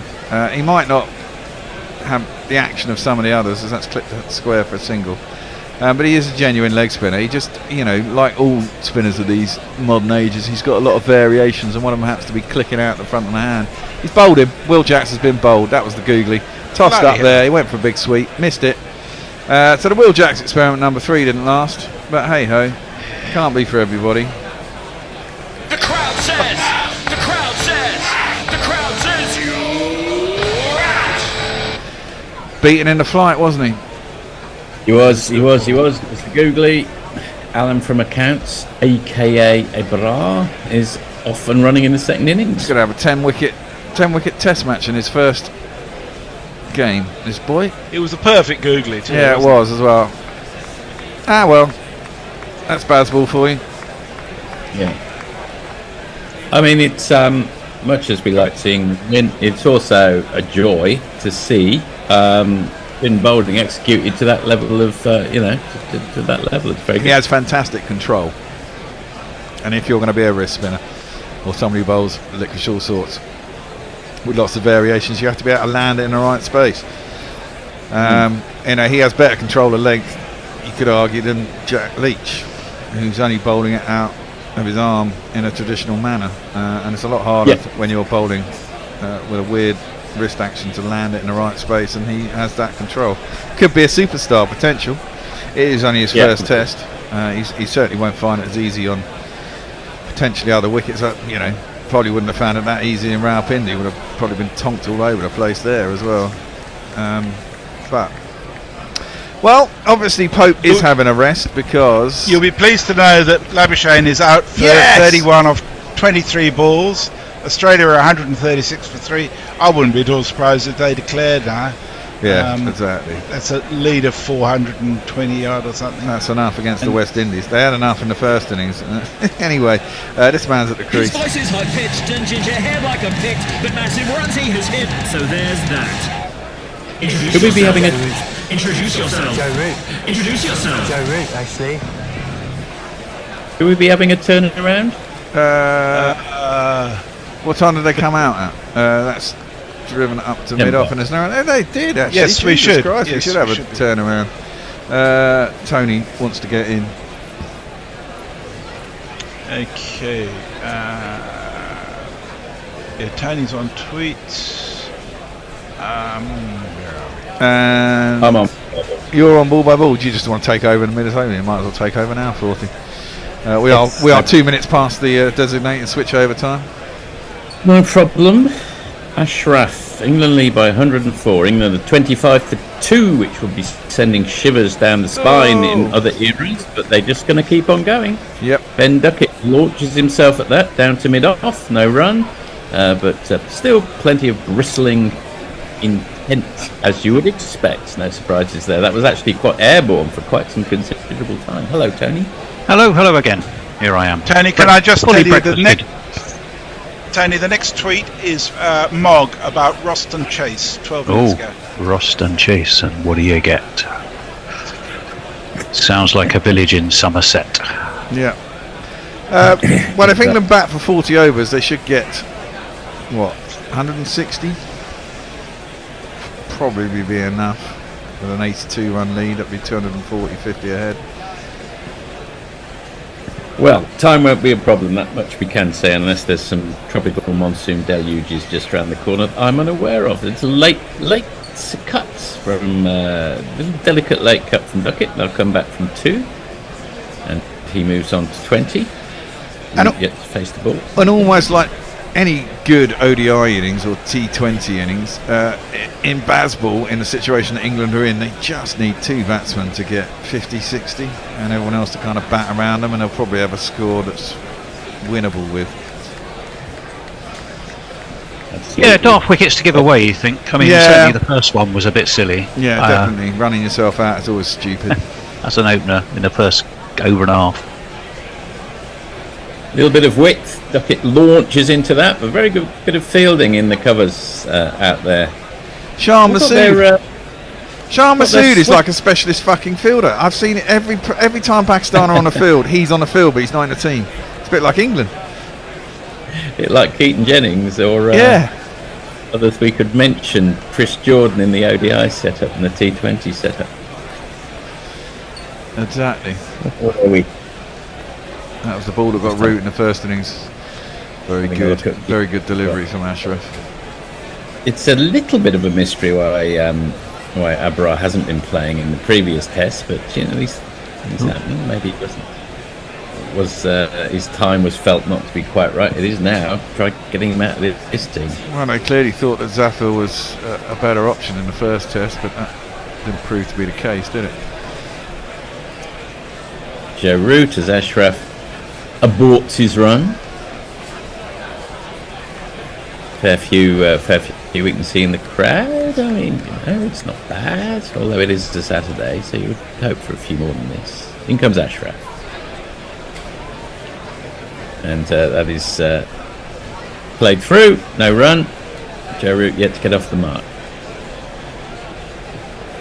You can probably hear in the background, no longer Toby snoring, but rainbow lorikeets are congregating in the tree in my front yard, so they're rather aggressive flower birds. I've certainly got parakeets attacking, I was going to say attacking my nuts, but the nuts in my garden. All over them like a cheap suit at the moment. They escaped about 20 years ago, didn't they? And then have multiplied. Yeah, they're bloody everywhere now. Yeah. Apparently they never land on the ground, do they, parakeets? Oh, is it like sharks? They never sleep. Yeah, something like that. That's what they say. I've never seen one on the ground. Now you mention it, I've never seen one on the ground, and I have literally hundreds frequenting my garden. I think this is why they're so vociferous, because obviously the cats can't get at them. Okay. 28 for 2 at the end of the 8th over. Tony, anything happening in the Twitterverse? Well, over on YouTube, you'll be interested in this. Fourth, it's a bit of a Burnley loving. Oh yeah, nothing to do with Jimmy Anderson. Alan Turfmore and James Armstrong, or Armstra it says, but I assume it's James Armstrong. Saying good morning to each other. Hello, fellow Clarets. It's all gone a bit Turfmore, quite literally. Well, it was last night as well. And then Turfmore Burnley, no? Yes, Turfmore is Burnley. It was yes, last night for the second Dutch goal. The V-course goal. Is that if that's how you pronounce it? I was instructed, Mog. Roston Chase taking huge wickets. I think we've mentioned that. Leah, please use his rightful title, our Lord and Saviour, Shardul Thakur, there. Angelic Scooter says, Labuschagne passes for 100 runs in the series. Meanwhile, one who actually needs time in the middle green is still waiting in the pavilion. Jay Grover says he's not religious. He's... I'll hold it there. So, yeah, dot ball, that's all you've missed. Plays straight out of the ubiquitous guy in the covers. Who's, he looks a little bit like someone out of one of those Dark Knight movies because he's got so much sunscreen on. It's almost as if he's wearing a mask. That was just my impression anyway. Yes. That's just played round the corner. And they come through for a single. Duckett moves on to 22. Root on strike. Yet to get a sort of Marcel Marceau look. Yes, that's exactly it. Heavily kind of whited up face. Duckett going to great lengths to avoid marching down the centre of the wicket. So well done. Going off at 45 degrees to make sure he doesn't step anything up. Nothing like good filter coffee at a weekend. Joe Root with absolutely classic forward defensive. The MCC textbook could take a photograph of that for the next edition. No run. Oh, it was beautiful, wasn't it? Look at that. Right huge forward. front foot. Yeah. It's perfect. It's absolutely perfect. Hang on. It's a massive appeal for the next one. Not as perfect. Aline Dar as LBW. They're having a big think about this one.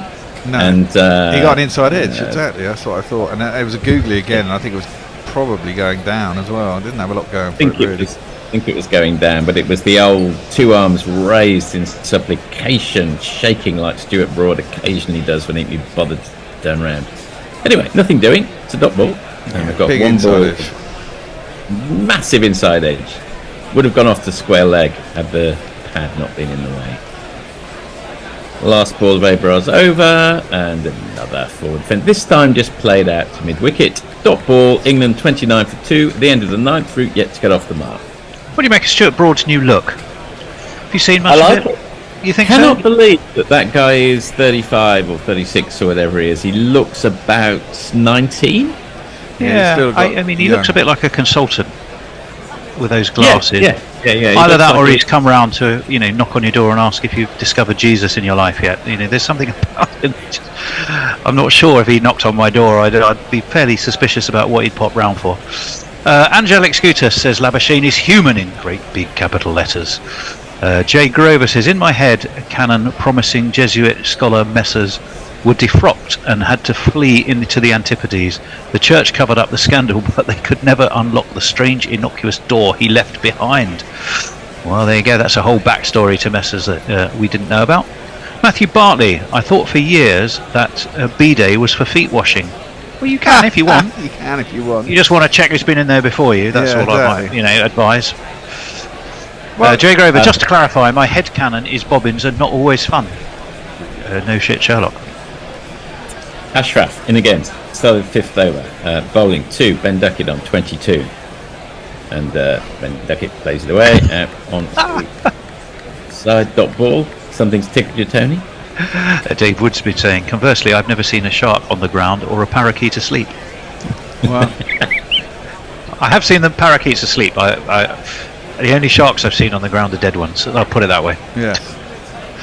Well, just to show the best ever debut figures by a bowler. There's 3 or 4 on 8, and Mohammed Zahim or Zahif on 11 on debut.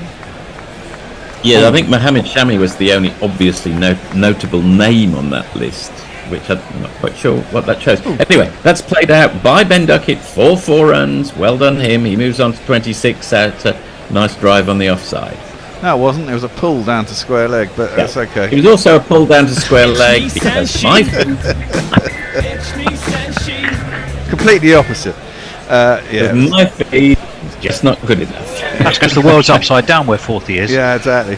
We've got to remember everything's on the opposite side. So I pulled all the water goes down the plug all the wrong way and everything. Yes.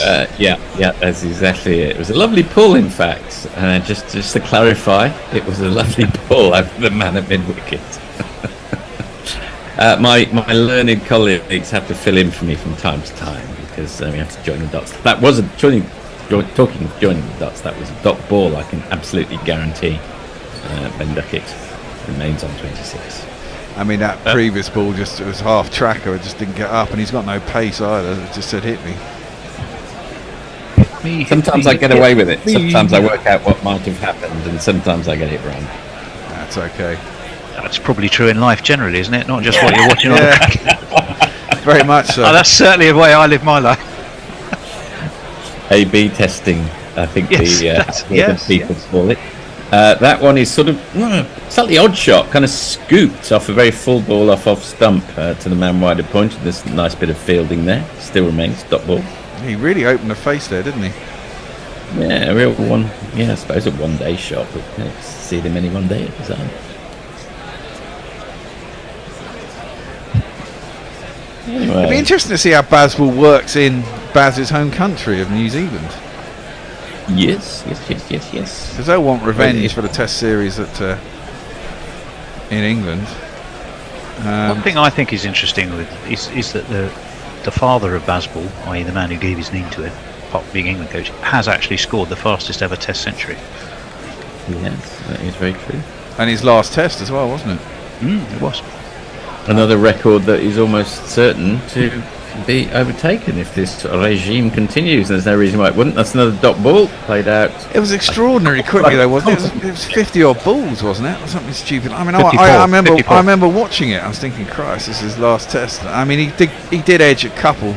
I do remember watching it. And a couple were edged high and handsomely over keeper for 6. Yeah, it felt a bit like a sort of Berlin in the 1930s or 1945 for that matter, with the enemy at the door. We might as well just enjoy ourselves and go crazy, if I can put it that way.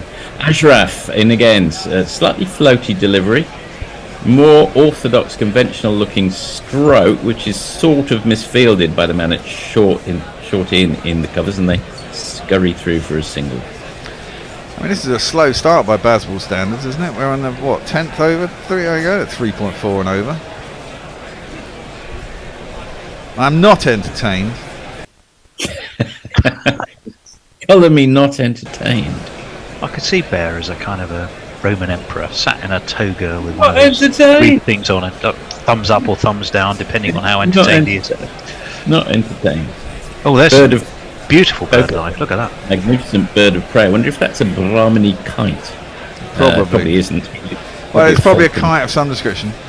I don't know if you've ever been to Nairobi, 4th Ian, and right in the middle of Nairobi they have some open spaces, and I was there, but one of the first times I went, literally there was, a flock of about 40 kites, and they're big bloody birds, and they're just diving down on this rubbish tip, quite incredible sight. It is an incredible sight. What are they called, those great big things that are in Nairobi? Not just birds, but they've just played out on the leg side, this time by Roots. Start of a new over from Abra. Is it, what do we reckon? Abra? I'd say Abra. I'd say Abra. Right. Such as a singular of a lady's supportive garment. Exactly. I think we'll get very used to seeing his name and him bowling over the years, because he's a very good bowler. That's just wide of the man at short in on the offside. This goes through. Well, yeah, the test for someone like him will be how he does overseas, isn't it? Yes, on flat wickets in Australia or South Africa or over here. I imagine he'd do all right over here, to be fair. Yeah, Australia is traditionally the graveyard, as it is in reverse for Australian spinners in Pakistan. Yeah. Played out on the onside by Duckett. No run. Remains on. I mean, this is a point. We Nathan Lyon is obviously a man in possession. Over to you, Paul. Lovely forward defensive from Duckett. No run. How much longer has he got, and then what comes after Nathan Lyon? Maybe he'll go back to curating. Bit like David Owen, the politician, said, I can always go back to being a doctor. That's a nice forward defensive from Duckett, who's showing some more conventional strokes than we saw with this kind of sweep flurry that we were subjected to in a positive way in the first innings. He's barely swept this innings. Round the wicket comes Abra, change of line, and what do you know? He's swept the ball. Of course. Hardy, the curse of the country, it goes out for 1. He moves on to 30, and he remains on 29. 37 for 2 at the end of the 11th over. Jay Grover, sharks do sleep for fuck's sake. Okay. Messi just says it's a complete myth that parakeets don't go on the ground. Put food there and watch. Well, messes I have done, but very rarely do they do that. We're down to about 4 of them now. But no, I've never seen them come on the ground. The squirrels go rush. As soon as I put some nuts down, the squirrels are there like a shot to help themselves to those. The light roller. A warning would be for travellers to this game. There are no pork pies in Multan. Okay, Multan. The collapse is on, says Jersey Oak. Jay Grover, 40's now commentating on Quidditch. I blame the drops of cocaine. There you go. Who else have we got? Jay Grover, think my headcanon's fucked. Now I've got Bear Caesar in my head. In East Africa, I found marabou storks, fascinating and freaky. Yes, those are the ones. They sit on the trees, you have the trees in the middle of the central reservation, and they're fucking enormous. They're like 1.5 meters tall. They got about 2.5 meter wingspan, and they just sit there almost with the branches breaking. And there's loads of those as well. I mean, it's not like there's 1 or 2. There's like waiting for babies to deliver. Well, possibly. I mean, they are enormous. They're enormous kind of things. You think, oh my god, what the hell are they? They look like something prehistoric when you first get to Nairobi, I agree. A great old flail, which has successfully seen the ball scurry to the boundary from Ben Duckett, first ball off Muhammad Ali. It's Nissan She. It's Nissan She. And the weird thing about that is that, they don't seem like a city centre bird, do they, really, marabou storks? That's exactly right. The other beautiful bird you're getting in Kenya is the superb starling, which, if you're not used to it with its iridescent feathers and so forth, you think this must be one of the most extraordinary birds. Then you realise they're everywhere. It's a very unusual bird. There's about 45 different versions of weaver bird if you get into the weeds of ornithology in Kenya. In comes Muhammad Ali around the wicket to Ben Duckett, who plays it out on the offside, dot ball. Wild flamingos at Naivasha. Wild flamingos, and you'll get people mansplaining that they're not actually pink. That's just the algae in the lake, which makes them pink. They're not actually pink. You'll get that. Yes. Do they do it in that voice as well? Yeah. They do that in that voice. You're fine, actually. Oh, exactly. You got the elephant sanctuary out in Karen. Oh, it's funny you should mention that. We'll come back to that after this ball. So, Ben Duckett thinks he might have seen something behind bowler's arm distracting him. No. Resettles himself. And Muhammad Ali around the wickets. And another terrific punch straight to the ubiquitous... Who is that guy? That 12 It's Shah Massoud. Massoud, he's doing a brilliant job there. Formerly of Derbyshire, and I believe going to Yorkshire, am I right, Shah Massoud? Yes, I think he is. Had a terrific season for Derbyshire, and I think it's a real sad thing he's moved to Yorkshire. The irony being he hasn't actually gone up a division. So if he thought he might be moving for more money. He's certainly not moving for a higher level of cricket. My mother-in-law's relative runs that elephant sanctuary in Nairobi, really? Which is yes, she does. Muhammad Ali around the wicket. It's her cousin. It's an amazing thing, isn't it? Just played out dot ball, and you can sponsor an elephant. And we did for a year. And you can go and get them fed at night, can't you, and stuff like that, and watch them put them to really bed. Is. Well, unfortunately, because of the amount of poaching in Kenya, there's a huge number of orphaned elephants. So they round them up and bring them into the elephant sanctuary, and then they form a new family, and the keepers sleep with the elephants in place of their parents. It's a beautiful thing. Yeah, it's a really good thing. It's cool. That must be difficult. What if the elephant decides to roll over in the middle of the night? No, they're carved. I mean, that's curtains, isn't it? They're very intelligent elephants. They wouldn't do that. Round the wicket comes Muhammad Ali again. Onto the back foot goes Ben Duckett. Just plays it down to point. We should get some money from the Kenyan Tourist Board here. There's bloody difficult to put your arm round one as well. There's also the giraffe sanctuary as well. Did you go to the giraffe sanctuary? That's cool. You feed the giraffe. No, that's a good one too. We took the kids to all these things several times because we used to go year after year. We used to go around the same things. The elephant sanctuaries, though, on feeding time, they've all got their own funny little characters, and elephants, particularly when they're small, they're beautiful, intelligent, lovable beasts. My favourite animal is an elephant. In comes Muhammad Ali round the wicket again. This time again, rinse and repeat. Ben Duckett plays it out to the man in the gully, no run, and that's the end of the over. England 41 for 2 at the end of the 12th. It's going to be drinks. Well, over on YouTube, there's still the Burnley loving is going on. James Armstrong, though, who is one of the Burnley fans, says, I saw Baz in the first Sri Lankan World Cup. He went ballistic against Bangladesh in Palikali. A great innings to witness. Yeah, we had him at Middlesex as well for a little while in the T20, and I have to say he never let us down. I mean, he had a couple of low scores, but when he entertained, boy did he entertain, he was terrific.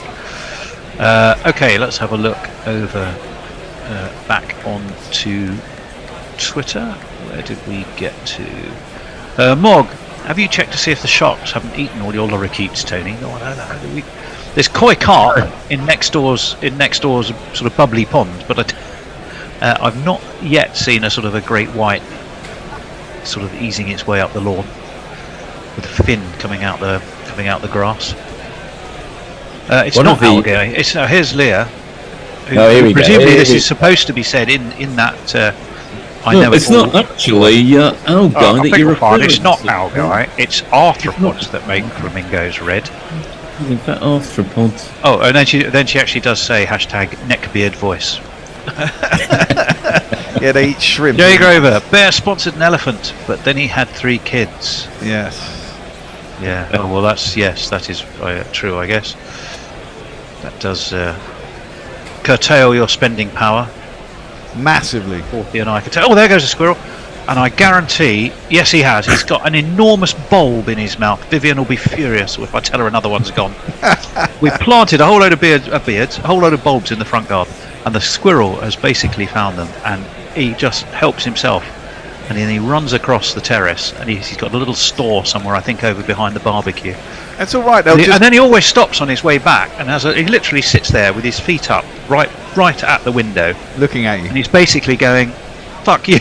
I've got another one of your bulbs." He's It's so all right. funny. It's But all right. lovable. You see, what happens is they just go and plant them somewhere else. They forget where they are, and they'll just grow where they planted. Well, I them. don't, but if they're growing all behind the barbecue, that will be no good because I won't be able to see them. We had I've killed a few, but we used to, the next door neighbours used to have a cobnut tree that hung over our fence, so that in the winter the squirrels used to come along, fucking squirrels everywhere, eating all the cobnuts.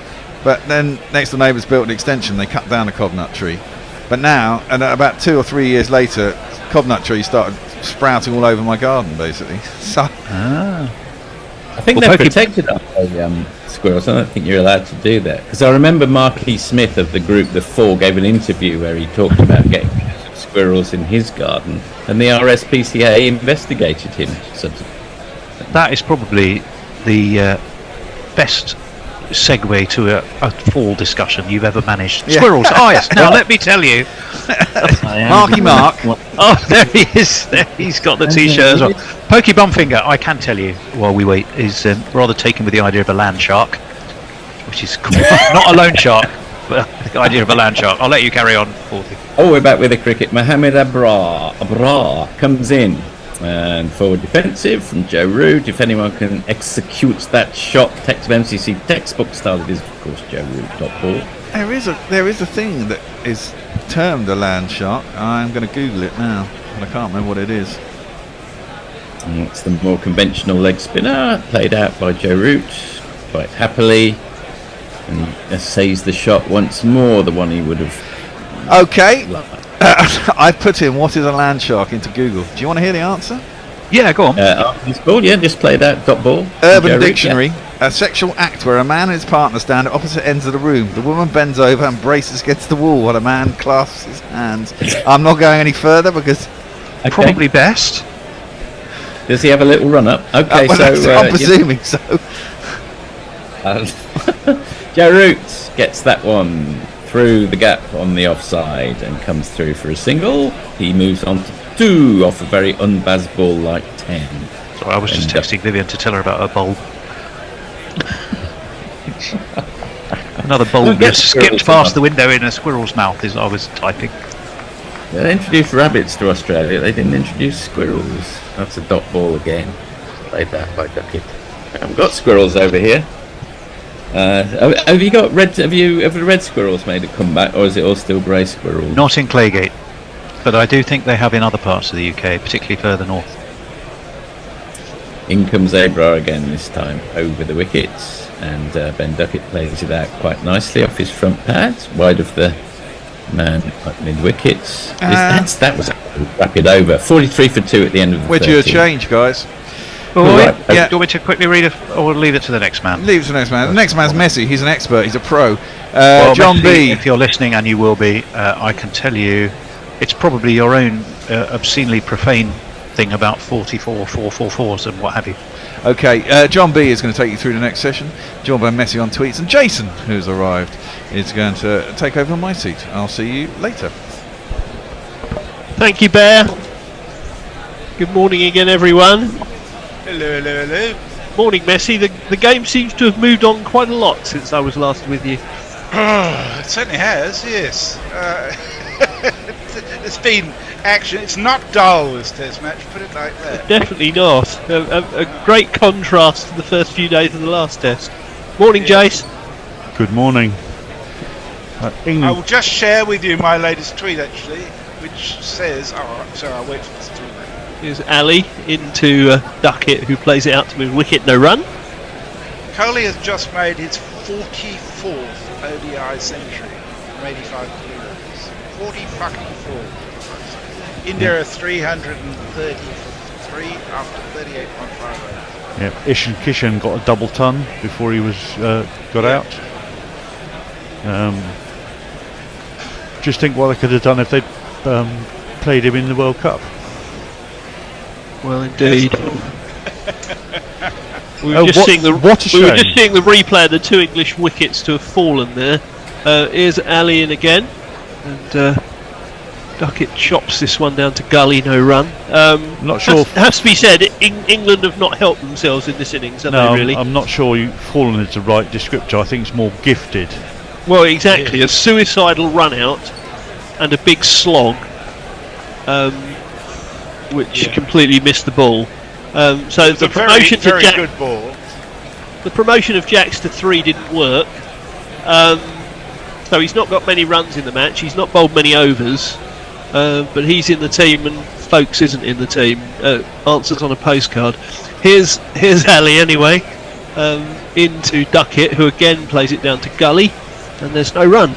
Well, I think they're in danger of overthinking this and telling people to play to a plan that doesn't suit their game necessarily. I mean, Jacks this summer has been much improved in red ball cricket for his restraint and his building an innings, building his way into an innings on occasions, and they're just taking that decision making out of his hands and telling him go bang from the world go. Yeah. You better be careful, Jason. You're going to be put in that basket of baseball naysayers that I'm in and abused by everybody. Here's Ali again, and Duckett tucks this one away off his legs, down to the man at long leg for a single. 44 for 2. I've got a slightly more nuanced view. I think it's all very well to be assertive and to try and score as many runs as you can, given the match situation, but you've got to play the match situation first. And they've got plenty of time, and they've got to look at the wicket and see what it's doing, at least for a little bit, not second ball. I mean, I can understand why you might not want Pope to bat at 3, having kept wicket all the way through the innings, but surely that's the good reason for having played Folks, who wouldn't have batted at 3 anyway, or yet another reason for playing Folks who would have batted at 3 anyway, but there we are. It's the old situation. Ali's now coming over the wicket to Root, who chops this down wide of first slip, and it's going to run all the way down to the boundary at third man for 4. 1, 2, 3,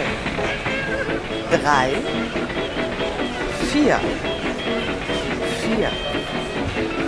I fear we may see quite a lot of this whilst the paces are on, because both these guys are very good at deflecting it down to third man. Well, England might want to take every run they can while someone's bowling pace at that end, because... Well, I'd love to see Root just playing his normal game, because he doesn't need baseball to be brilliant. No.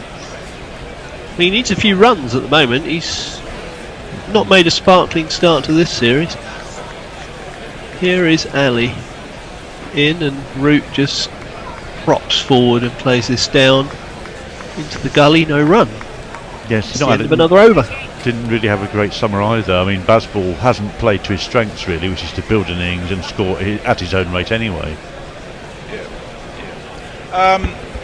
Matthew Cleve says there are many cricketing cliches to describe the delivery. However, it was Stokes' reaction that caught my eye. In an instant, he realised he had been beaten all ends up. Dave Wood says things you experience to hear on Gorilla Cricket number 337. The bear. I've killed a few. Was that in relation to sharks or elephants? I'm not sure. And Leah says a land shark is a D&D monster bear. Angelic Scooter says no sentence beginning with the Urban Dictionary ever ends well for one's Google search history. there's a man who's been burned. Indeed so. Well, not surprisingly, it's Abrar to continue. Bowling to Duckett. He's got a slip and a leg slip. Duckett reverse sweeps, misses it, gets hit on the pad. They've gone up for LBW. Outside the line, surely, playing the shot. Miles outside the line. It's probably a yard outside the line. Well, at least they're not thinking of reviewing it. Well, surely not. Are they? Surely not. Surely they're not going to review this. This would be... They have. They are going to review it. That pitched at least 9 inches. Oh, sorry, it was reversed, so it wasn't outside the leg stump, was it? But it's miles outside off stump, and he's playing a shot. Yeah. Yep.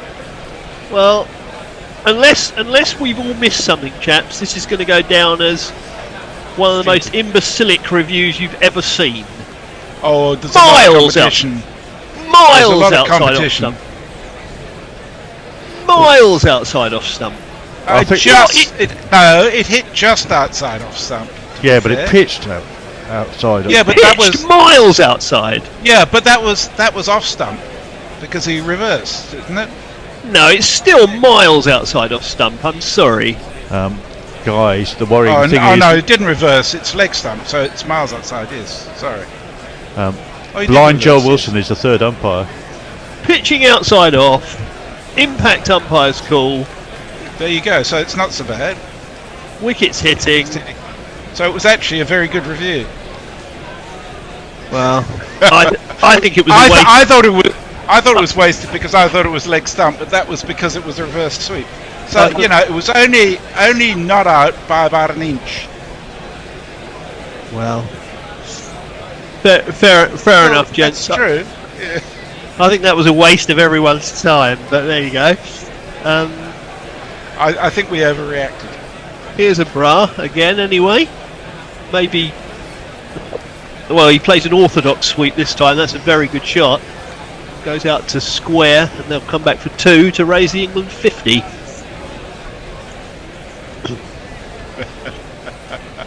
Mark says to you, Jason, it's nearly 2023. Nuance was burned at the stake years ago. Well, yes, we live we live in divisive times, sadly. Yeah, it's black or it's white. You know that. I'm on your page, Jace. Yes, here's a bra again, and this is again swept around the corner. Long leg runs round to his left, and they go for another single.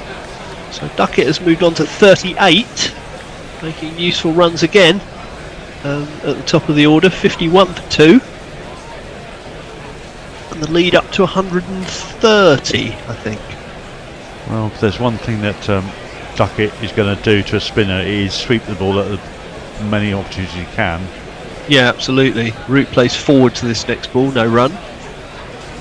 Particularly when he's bowling floaty, sort of almost full toss balls like the ones he was at the tail of that over. Well, it's his default shot, isn't it? Here's Root again. Props forward and plays it out to cover. No run. Well, there's some science behind it. I think on turning wickets, it's a safer shot than playing a straight bat shot. You've got more of the bats to cover the movement. Here's Root. He plays this one round the corner, down towards fine leg. Fielder comes in and they get back for 2. That was good running. 53 for 2 at the end of the over. Angelic Scooters is always one to like some good numbers. He says, I just looked at the Indian game while it listed Kishan and 211, Kohli 111, and 3 other dudes with 3 each. Yes, there's a certain satisfaction with that. Jay says, I think people just investigate Mark E. Smith as a point of principle. If you want to know anything about Mark E. Smith, I think 4th is the place to go anyhow. Yep. Tony Bishop says, I've no idea what Bear was looking up, but my search found something rather more mundane in relation to the land shark, where it says it may refer to a German Shepherd dog, a pit bull, or a speculator in real estate. So Bear's obviously got the settings on his Google search set much more broader than you have, Tony. And Angelic Scooter says, nuance? Have you ever met the internet? In breaking news, it's going to be double spin, and it's going to be this guy. No, I was. The winter of our discontent made glorious summer by this sun Of Pakistan. Well, I think this is a good move by Pakistan because for them, spin has been taking all the wickets and the pitch is looking pretty scuffed up. There's plenty of rough to aim at already. Day 2 of a test match, second session. Here is Nawaz, he's in and Duckett goes back and drives that. That's a glorious shot. I don't know whether it'll have the legs to get to the boundary. No, it's just dragged back. That's good chase. And they'll presumably come back for 3. Indeed they will. Yeah, 56 for 2. I think this is to negate the sweep of Duckett because he got a bowl into the rough outside off stump, and no, he's not going to be so easy to sweep anymore. That was a good shot though by Duckett. Yeah, just a lovely little punch. No, very powerful punch shot off the back. Very good. So that brings Root to the striking end. Here is Nawaz. Root just props forward and plays that again down to that third man area. It's another chase. Could be another the fielder, 3. He's scooped it up and they're going to run 3 more. So yeah, that's Root's little fiddle shot, as I know. He just opens the blade very late on and plays it very low. His little dab shot. But brings him lots of runs. And with not too many close fielders in attendance, it's a pretty safe shot. So 59 for 2. Root into double figures on 11. Duckett is 41. You'll be pleased to know that Steve Smith got out for 35 from 36 balls too. Good. That'll bring his average down a little bit. Yeah, that's 35 runs for the test. Here's Nawaz into Duckett, who tucks it round the corner. That means long leg has to come round to fine leg to field. And they're back for 2 more. That's 8 runs off 3 balls. These guys are being exhausted by the end of the over at this rate. Yeah, two batsmen are going to be knackered. Far too much running. I'm not quite sure how hot it is out in Multan, but it's about 21 degrees. It's nice and cool. Oh, it's not too bad then. They can run a bit. I have played in matches where we've had a 5, a 7, and an 8. Whoa, an 8 all round. Here is Nawaz. No. That's tucked away down to long leg. I was distracted by the thought then of Jason running or being involved in a game where they ran 8, but I presume they probably ran 4 and it was 4 buzzers, wasn't it? It was 4 and 4 buzzers, but the 7 was all run. Oh my god. Jesus. What a horrible thought. Gosh, I'd need an oxygen mask at the end of that. We ran 3 and then they tried to run one of us out and we went almost to the boundary on the other side and we ran another 4. And Root pokes this one round the corner. And they're going to... Oh no, they thought about 2, but just settled for 1. Productive over so far. 63 for 2. That's 11 off the over or 10 off the over so far? 10 off the over, 1 to come. Yeah. How many is enough for England in this innings, chaps? What do we think? I reckon if they get a lead of 200, they're almost unassailable. I'm more conservative than that. I'm not sure that we can bowl well twice, so I'd want 250. Here is Nawaz, and Duckett just plays this up to mid-on. He thinks about advancing for a run, doesn't, and that's the end of the over. 63 for 2. Yeah, I suppose tomorrow's only a day 3 pitch, isn't it? So much happens. Tony Bishop sent us the beautiful picture of his parakeets well and truly off the ground in his very, very frosty and cold-looking garden. Mog says, how far, apropos that DRS, I think, he's saying, how far, John? Miles, was it? And Jay knows how to put an insult in with a chuckle. He says, Christ on a bicycle. I used to think I were overly negative about life, the universe and everything. Then I listened to you 3 weak fuckers. I'm fucking Pollyanna. I think you were more right when you said overtly negative. Jay Grover just says, White Boar Society represent. Ooh, hello. Hello. What? I thought I was in quite positive mood this morning. I can be far more pessimistic than this. Anyway, yes, I'll speak to that. Yes. Here's a Brian. He plays it down to short leg. Yeah, Messi's done enough commentary stints with me to know that's a fact.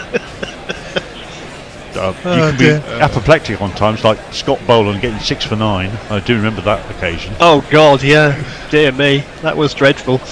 Root plays it down to short leg again. No run. I think if you could have had something to throw at the monitor at that point, you probably would have. Oh yeah, I think that's absolutely right. Oh, here's Abra once more to Root. Oh, hello. This is that lifts on him a bit. I think Abra was appealing for LBW, wasn't he? But short leg was diving forward, trying to take the catch. I think that's straight off the pad, but it wasn't very far short of short leg. Or maybe it just glanced the glove on the way up. Wow. I think it's too high for LBW. Yeah, far too high for LBW. No, I think it's missed the glove. But disconcerting for Root anyway. Here's a bra again. Roots tries to sweep this, misses it. It goes through to Rizwan. He's missed out there. Yeah, he has. That was pretty much a loose one down the leg side, really. But yeah, the previous one was quite disconcerting. I think it's just missed the right glove, actually. That previous one. Here's Abra again, and this is right on the mark, and Root just plays it out to cover. No run. The right grin down the pitch there from Root. Yeah, it would have been the bottom glove, and I think he was just in the process of taking it off the bat, and therefore it wouldn't have mattered. Yes, of course, because it needs to be in contact, doesn't it? So here's Abra again, and Root goes back, and that's awkward as well. Plays it down into the gully. No run. That's a good over from Abra. Yeah, very good. 63 for 2. Just touch him up very slightly with a slightly quicker ball and slightly closer. Something tickled Messi. I misread the tweet. I don't think I did, but he says, "Dang, Messi read it out as meat fuckers," and I was ready to throw in more Ian Banks references. We fuckers, it was we fuckers. I should say that Green has just got out for 5 off 4 runs. Australia 164 for 5, very much into junk time runs. They're scoring at 6 and over, going for a declaration in the next 10 minutes, I'd say. They're just trying to hit everything out of the park, not succeeding. I've always wondered what the difference is between Ian Banks and Ian M. Banks, apart from the extra initial.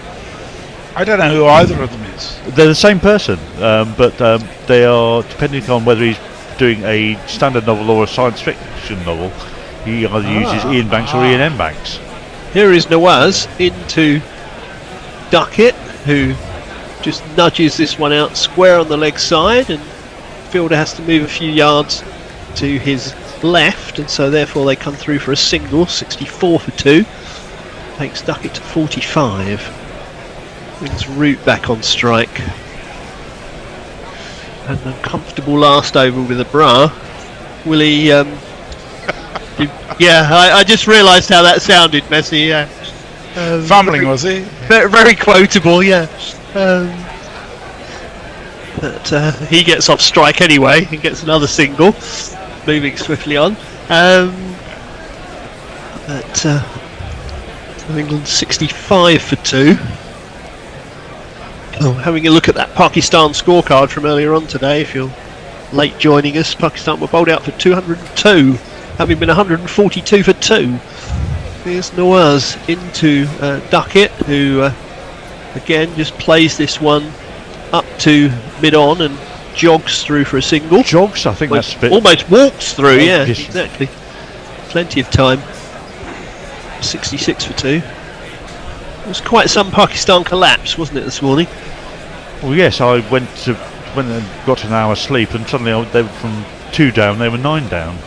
I thought, what? Yeah, rather shocking. Here's Nawaz again, and Root plays this to short leg, no run. I'm certainly looking forward to the wicket highlights. Yeah, they went down in something of a clatter. This can be said. Root settles over his bat again.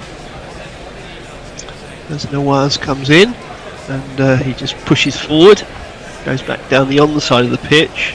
Nawaz leaves it to mid-on to come and field. No run.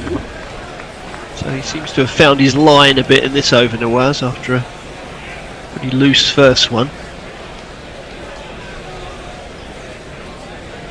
He's in again, and Root sweeps this one and beats leg slip. I think it may run all the way down to the boundary. Oh, that's 4.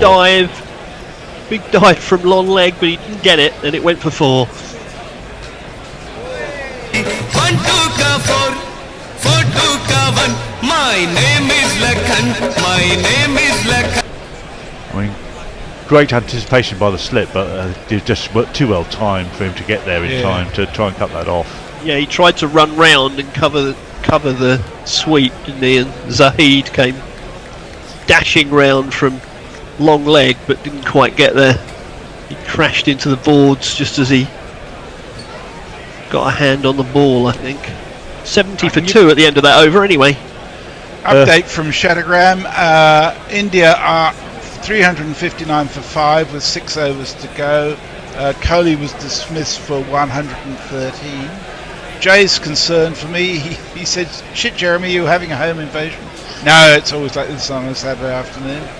And Ray Banks. Oh, that's a swing across the line from Duckett. The umpire's not interested. Are they going to review? I don't know. I thought doesn't that look was like it. Just outside off stump again, but yeah, then this time it wasn't reversing. Outside. Wasn't a very judicious shot from Duckett. They're out of time anyway on the review. Yeah, I think it pitched. It hit his pad probably 2 inches outside off. Yeah. I'm not convinced he didn't get a very bottom edge on that onto his toe. Yeah, he might have done, in which case that was another reason for not reviewing it, but not a great shot from Duckett. Here is a Ra again, but this time he does connect with the sweep. Goes all the way out to the man at deep square. They take a single, 71 for 2.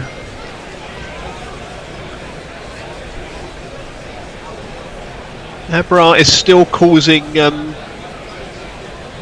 some consternation, isn't he? Yeah, he's bowling a good length and he's threatening the stumps most of the time, so people have to play him with a little bit of caution. Here he is again to Root, who props forward and plays him out on the on side of the pitch. No run.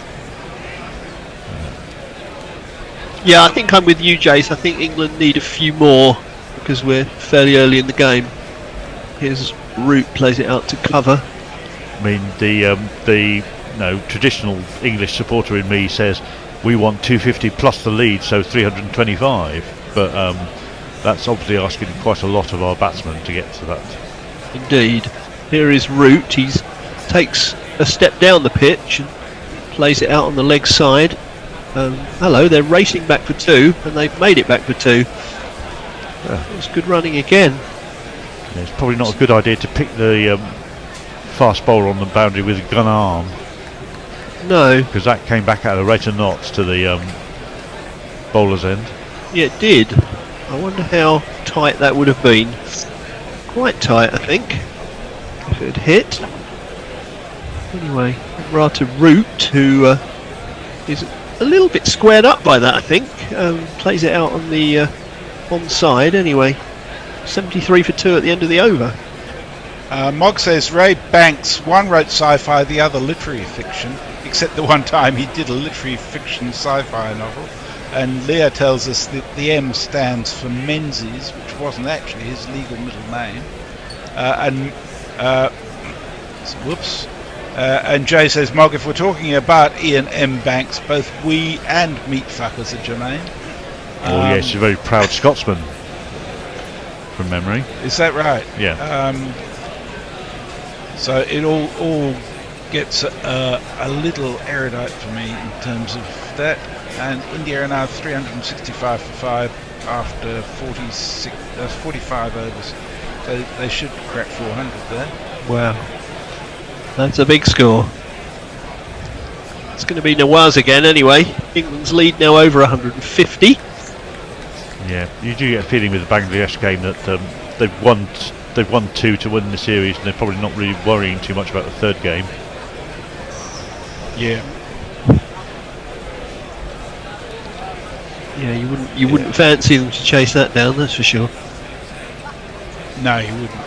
India would have to bowl pretty rubbish. Here's Nawaz, and this is swept away, or half swept, half pulled away by Duckett, who races back for 2. A little bit short, that. That's no way to talk about Ben Duckett. No, he is a short man. It does have to be said, but that's not quite what I meant. But his legs move very quickly on occasion. As Jace well knows. Yeah, he's certainly quick between the wickets. He certainly gets them moving pretty rapidly. Here's Nawaz again. And, Duckett pushes this away. He needs 1 for 50 now, of course. But he doesn't get it there. He just plays it to mid-wicket. No run. Two 50s in the match, that would be, of course, having made 63 in the first innings. Good effort. I hope we haven't jinxed him. Hope I haven't jinxed him. Here's Nawaz to Duckett. No, he's swept that round the corner. Long leg comes round to fine leg.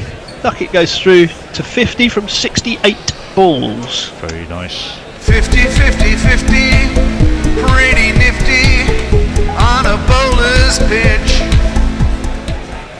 Yeah, that just about sums it up. Pretty nifty on a bowler's pitch. Well, twin 50s, definitely so. He's played very well. Certainly seems to have taken to Test cricket on his return to it after he's a few years in the wilderness. He's worked on his technique. He's much more compact now than he was when he first came to Test cricket against Bangladesh in 2016. Here is Nawaz, and that's played up to cover. No run. So he may not quite have the expansive shots through the covers that he came in with, but he also doesn't have the gate through his drive anymore to the same extent that he had then. No, a tightening of the technique, as you say. Here's Nawaz again to Root, who goes back and pushes this to mid-wicket, and they scamper through for a single. It's a misfield. It's probably going to be 2 now. Or are they going to go back or not? Yes, I think they have. I think they did. Root Yeah, is back on strike. Yeah, they went back for 2. So that was an overthrow. It has to be said that the fielding from Pakistan has been better in this test. But then again, that's from a low bar from the fielding in the last test. Yeah, it was pretty awful in the first game, wasn't it? So It was. yeah. Root's into the 20s now. To 21. He faces again and he just pushes forward very respectfully to that one. That's the last ball of that over. 20 now bowled, 78 for 2. Mog says to me, "Geez, Messi, read a book." Well, I read books, but not necessarily the same ones you do, Mog. I'm currently reading a great book called Tinkering by John Clark, who was a wonderful man. It's got a whole chapter on fire-narkling, I'm pleased to say. What Mog is says that? Fire-narkling is... No, you can't stop there, Messi. You have to explain to Philistines like me what that is. Fire-narkling is an entirely fictitious sport, which was the subject of a weekly report on a comedy show for many years, and it was just beautifully done. John Clark was a New Zealander who came to Australia and died a couple of years ago, but it was just a great comic and a lovely man. Mog says, "I fear I have only academic knowledge of the beast and scant amount at that." Farong says, "So India 100 to 1 on to win this ODI. Bangladesh at 25 to 1. Write your own ticket would be closer." And Jay says, "5'9" is not fucking short, though, lanky Bradman." Well, maybe it's average, but he's 5'9" Here's wide as well. Into Duckett, who sweeps that out to long leg and takes another single. It's just a Moves to comparison. 51. Just a comparison between him and Joe Root at 6'2" makes him look shorter than he probably actually is, and all the other lanky English players. Here's Abrata Root, who oh, that's out. What are you That's doing? out. That's brilliantly caught. Wow. That's brilliantly caught. And Root's missed out again. Well, He moved outside off stump. They're having a look at this to see if it carried, but the soft signal is out. I mean, he moved outside the off stump and then tried to sort of paddle it, either really. play it square or dab it round the corner. And it looks as if short leg has snaffled it. It's a great one-handed catch, but I mean, there's absolutely no need to try and. Yeah, it's a terrible shot. It's a totally unnecessary shot. It's flicked the pad on the way, which has slowed it down, I think, which has enabled him to grab it off the ground. It's a brilliant catch. That's a magnificent catch. I mean, that's out. I mean, it's a superb left-handed catch. I mean, It's just flicked the top of the pad, I think, after coming off the bat. and that's what's kept it carrying for another foot Slowed and a it half. down a fraction and made it carry. And it's a brilliant snaffle. That's a brilliant catch. Really, really top catch. Yes. Yes, it's not just the fact that he's managed to catch it. It's the fact he's managed to. He anticipated Root's sweep and was moving towards fine leg, and then had to change direction and come back. Yep, he did. Threw his weight back in the other direction. Oh, that's superb. Absolutely brilliant. But they keep on having a look at this. I mean, it's fairly clear to us that that's carried. Yeah, he's got fingers under that. There's no way that's not a catch. Absolutely. I've seen some ridiculous decisions where catches have not been given in recent times, but that should not be one of them. That is a superb catch. Which has put England, as expected, it's been given out, which is absolutely correct. So another failure for Joe Root, Yep. who troops off. And An important breakthrough for Pakistan, who are still very much in this game. I'll play him this jingle.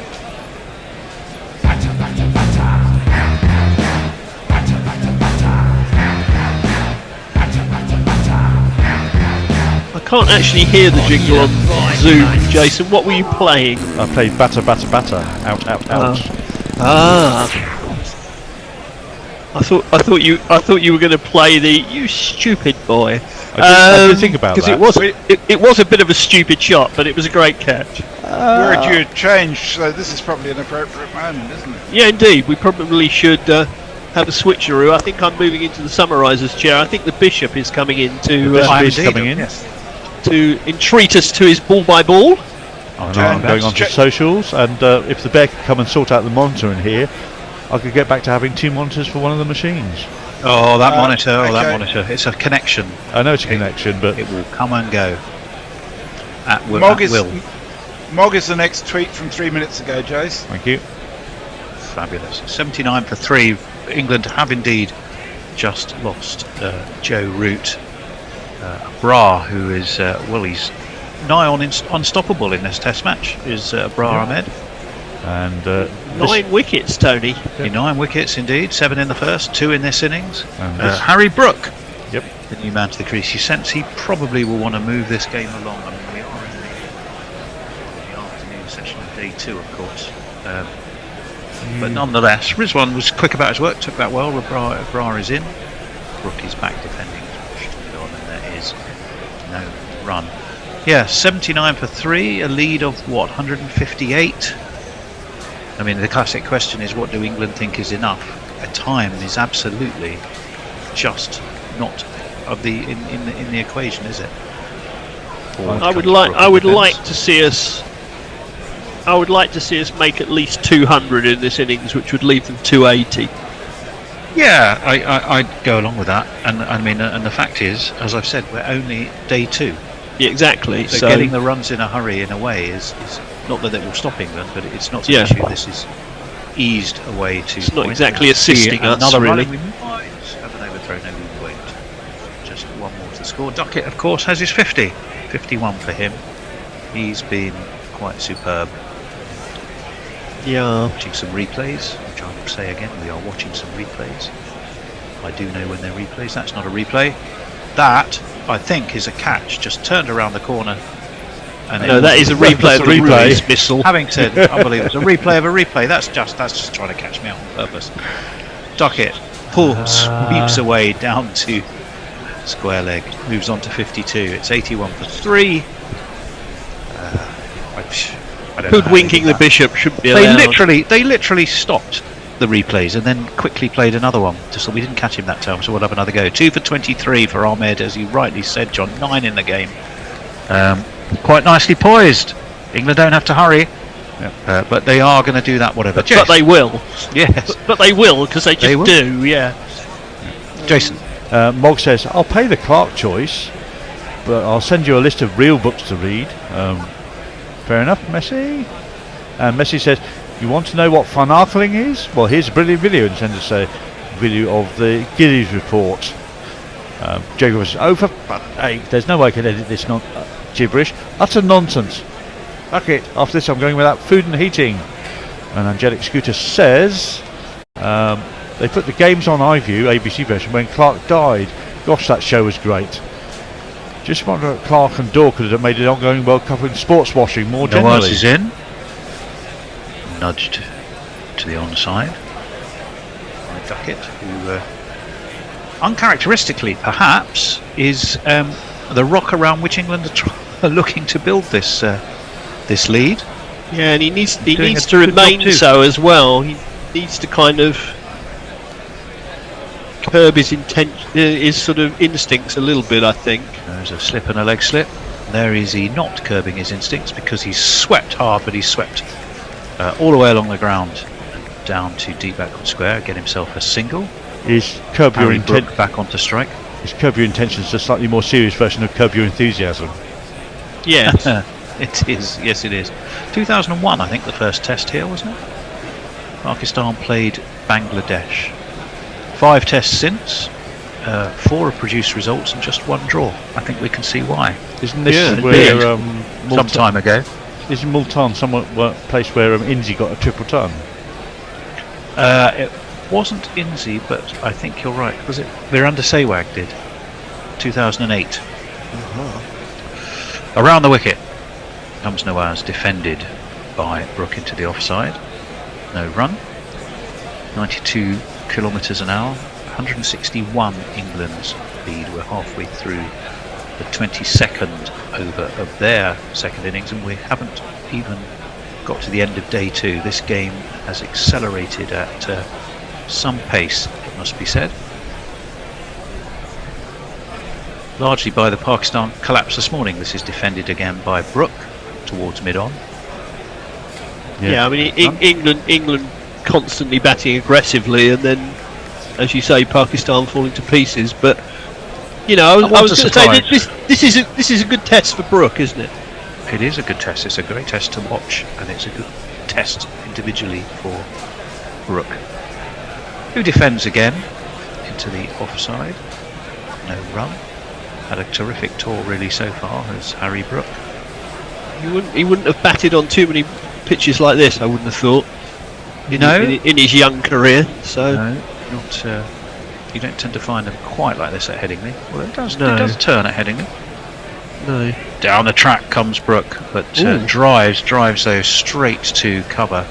They get a single, and it means that after 22 overs, Brook will keep the strike, although the scoreboard hasn't really caught up with that.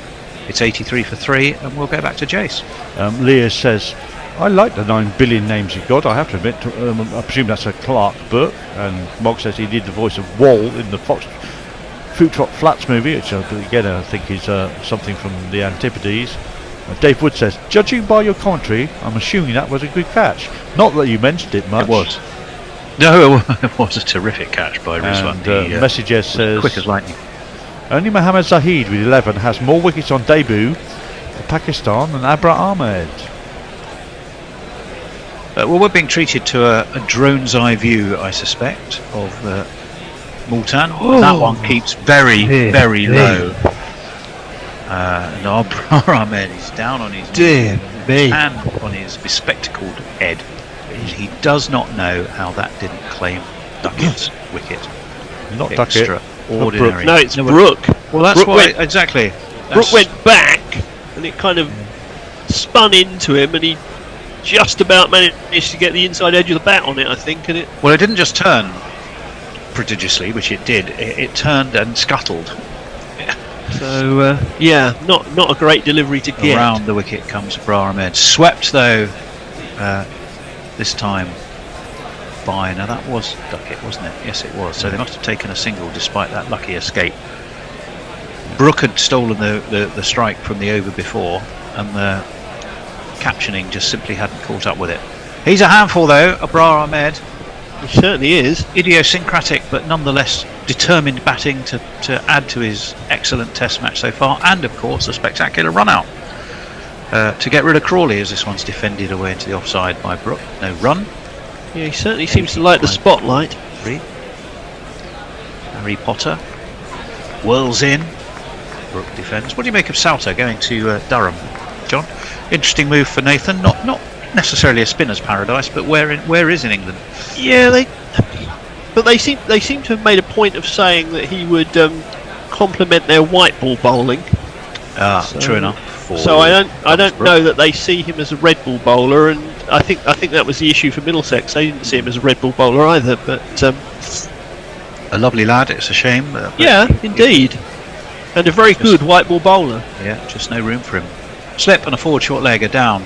That one turns away from Brook, who has to rather reach to attempt a cut, but it was really more of a dabble away to point, and again there was no run. 3 off 12, that's uncharacteristically slow in some ways for Brook. He's looking to push on with things. In a way, one of the tests, dare one say it, for Bazball here, is the fact that there is so much time. Yeah. England are having to almost impose their own need to crack on with the game, but the game itself is not dictating it. Well, I think I said something quite similar yesterday in probably on the WhatsApp thread that the problem for England is they've almost got themselves into a position now where they obligate themselves to play Bazball whether the situation demands it or not. You're almost kind of hung by your own petard, really. That you Maybe the incentive is a couple of days on the golf course that they wouldn't otherwise have had if they really rattle on with things. Well, whether you want a few anyway. days on the golf course or not is questionable. I mean, look what it did. I'm not sure Mr. Bairstow would want that again, would he? Yes, that's exactly the point I was going to make. Nawaz in, that turns, and it turns away down towards leg. Duckett tickles it round the corner, and they do take a single. But we were talking about spinning pitches earlier on, and I had the joy about 10 days or so ago of interviewing Mike Gatting, yes, the great Gat, who was talking about winning the title one year, Middlesex winning the title one year at Worcester, and they turned up to find that Worcester had prepared a Bunsen burner, and of course they had Embry and Edmonds, and they couldn't believe their luck. 35 years this week since he prodded Shakul Rana in the chest, would you believe?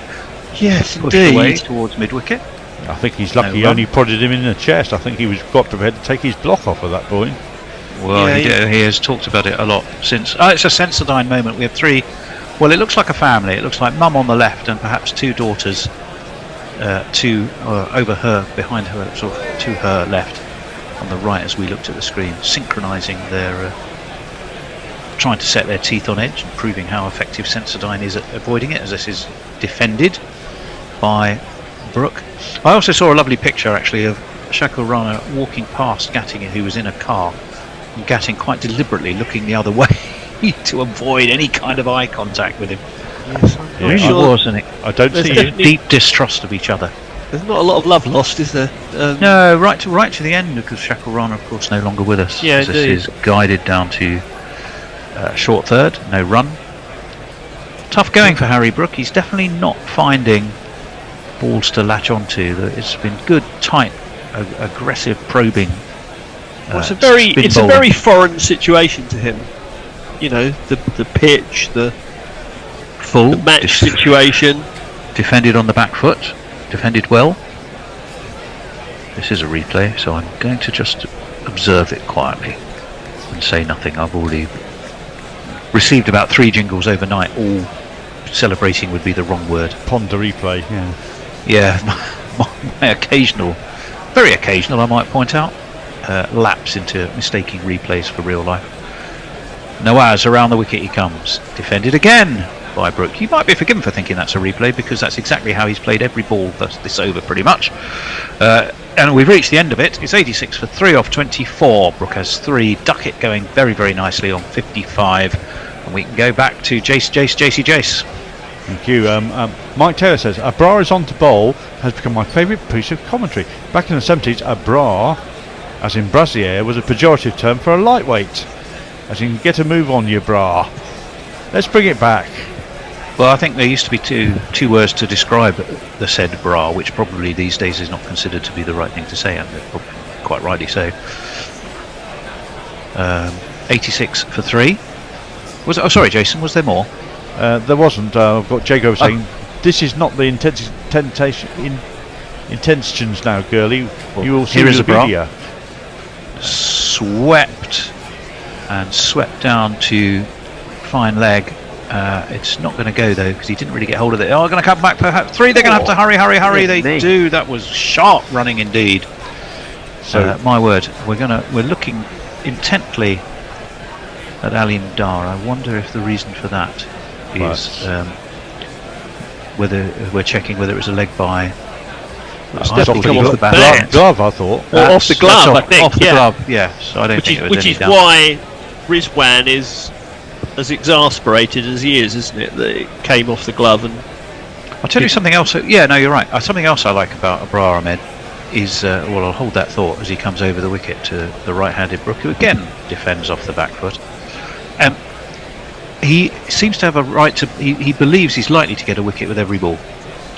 And when he suffers a misfortune like that, he's very quick to put the double teapot on. Yeah. It's like, how dare they do that to me? Which is good. It's good attitude. I like it. Pushed back to him by Brook. Again, there is no run. Brook very much is thinking, well, if Ben Duckett's going nicely, I am going to play myself in. There is time.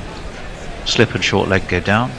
Brook defends once more. Foot nicely to the pitch.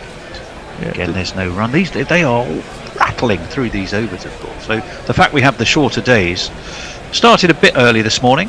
When did I have to press the panic button? About 9:22. Yeah, 9:44 or something like that, wasn't it? Back foot again. Defence by Brook. Just one more ball to face for a Bra of this over. 168 the lead. He's not the only left arm spinner that ever wanted to take a wicket with every ball. It has to be said. Of course, is it tea after this little spell for us? I think it may well be. Yes, I think we are. And that once more is. And that is tea. Oh, in fact, they're taking tea slightly earlier than we thought. So it's 89-4-3. Although to be fair, quite a lot has moved on in this session. I will quickly tell you what England, of course, they've lost Crawley to a run out. They lost Duckett. No, they haven't lost Duckett. I'm looking at the first innings. I'm going completely mad. What am I saying? They lost Crawley to a run out, which they did. They lost Will Jacks, bowled Abrar Ahmed, the man of the moment. They lost Joe Root, brilliantly caught by Abdullah Shafiq for 21. Jacks had gone for 4. Crawley was run out for 3 by guess who? Abrar Ahmed, who, if he's not taking wickets, batting resolutely, is fielding and creating run-outs. Harry Brook is not out 3. Ben Duckett has been an invaluable not really so far. 58 off 75 for him, and he's been going nicely. 2 for 28 for Abrar Ahmed. No other wickets as such, because the other one was a run-out. It means that lead for England is 168 at tea, as they are 89-4-3. Jace, any final messages? I know YouTube was jumping a bit. Yep, I've got Jago saying there's a mutually dependent, abusive relationship between sweet Pakistani chai and Sensodyne toothpaste.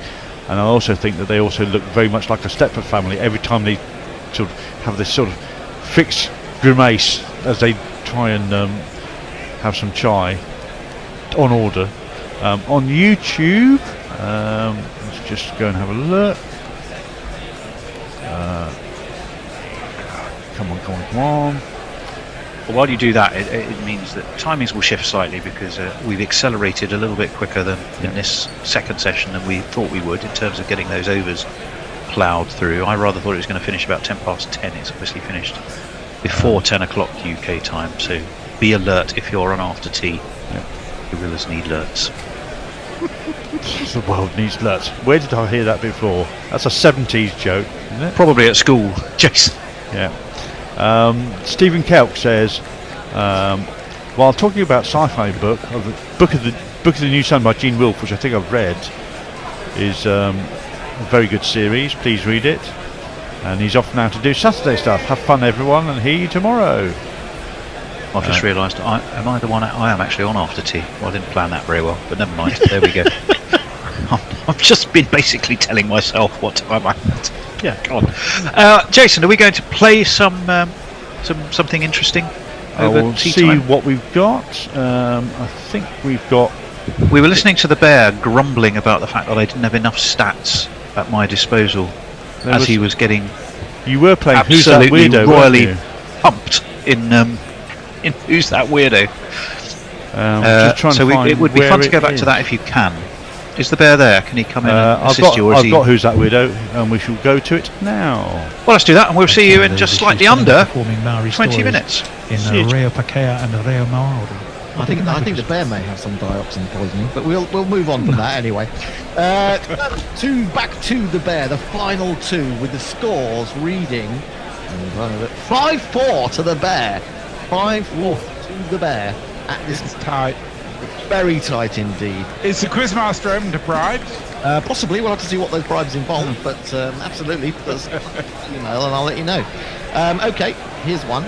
Anne Cools, West Indies. Whose go is it? It's your go. It's my go. Anne Cools, West Indies. Cricketer. And she's alive or dead? Alive. No, she's not a cricketer. Well, she's not an alive cricketer, but she may be. Who's That Weirdo or a dead cricketer? What do you reckon, Messi? I'm going to say that she was a weirdo, and she was the first woman to be a member of the Bermudan Parliament. Oh, you're so close. I'm going to give you 8 points for that. What? That's brilliant. You are so close, because she's not. She is a weirdo. She's still alive. She's 79, and Tony is going to tell you a little bit more. I certainly can. She was a Barbados-born politician, became the first black member of the Canadian Senate. Very political on issues such as children's rights and domestic violence. She's a bit rebellious, and she said something I think which is really interesting. She's a very strong advocate for women and against domestic violence, and pro domestic violence victims. She's also criticised aspects of the feminist movement though. And this is why I thought what she said was quite interesting. She said, this feminism has grown up suddenly in the last few years where all virtue and goodness are stacked on the side of women and all evil and violence is stacked up on the side of men. Well, human nature just doesn't work that way. And I thought, well, fair enough. Controversial, I would say, in this day and age, absolutely. But well done, Messy Jez. You were very close there. I mean, I like the way you went Bermudian. You obviously thought in my Bermudian connections that I had nabbed that straight out of the... I did. Didn't you? But you weren't that far away, after all. Quite incredible stuff. So we move to the final name on today's Who's That Weirdo, with the scores reading: the Bear 7, Messy Jez 9. Can you make this complete? Can you win, Messy Jez, for Australia? Because they've done nothing else of recent vintage that's been good. And knocked out the tournament, amongst other things. Now, what do you think? Wajahatullah Wasti, Pakistan. Well, I mean, we Australians are not good in the death overs, it's true. But I'll just toss one up there, and in the hope that Wajastahuli is, in fact, a dead cricketer. You're not right. I can pass it over to the player. And now, if you can get this right and then get the age, you will take today's contest. It's all down to you, Bear. Are they a dead cricketer, a live cricketer? What's the name? Wajahatullah Wasti. Wajahatullah Wasti is a weirdo. No! You have disappointed all of England. You allowed Australia to win by 2 points. I did a South Africa. Wajahatullah Wasti is a live cricketer, aged what, Tony? Well, to give him his full name, Saeed Wajatullah Wasti is 47. I'm going to say that. He's 47 from Peshawar. Right-handed batsman, played 6 Tests and 15 ODIs for Pakistan in 99 and 2000. Made a ton in each innings against Sri Lanka at the Gaddafi Stadium in 1999. 133 and 122 not out. But no other scores of note. No other scores. What's his average?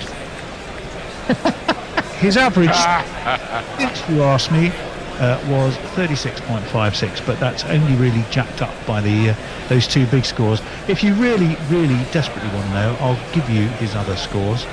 No. The average is you're being so bloody belligerent, I thought I might just give them to you anyway. To be perfectly honest. But his belligerence has not been successful because he's failed miserably to beat the great Messy Jez, who got 8 points in just one question. That was absolutely superb to leave the Bear lying on the floor. That was a bit of match fixing. Messy Jez has won. I gotta say, what a good quizmaster we've got. I think so. How much have you put in my accounts? How much is in my... but anyway, that's it for today. That's the first Who's That Weirdo. We shall be doing the first in the series. Yes, a series of many Who's That Weirdos to come. I hope you've enjoyed the show. We will be back to do another one in a week's time, but we'll also be trying to fit them in during lunch breaks in the test match. If you want to take part, you could get in touch with us. Of course, it does rely on you being completely honest and not having Wikipedia in front of you. But until the next time on Who's That Weirdo, it's goodbye from Messi. Goodbye. Goodbye from Tony. Goodbye. It's goodbye from the belligerent Bear. Goodbye. It's goodbye from me, Gorilla Hendo. Goodbye. Greg Matthews, Alan Knott. Who's That Weirdo? Daniel Tidder, Neil McKenzie. Who's That Weirdo? Dwayne Leverock, Shannon Freed. Who's That Weirdo? Chris Harris, Kevin O'Brien. Who's That Weirdo?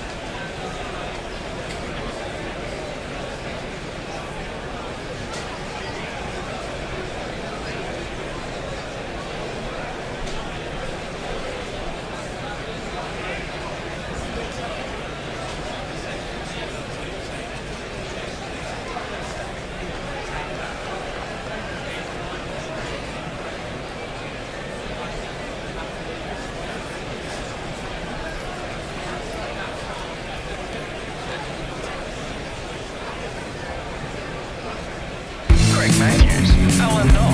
Who's that weirdo? Until today. Neil Mackenzie. Who's that weirdo? Wayne Leverock. Shane Freed. Who's that weirdo? Chris Harris. Kevin O'Brien. Who's that weirdo? Good morning, good afternoon, good dawn, good dusk, wherever you are in the world. Welcome to Gorilla Cricket and the third episode of our new quizcast, Who's That Weirdo?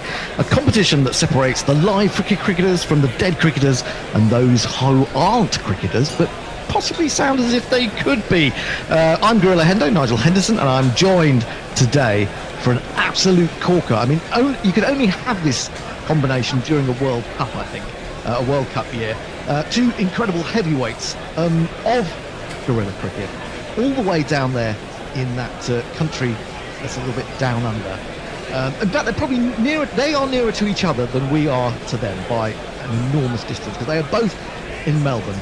And first man I have to introduce is none other than jingler extraordinaire, man with more swords and axes than you can wave a sword and axe at. It's Mog. Hello, Mog. Hey up. Hello. Hey up. He said hey up. Hey up. Hey up. He's pretending to be English. Can't believe it. And also joining us in Melbourne. I hope I'm keeping you guys up and you've got really early mornings tomorrow, am I? Hopefully, yeah. Mm-hmm. Yep, okay. We have none other than Forthy. Forthy, how are you? Very happy to hear. Even more excited to see Mog effectively for the first time in the flesh. Something I can tell my grandchildren about.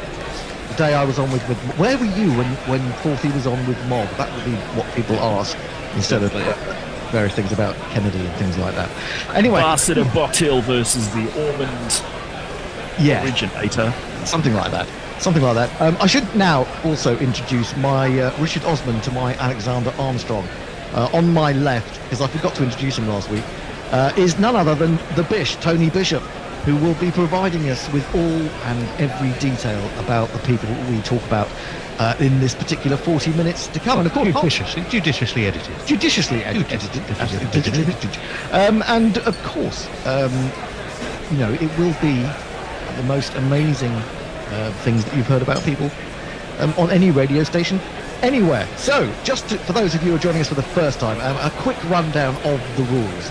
I've had to write them down because otherwise I forget them, because I'm getting a little bit elderly. So we toss to start with. Have we got a coin? We haven't got a coin. I don't actually know. We don't have a coin. Well, I've got Ipsy Dixie and something like that, and we will just bring you in. Basically, I give you a name and a nationality, and you have to decide whether they are a live cricketer, a dead cricketer, or not a cricketer at all. In fact, if you think they're not a cricketer at all, you have to say, who's that weirdo? If you get it right, it's a live or dead cricketer. Contestant then has to guess their current age or age at death for a bonus point, which they get if they are within 3 years. If, though, you get it on the nose, you get a big 4. You just hit it through mid-wicket, clicked it away, and picked up a lovely boundary. If, however, you are wrong, the question is passed over to the opponent, who goes through the same process. If it is a weirdo, the age is not required, but you can take a wild guess at the source of their notoriety. It could be a musician, a poet, a businessman, businesswoman, weird, record breaker, comedian, politician, etc., etc. And then at the end of it, we shall add up, see who's got the most points.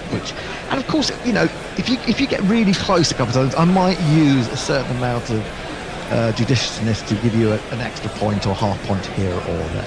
So you are looking very handsome today, Hendo. Thank you very much. I think so. I do try to tell people that, but not everyone believes me. Right. Hendo, are they Test cricketers, or could be any cricketer? Oh, it's any cricketers at all, right. Male, female, and from any nation or associate nation, which I know will interest Mog, who I'm sure will have been catching up on his Namibians. I've been checking out the Ugandan. The Ugandans. I don't think we've got any Ugandans this week. I'm sorry to say that. How many? I could be bluffing you, couldn't I? I could be bluffing. Ugandans? No Ugandans. We've just lost a Ugandan audience for a start. All right, I'll tell you what. Pick a number between 1 and 10, Mog, and tell it to me. 6. Unfortunately, that means the toss has come down the wrong side. 40. You get the decision whether to bat or to put Mog in first. What are you going to do? What's the conditions looking like? today? Well, it's been a wet spring. It's overcast tonight, so I'm going to put. I'll put Mog in. You're going to put Mog into bat. So this is your first name to deal with, Mog. I hope you're not too nervous. Just take your time. Forthy's already mentioned Cataline in a conversation today, so his erudition has already intimidated me. Well, I know he's like that. You know, he writes these incredible Smackman articles, which I just feel like I've read a philosophy essay by the time I got to the bottom of it. It's not going to help you with this game, though, is it? It's not going to help you with this game. Well, it might do, because there may be philosophers. Who knows? Yeah, so it could be. Okay, the first name that I'm going to read you, give to you, Mog, is Gregory McLaren, New Zealand. Live cricketer, dead cricketer, or who's that weirdo? Gregory. He's obviously he's a dead cricketer. No, he's not a dead cricketer. So I can pass it straight over to Forthy. So he's not a dead cricketer, so he's either a live cricketer or a who's that weirdo. What do you reckon? Forthy? Well, McLaren sounds like one of those names from the sort of late 19th century. I'm thinking of Archie McLaren. I think that he's a. Did you say a live cricketer? He's a dead cricketer. You said dead cricketer. Yeah. In which case, I'll say there aren't New Zealanders there. Yeah, but McLaren, it sounds such a Kiwi sounding name, isn't it? I feel I should have taken longer to answer. Yeah, I think yeah. You see, you were intimidated, weren't you? I'll say cricketer, but whatever the opposite of what Mog said was. So you think he's a live cricketer, and I can tell you that Gregory McLaren is neither a dead cricketer or a live cricketer. He's a who's that weirdo? Tell us more about Gregory McLaren, Tony. I can do that if you wish. Yeah, so you're right. Well, he's better known by the name of Lucky Diamond Rich. And he was born in 1971. His age is slightly indeterminate, but it's either 50 or 51, therefore. He is the world's most tattooed man. 100% covered in tattoos is for Gregory Paul or Lucky Diamond. Eyeballs as well. His entire body, including his mouth, ears, foreskin, even the insides of his eyelids are covered in tattoo. He's held that title since 2006, which you all know very well. He took over from Tom Leopard, known as the Leopard Man of Skye. He also used to be, or still does, he dazzles the crowd as a sword swallower and juggler while riding a 13-foot unicycle. He's done that in Covent Garden. He has the word nomad on his stomach and Buddhist writing on his arms. And he lives a rather nomadic lifestyle and performs now still, I believe, in Adelaide in Australia. Mog, you sounded as if you, as soon as we said Lucky Diamond Rich, as if you actually knew who we were talking about. Did you know? Absolutely not. Oh, right. Confidence is important, I feel. Sounded good. How the hell do you tattoo someone on the inside of their eyelids? Well, I was more intrigued by his foreskin, I've got to be honest. I mean, do they have like some sort of extendable message? Oh, please. Oh, yes, I suppose it could be, couldn't it? Depending on... If he's... Well, we're back. It's not supposed to be me. It's me. I'm here. Yeah, okay. Yeah, you see, you were testing me. No, I wouldn't do But that. Annie isn't here. Well, she should be. Where is she? What's she doing? She's not here? Well, until she is, shall the three of us just... Well, yes. Stick as a gang? Yeah, we'll still be the gang thing. Do gang. The boys. We are basically... This is how we started the day, after all, isn't We're it? cricket's boy band. We are. That's what we are. I think you're both a little less grumpy than you were at 5 in the morning, to be honest. Off. Oh, maybe I'm wrong. No. I've had a perfectly poached egg, and a bit of toasted marmalade, some rather pleasant, some beautifully brewed coffee, and I'm feeling in chipper order now.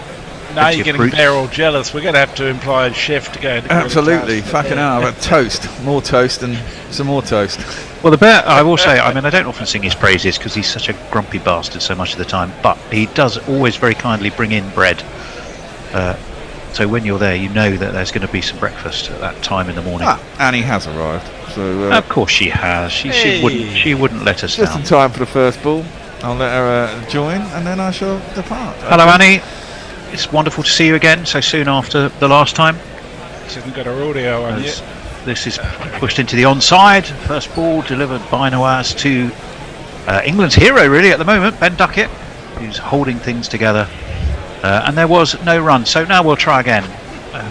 Same staircase or same bookshelf behind you. You've still got County Cricket Matters lined up in alphabetical order from C to C. Yeah, still all those things. In comes Nawaz. Back foot defence by Duckett, but gets a run for it actually. Economy of effort from the Duckster, because all he did was just nudge that really towards mid-on and gets himself a run. Brings Brook back onto strike. He's having a good series, isn't he? He's having a very good series. He's thoroughly enjoying himself, and inspired selection, dare we say, albeit. Unlike Root. Well, yeah, but Root, he'll say, I'm an all-rounder. Just look at my bowling figures. Yeah. And don't forget, as we wait for Nawaz to come around the wicket, Brook, who gets himself in a little bit of a tangle, and the ball just drops towards forward short leg, who fields. 90 for 3 are England. How much of this have you caught, Annie? Well, I have been asleep for quite a bit of the morning, but I did catch, obviously, the beginning of our innings. Excellent. Well, not obviously, but good. Good to know. Around the track, around the wicket comes Nawaz. Brook defends again. Nawaz fields off his own bowling. Yeah, we were saying, I think just before tea time, it was John and Jason and I. It's an interesting test in a way for England, because now there is no pressure to do anything in a hurry. Are they actually effectively in a way having to create their own pressure?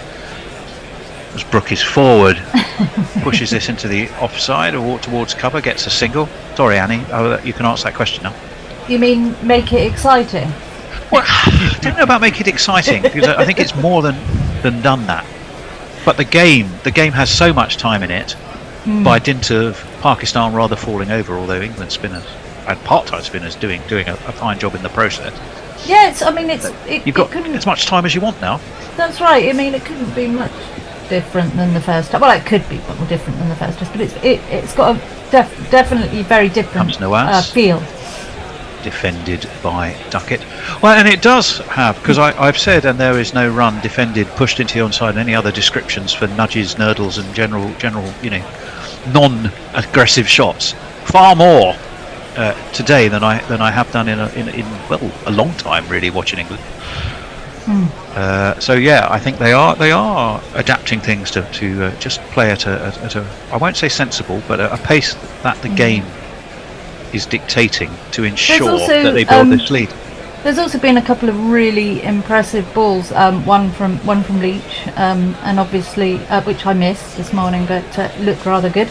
And the one that got Stokes yesterday, which both of them have been Abrar Ahmed is superb.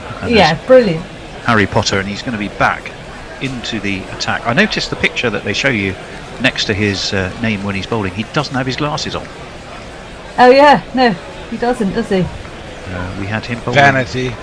He was facing Jack Leach this morning. It was like a spectacle off. As this one is guided towards point. No run by Brook. You are the height of fashion, Tony, you see. Oh, but wearing spectacles? Yeah. I'll tell you something about these glasses in a minute. As this one is driven back past him, though. That was Harry Brook looking to move things on a bit. He sort of rather timidly put a hand down and almost drew it away, thinking maybe not. And it's 4 runs for Harry Brook. 1, 2, 3, 4.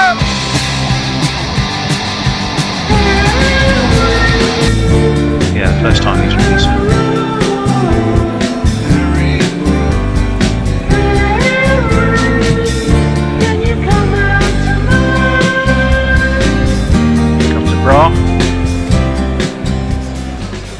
Brook pulls towards mid-on, gets a single, brings Duckett back onto strike. England move on to 96 for 3. Yeah, these glasses. I was walking out the SCG, and I'd been fortunate enough to be in the pavilion there, courtesy of listener James Humberston, who got me his paths, which I'd collected from where he worked. And the lady who's on the door, a bit like Lord's, only not quite as formal as Lord's, as we wait for a bra. Worked off his legs by Duckett, backward a square, another single, and the lady stopped me. She actually stopped me, and she said, "I love your glasses." And we ended up having a 10-minute conversation about my optician and my glasses, and she said, "This was so stylish." But I thought, this is wonderful. I didn't realise my glasses had quite such pulling power. Extraordinary. Check your wallet afterwards. It comes a bar. Well, I'm sure you wouldn't get fleeced at the SCG. You would behind the bar. Let me tell you, right the bit. But not by the lady who's sort of the door lady, as it were. What colour are they, Tony? 'Cause it's They're hard to blue. tell. They're blue. They're sort of blue. Yeah. This one is, well, Duckett, I think, was looking to slap into the offside, and it's gone down backward of square. He's got a single though, and England move on to 98 for 3. So the first tweet. Sorry. Oh, that's all right. It's the end of the over. It's 98 for 3, and it's Messi Jez. After the T tweet would be totally weird, out of context. It simply says, quote, "I was more intrigued by his foreskin," quote. A classic guerrilla cricket line, which was quoted, I think, by Mogg in relation to the tattooed man from New Zealand that was discussed in his That Weirdo. Yes. And I have to say, Annie, this is the first time I've seen you since your classic competition with David Lloyd, Bumble, on Who's That Weirdo, and I couldn't stop laughing from beginning to end. That was fantastic. Thank you. It was quite fun. Yeah. You will have noticed, Annie, we selected one or two specifically Lancastrian weirdos to I did notice ensure that, that we gave it a sort of a certain flavour. Now ours is going to be around the corner. Around the corner? Around the wicket. Around the corner? What am I talking about? As this is steered back to him by Harry Brook around the corner. I genuinely I'm not quite sure where you're at. No, I was. No, I did notice, and David Lloyd had been to some of the pubs, hadn't he, as well? Yes, he had. He'd been to Berry Market. He knew all about the black pudding makers. He'd eaten in the pub there. I don't think he'd ever wrestled in gravy though. I can't give any more away though, because you may not have heard it yet. Onto the back foot goes Brook, and we won't tell you who won, but it's tooth and nail, right to the death. It was, wasn't it? No run. Yeah, no, it was a joy. I mean, having you on a competition like that is always a joy. But you and Bumble are, I mean, if you really should be on the stage. There's one leaving in 10 minutes. Around the wicket comes Nawaz, guided towards cover. Another single for Harry Brook, who's been slow and steady, not fast and bazzy, has been his wont, but not today. 11 off 33, 60 for Duckett, who's been a little more brisk, but less than. Do you think Brooks playing the steadying role? Well, I think, as this is what we're saying, I genuinely think, Annie, that there's so much time in the game. The ball is turning.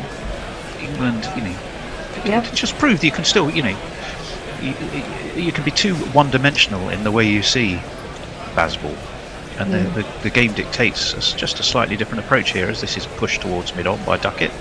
Another single. Well, it's a new concept, isn't it, baseball? It's evolving at all moments, you see. Yeah, I think so. I mean, if this was an ODI, we might be talking about the middle overs. England have lost 3 wickets. Yeah. They're in fairly tidy order. The spinners are on and are turning on a wicket that is offering them some help. And there might be more to be made by constantly taking the 1s and 2s. And that is precisely what England are doing at the moment. Having Nawaz around the wicket, back foot by Brook. Wristily flicked to mid-wicket. Was he sent back by Duckett there? The 100 is up for England. It's 100 for 3. I suspect he may have been. Yes, he was. Yeah, I think he was, because he's off he set, and Duckett. Yeah. Duckett's way of actually saying no was to turn his back on him, sticking his bat out, then kind of look over his shoulder and generally sort of waggle his bat a bit, which is a bit dangerous, frankly. Yeah, well, there's been several run-outs in the last couple of days along those lines. Yes, well, the Crawley one was just over-ambition, frankly. I don't think that single was ever on, but who else in this game would be there to... but he had time to do it underarm as well, though, didn't he? He had time to run him out underarm. It was straight to him. It was just a suicidal run, really. 100 for 3 anyway. England, we're in day 2, session 3, and over to Uncle Messers in his weather cage. Angelic Scooters says, first Windies wicket and Boland's average tumbles again. Well, I can tell you, since he tweeted that, Boland has taken 2 more wickets. Oh. The West Indies are 16 for 3. Boland has 3 for none from 1 over, which means that his average is now back down to 9.57. Extraordinary. Is this Adelaide, this one, Messrs? Yes. Right? Is it Adelaide? Yeah, I thought it was. He's taken 21 wickets. This is his 4th Test match. Yeah, I was going to say, they seem to pick, they must think this is going to be a Bolland track. Let's get him out. A Bolland track. A Bolland track, yes. Not Bolland to be confused with where Marais Erasmus used to play his cricket. And Jay, who's running a bit skint at the moment, says, what is this thing you people call food? Oh, food? Jay! Well, Zahid Mahmood, there we go, I'll get it right. Is that why you haven't resubscribed to my magazine, Jay? Well, he has to do work to afford food. Mixed Look, he's giving you the shits. First over of the second innings, he's worked away to leg by Duckett, who gets a single and brings Brook back onto strike. England move on to 101. The lead, more importantly, moves on to 180, and the sun, rather annoyingly, has chosen this moment to come out. Do your glasses go dark? No. Oh, well.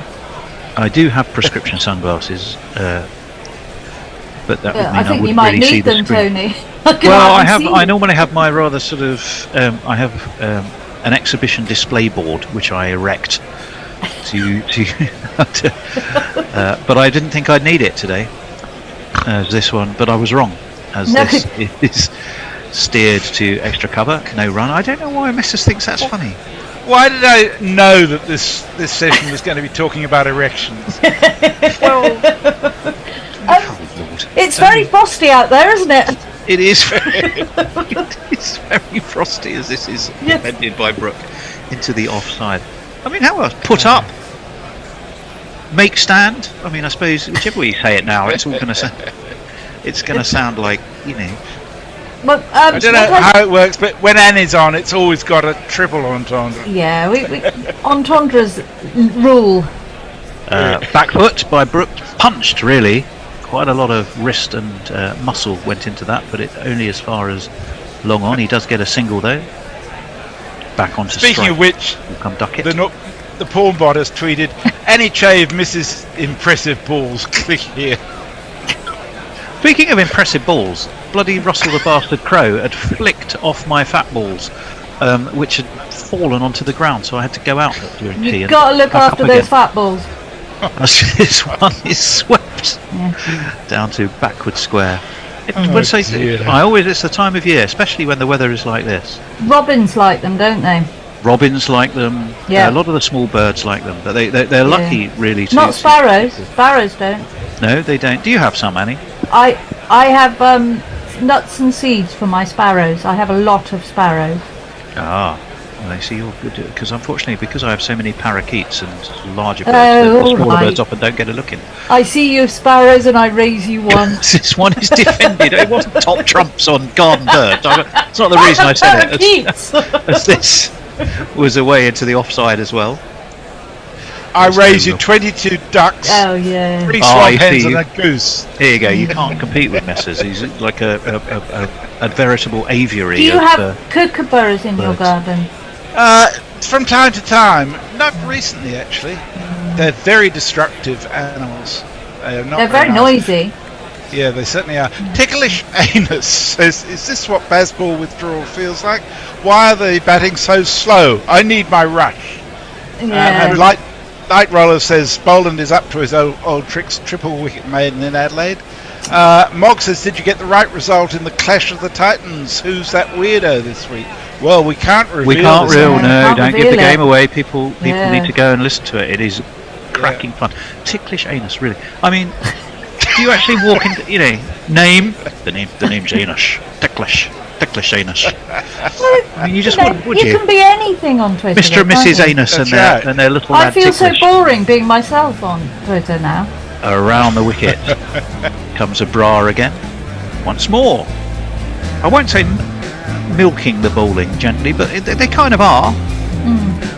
It's not been wham bam crash. It has been manoeuvring rather than massacring. Let's take a moment to really appreciate this debutant. I mean, what a brilliant test for him.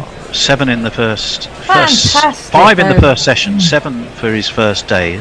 Some effort, back foot by Harry Brook. Steered towards mid-wicket, and once more a single. It's consistent, if nothing else. 104 He looks for so 3. unassuming too, doesn't he? And Yeah. he just looks a lovely little boy. He's always a very nice. He's a lovely little boy. I'm sure he'd love that. Next, honestly, next test, Messi will be looking at him, going, "Oh, hasn't he grown?" Yeah, I will too. But so impressive and so. In comes Harry Potter, defended Yeah. by Ben Duckett. Harry Potter fields, no run. He's just it seems so talented and so he has a lot of well, look at him. I mean, Yeah, I think Annie's got a bit of a crush on Harry Potter there, as this one is steered towards long on by Ben Duckett, who, interestingly enough, you don't seem to be quite so effusively complimentary of.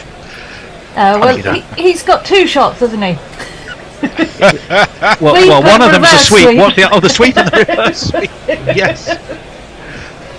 Indeed, Duckett and sweep. Yeah, but no, I think he's had a great. As I said, he's had a great test, hasn't he? Comes But, Annie's new fantasy man around the wicket and defended again. Obviously, you go for the bespectacled intellectual type, Annie, which well, quite right too, I'd say. As this one is dabbed beautifully by Brook. I think that is going to make it all the way to the third man boundary. Yes, it is. That was classy. Lovely and it's 4 shot. runs.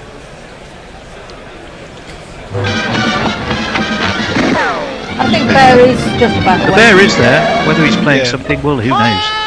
Yes, he is. Jay says, I think Tony needs Tom Ford glasses. You pandered to David Lloyd. I bet the Bishop gave him a hand shandy in the green room, the Craven Pick.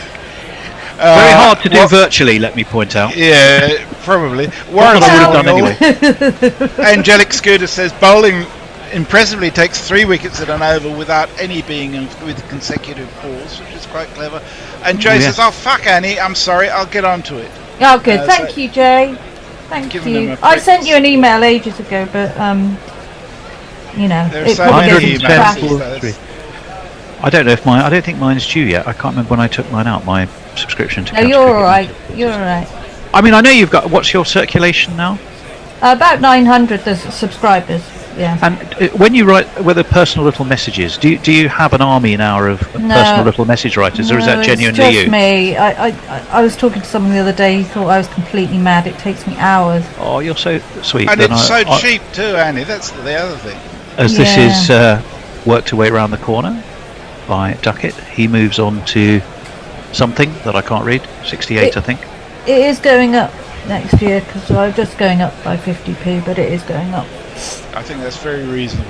Yes, thank you. Have you got yours? I did send you yours. I didn't have, thank you. Yeah. I haven't got around to reading it yet, but thank you for that. Shocking. Mine always makes me laugh when it arrives because it just says Anthony. Anthony, I know. Sometimes with a little, and then it's Anthony with an H as well. Oh, sorry. As this one is, it's steered again towards cover. No run on this occasion. 66 it is for Duckett off 86, 112 for 3. And I always think, well, it's my mum who would only ever call me Anthony had I have misbehaved. Yes. Well, you signed up as Anthony, so I like to do what you say, or to spell it incorrectly. Because That's it's all.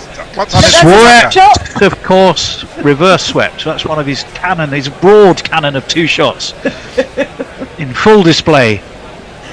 And it will get him. Surely, it will get him a single that time. You never know with these. Whoever is operating the captions here.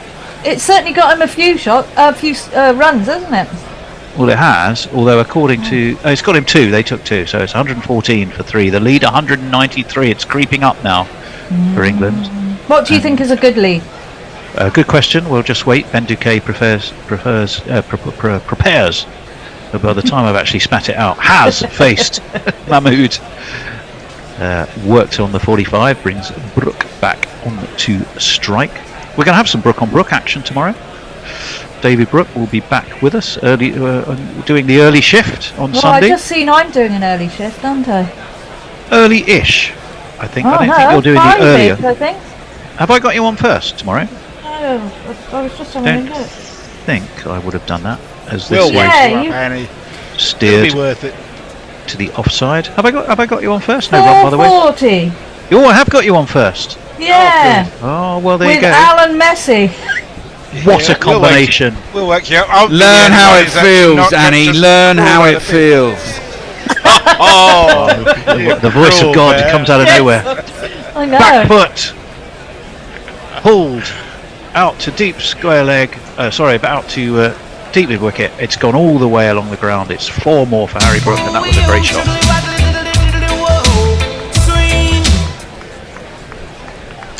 I'm Reno Evans. Muscle This morning, that. fantastic gorillas. It seems that the pawn bot has taken control. Annie has already commented on a pair of impressive balls, and Tony's talking about his erection. And Mog in the Animal's Sake says, I raise you one determined and bloodthirsty cat. Fucking birds. He also asks, what's the postage to Australia cost, Annie? Well, it's in electronic form if you want to subscribe. Yeah, isn't but it, I Annie? can post it out. It's I think you charged about £5 for postage to abroad. And it takes ages for anything to get here from England, I've got to say.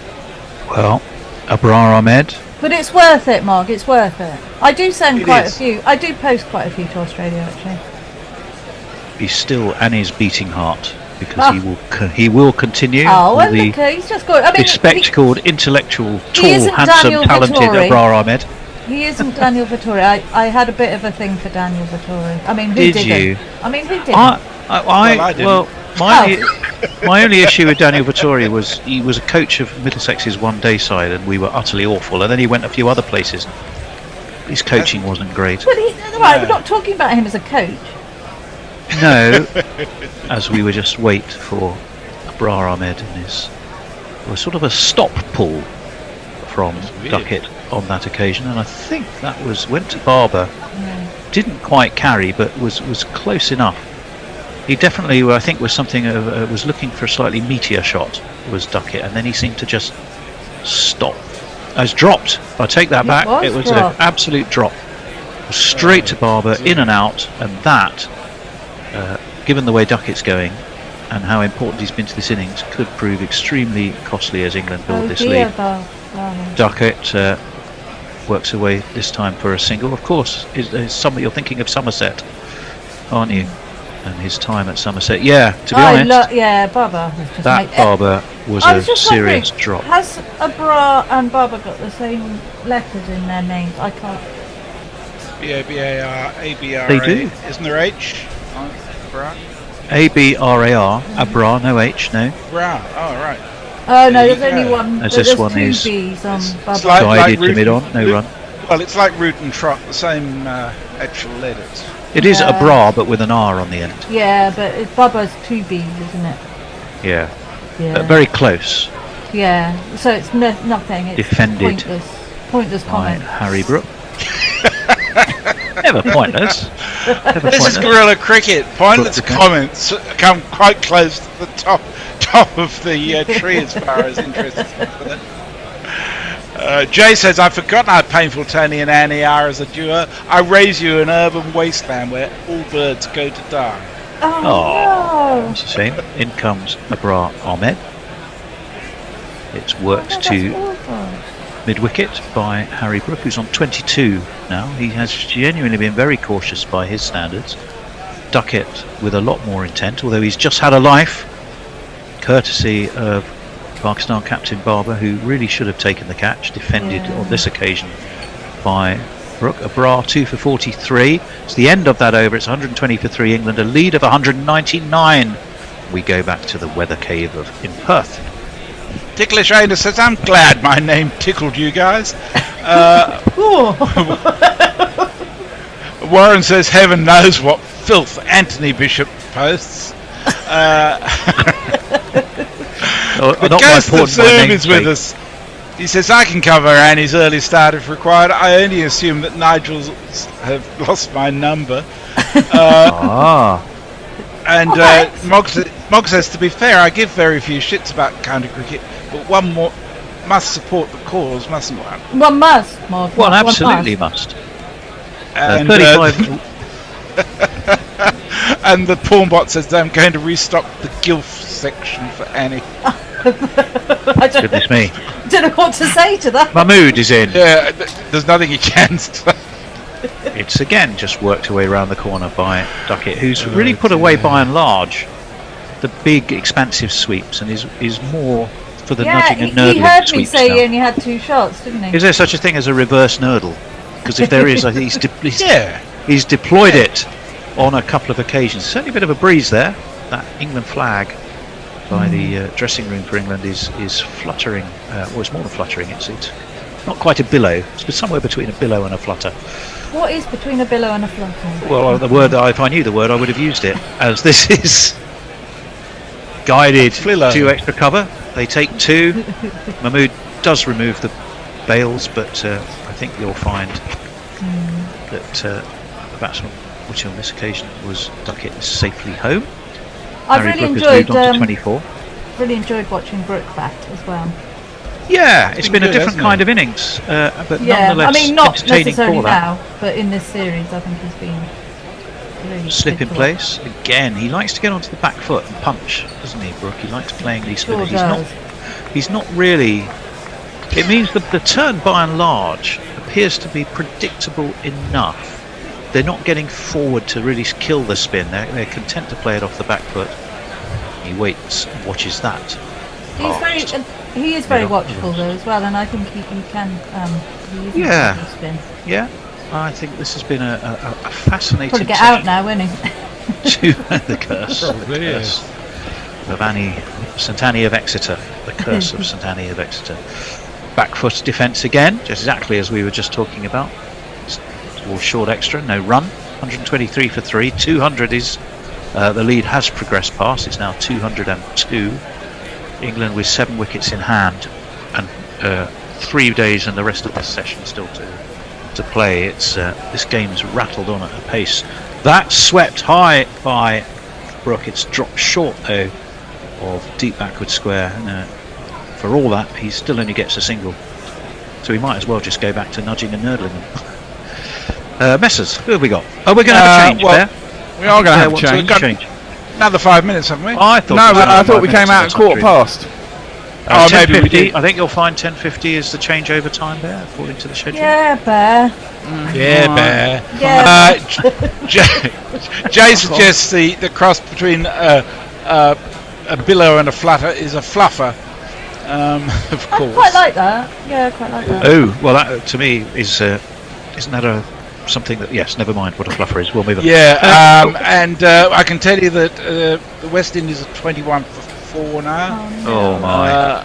And that India scored 409 for 8 in their 50 overs. Bangladesh is 33 for no wicket after 4 overs. Well, they've got some catching up to do, India, haven't they, in that series? What I should tell you, they if we are can't. about to have a changeover, it's 124 for 3. Abrar is back again.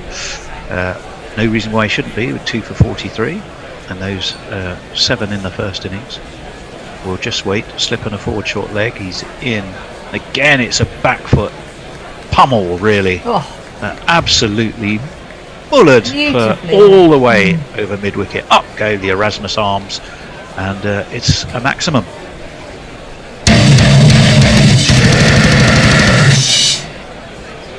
Wait for Bear to signal that the jingle has finished. What a shot that was. I think it may have done. We'll move on. Right off middle stump, and he just stood and delivered and hauled it high and handsome. You see, he's very different to Duckett. He's got lots of shots. He's done the same again. He's got lots of shots, but this one is higher. But I think as he got that to go all the way, I think that might have just it's just dropped short on this occasion. 10 off 2 though. And, there it is. 1, 2, 3, 4. We're going to have a new voice to join us. Riley Taylor is going to be joining us for the first time. He's going to do some summarising. Cricket writer, done some broadcasting as well. I'm sure when he's on with Bear, Well, he'll have the opportunity to tell us about himself.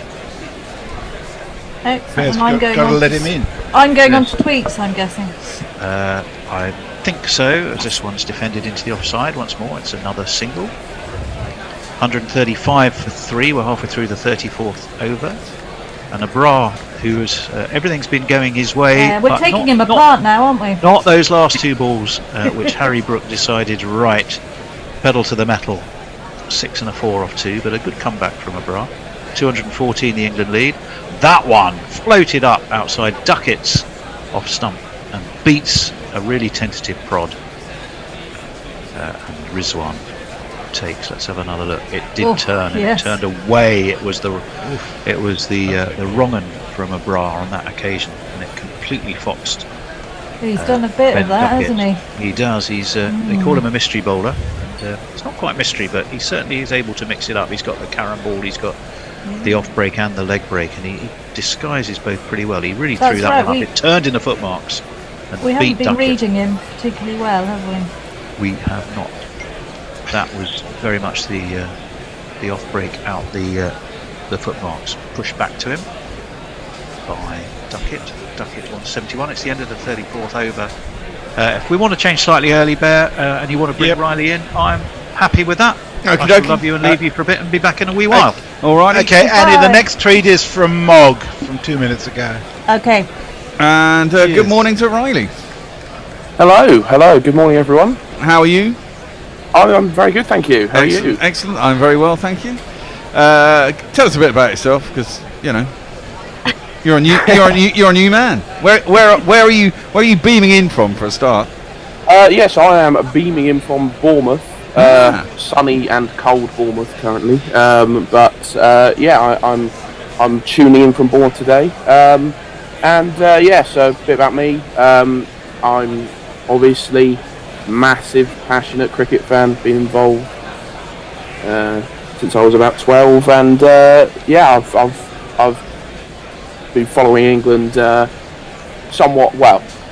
Sometimes reluctantly, but at the moment, it's definitely not that. Okay, No, Baz ball is great, isn't it? First ball is pumped out into the offside. I think they just got a single. As Mahmood starts his 4th over. A bit reluctant to get him on today, weren't they? He does tend to go for a few runs, does Zahid. He's been usurped by young Abra as the next one's to turn around the corner. Reluctant to get on. What's your thinking about Pope not coming in? I think they've just given him a break, haven't they? He's kept Because of keeping. Yeah, kept a few. Yeah, exactly. He's been keeping, and he got 60 odd in the first innings. He's got a ton and a 50 in the last game. No, he didn't get a 50 in the second innings, did he? Do you think his legs are hurting? Ben? Yeah, I think he might. He might have a little stiff back. I think maybe they wanted to get Will Jacks a little bit higher up the order, just because that's driven up by Brook. He'll probably get 2, just chased by Imam down towards third man. I think that Will Jacks is better than a number 7, isn't he? And they thought, well, okay, we'll give him a shout. Didn't really work out, though, did it? It didn't, did it? But there you go. Such is life. Yeah, Jacks is an odd one because it's tough really to fit him into a certain position in this side, I think. Yeah, well, he's there as a part-time spinner, but he didn't really get part-time spinning, did he? In the first innings. Exactly. As that's driven up to mid-off and there's no run. That was a terrible drop by Baba, wasn't it? Yeah. Yeah, he may well rue that. He did a few of those in the World Cup. He's not a great fielder. Has to be said about our man Baba. He's a marvellous. He's a marvellous man. Batter, let's just say. Yes, he's a marvellous man, but marvellous man. Great player, but can't really catch. Yeah. Around the wicket is Zahid, swept again by Duckett down towards fine leg this time. A man will come round from deep square. They should get back for 2. They come back for 3 actually. That's good running. What do you think England want here? 300 minimum lead? Yeah, I think so. Yeah. The way the pitch is going. I reckon they want 320. I'd go for.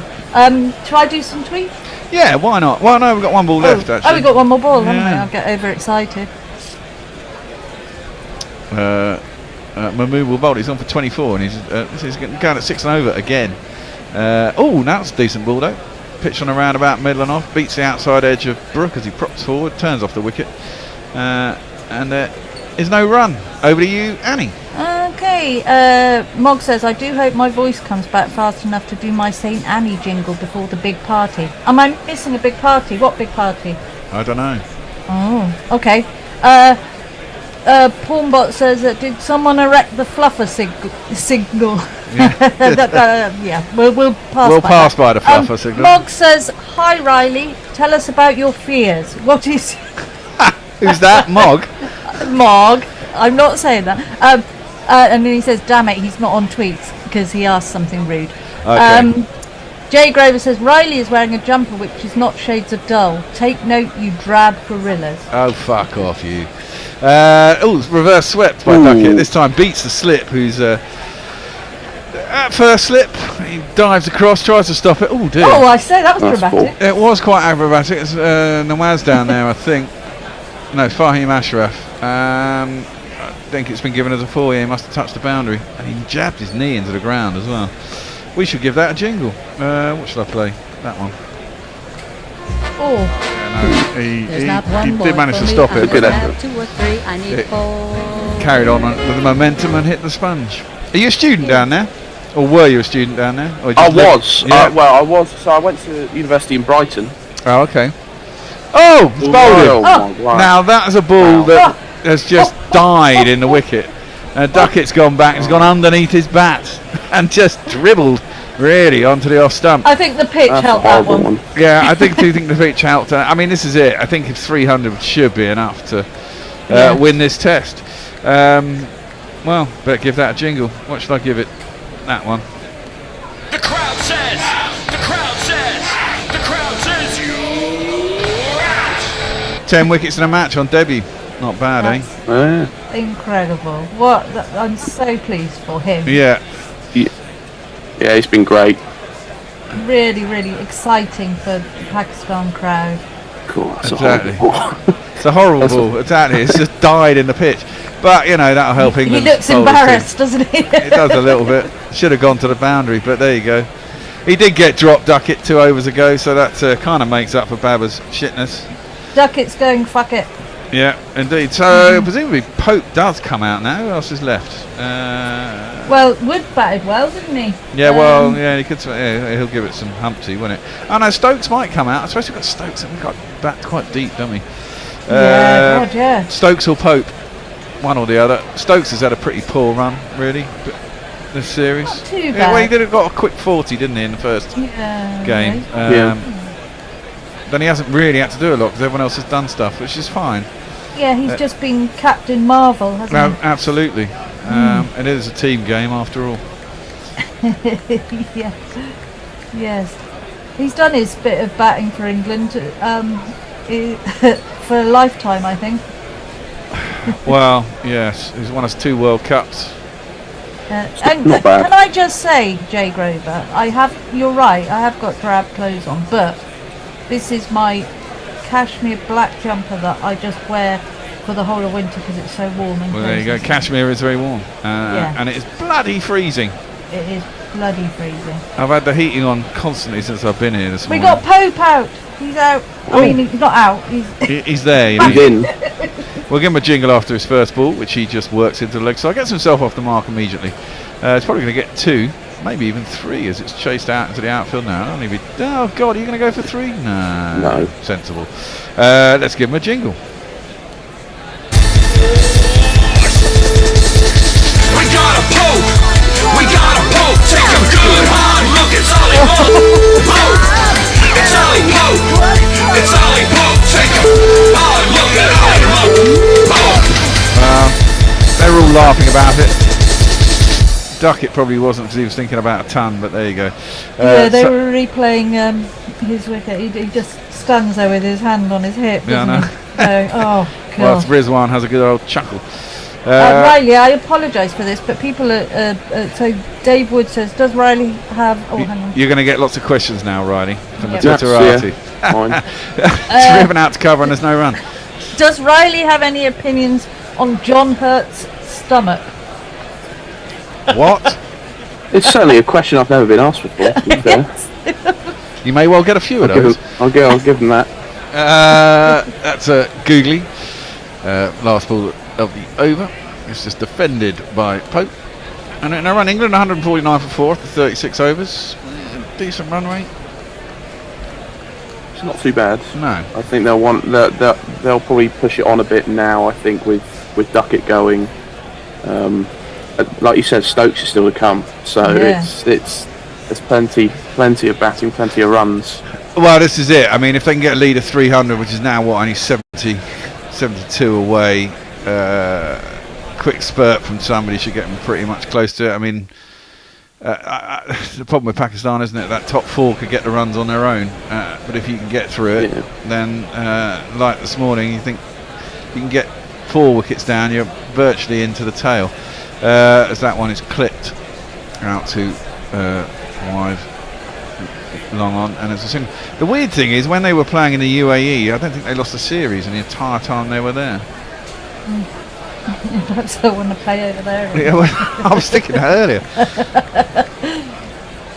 Why do you want to know about John Hurt's stomach, Dave? It depends which John Hurt. Valid response question. John Hurt now, In or Alien, John Hurt I'm when he was? assuming. Ah, right, okay, maybe. I'm assuming it's the alien. Oh, okay, maybe. Who knows? Well, I can't think why else you'd have John Hurt's stomach mentioned. Have they got a single there? I think they did get a single. Yeah. The reason I asked you went to because Bournemouth has it's one of the top TV type studying universities, isn't it? Down in Bournemouth. Yeah. Film and television. So that's driven by Brooke out to When you say long off, and there's TV one. studying, what do you mean? Well, film and TV, so right. technical stuff and lighting and all that kind of shit. They're quite high regarded down at Bournemouth. I knew a few people who went down there. Did you study TV? Me? No. Yeah. No, I did sound engineering, but I did it at the studio up in Manchester. How about Riley? I study sports journalism. So okay. Off the back foot, forced into the offside by Pope. He'll get himself a single. Well, he's had a good rest, hasn't he, Pope? Well, yeah, certainly has. And we've only got, I mean, presumably they'll go off again in about 3/4 an hour, one presumes. Yeah. So Yeah, well, folks end of the will day, come back isn't then. What? Folks? Yeah, because Next obviously should do. For the last test, you mean? Yeah.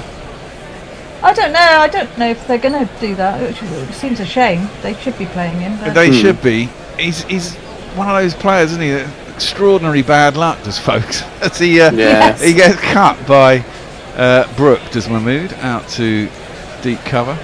Far enough around that I'll get back for 2. Yeah, I mean, he slipped over and did a hammy or something last year, didn't he? Or the year before, which meant he didn't end up playing most of the summer. Plays in the winter away tours. And then here, I mean, it wasn't even an injury, it's illness. It just kept him out the side. And they've obviously struck on a formula that kind of works in Pakistan. They like the fact that they can get the extra bowler in. Because, I mean, I guess the problem for England is that's defended in the offside and there's no run. With only Leach being the only specialist spinner, we kind of need 2 part-timers, really. Well, we could. Yeah. It would have been interesting to play Rahman, wouldn't it? Well, yes. And maybe they could drop one. I mean, I suppose if you have Root as your second part-time spinner, you could theoretically drop Wood or Jacks. Robinson. We'll presume Oh, Jacks would get dropped. Jacks. And then you could bring back that Folks. And then maybe you don't need 4 seamers. I'd have liked to have seen Ahmed play. I've got some more tweets. Jay Grover says, Riley, Annie's on tweets, speak as much as you like. I think he's suggesting that I don't get through my tweets very much. And Messi just says, the special party for all our patrons at the Bishop and the Bear, Annie. Oh, yes, there's a party, isn't there? Oh, the online party, of course, yes. Yeah. Thanks. Not in person, unfortunately. Driven by Pope out to cover. It's fielded and there'll be no run. Mog tells me it's the party at Bishop and the Bear, and he also says Mog says Folks will never play for England again. Yeah, I'm sure he will. Clipped up to mid on. There's no run. I mean, it's England's problem, isn't it? We don't have a second spinner really. So somewhere where we need a second spinner. Huh? I was surprised when England picked their squad that there wasn't at least someone else to kind of help Leach out. I know obviously Jackson Livingston were picked, but it does feel like Leach has got to do quite a bit of the heavy lifting in the spin department. He certainly does. This is just driven back to the bowlers now. Do you write for anyone, Ronnie? So I've done a few freelance bits as a cricketer, and I used to work predominantly with Sussex as well. Oh, right, okay. Writing for them. Ooh. Down the track comes Pope. No. He's not interested. He's not It's interested. missing, isn't it? Yeah. He's a long way down as well. Difficult to say. Maybe I hit him in line. Bob always takes ages to decide on whether to review, doesn't he? Last second. I'd like to see it. It's reasonably close, I reckon, but they're not going to. They're not going for it.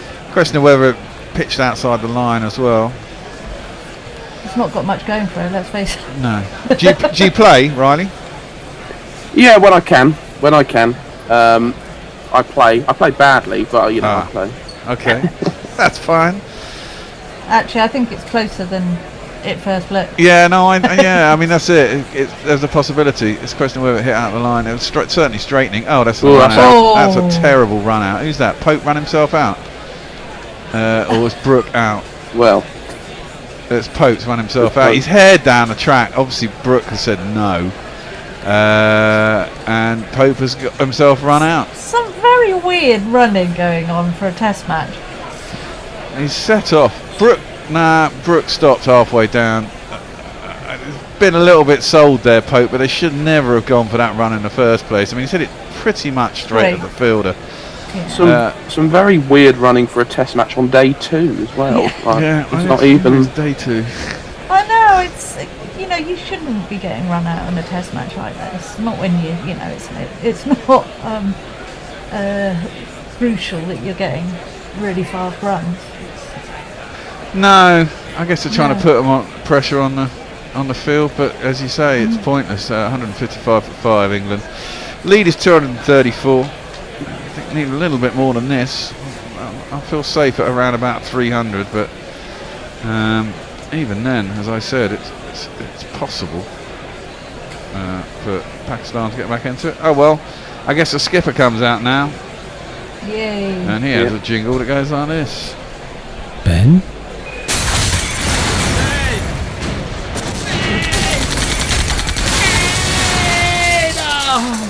Ben Stokes. Crash bang wallop, it's Ben Stokes. Is he going to actually? What did he get in the first innings? Can't even remember. I'm going to have to go and look at the scorecard. He got bowled by an absolute peach, though, didn't he? Oh my God, his face! His face was It was brilliant. 30. 13 or 13. It was just like a wow. That went past his outside edge and clattered into his stumps. You didn't He pick made it that at all. face that if somebody asked you to make a shocked face, what face would you make? Absolutely. It was brilliant. Well, Abrar had 3 for 60 is going to bowl to Stokes, who he got out in the first innings with an absolute peach of delivery, as we were just discussing. Yeah, he'll be carefully watching every ball, won't he? Yep. His average is nearly 36 now. As an all-rounder and a skipper of England, an all-star man. As Abrar is at the end of his run. And Stokes settles down. Rizwan gives him a few words.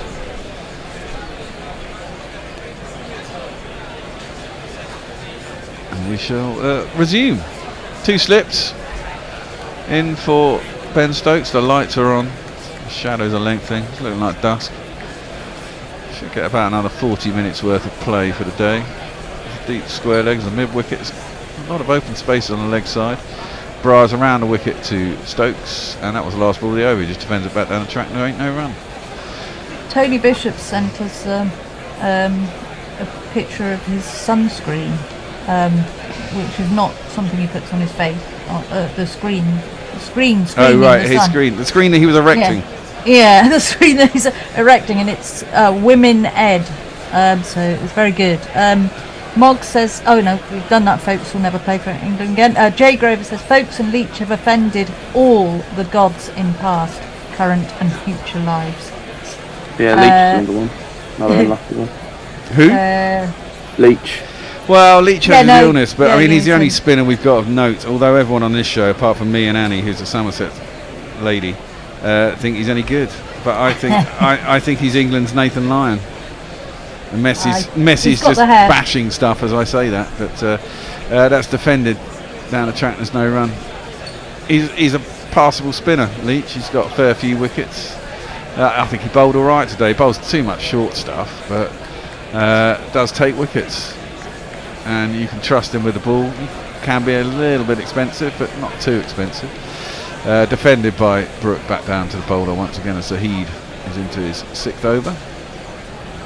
Yeah, Dave Wood said, funky declarations, odd run-outs, I'm saying nothing. I don't know if that's in relation to John Hurt's stomach. I don't know. Alien. Zahid tosses that up. It's defended out to cover. And there is no run. What are you going to say, Ronnie?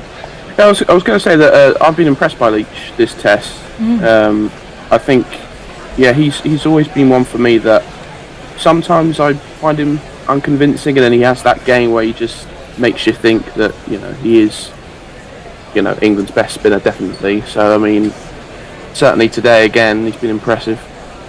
Yeah, I think so. I mean, driven out too long off and there's no run. Listen, it's I think it helps when the captain's behind you. Yes, and I don't think that Root was particularly liked him, but I think that Stokes does give him his head. Every spinner likes to get into a spell. I mean, you know, as a spinner, you like to bowl long spells and get into your rhythm and do all that stuff. And Root didn't really trust him. Oh, they did when they were in India, weirdly, but then I guess, you know, what else were you going to do in India? And he got, what, 29, 30 wickets in that series. He did really well. Clipped around to deep back to the square, and there's no run. And also, England isn't very conducive to being a spinner, let's be honest. I mean, how many times have England rolled sides out, never actually having to require to bowl Leach an over or two? Only when you're at Somerset. And we don't play test there, do we? I'd love a test at Somerset, but I would too. That's not going to happen. Zahid is in. That one scoots on a little bit, and Brooke goes back, cuts it out to cover, and there's no run. I imagine that Popey will give Brooke an earful when at the end of the day. Yeah. I think he a little bit sold him down a river there, didn't he, in that run out? Yeah, well, it would have been his call, wouldn't it?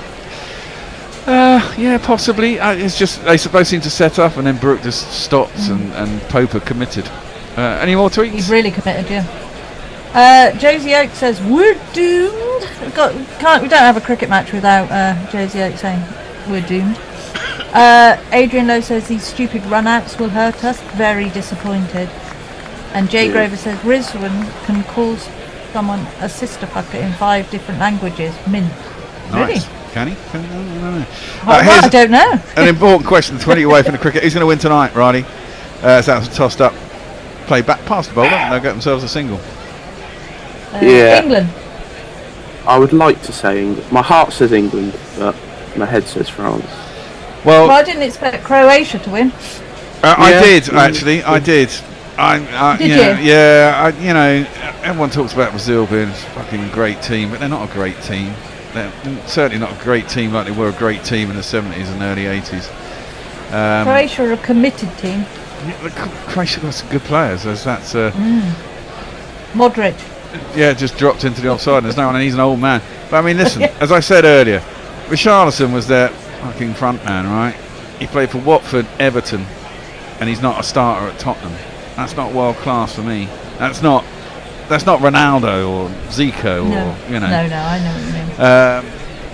Whereas that's left alone outside the off stump. There's no run. I must say I've got money on France to win the World Cup. So if we lose tonight, if we lose tonight, I've got the misery hedge on. You see. I want Morocco to win as well. I'm quite happy to lose my fiver. I'd love Morocco to beat Portugal. That's defended up the track by Stokes. Won't get a run.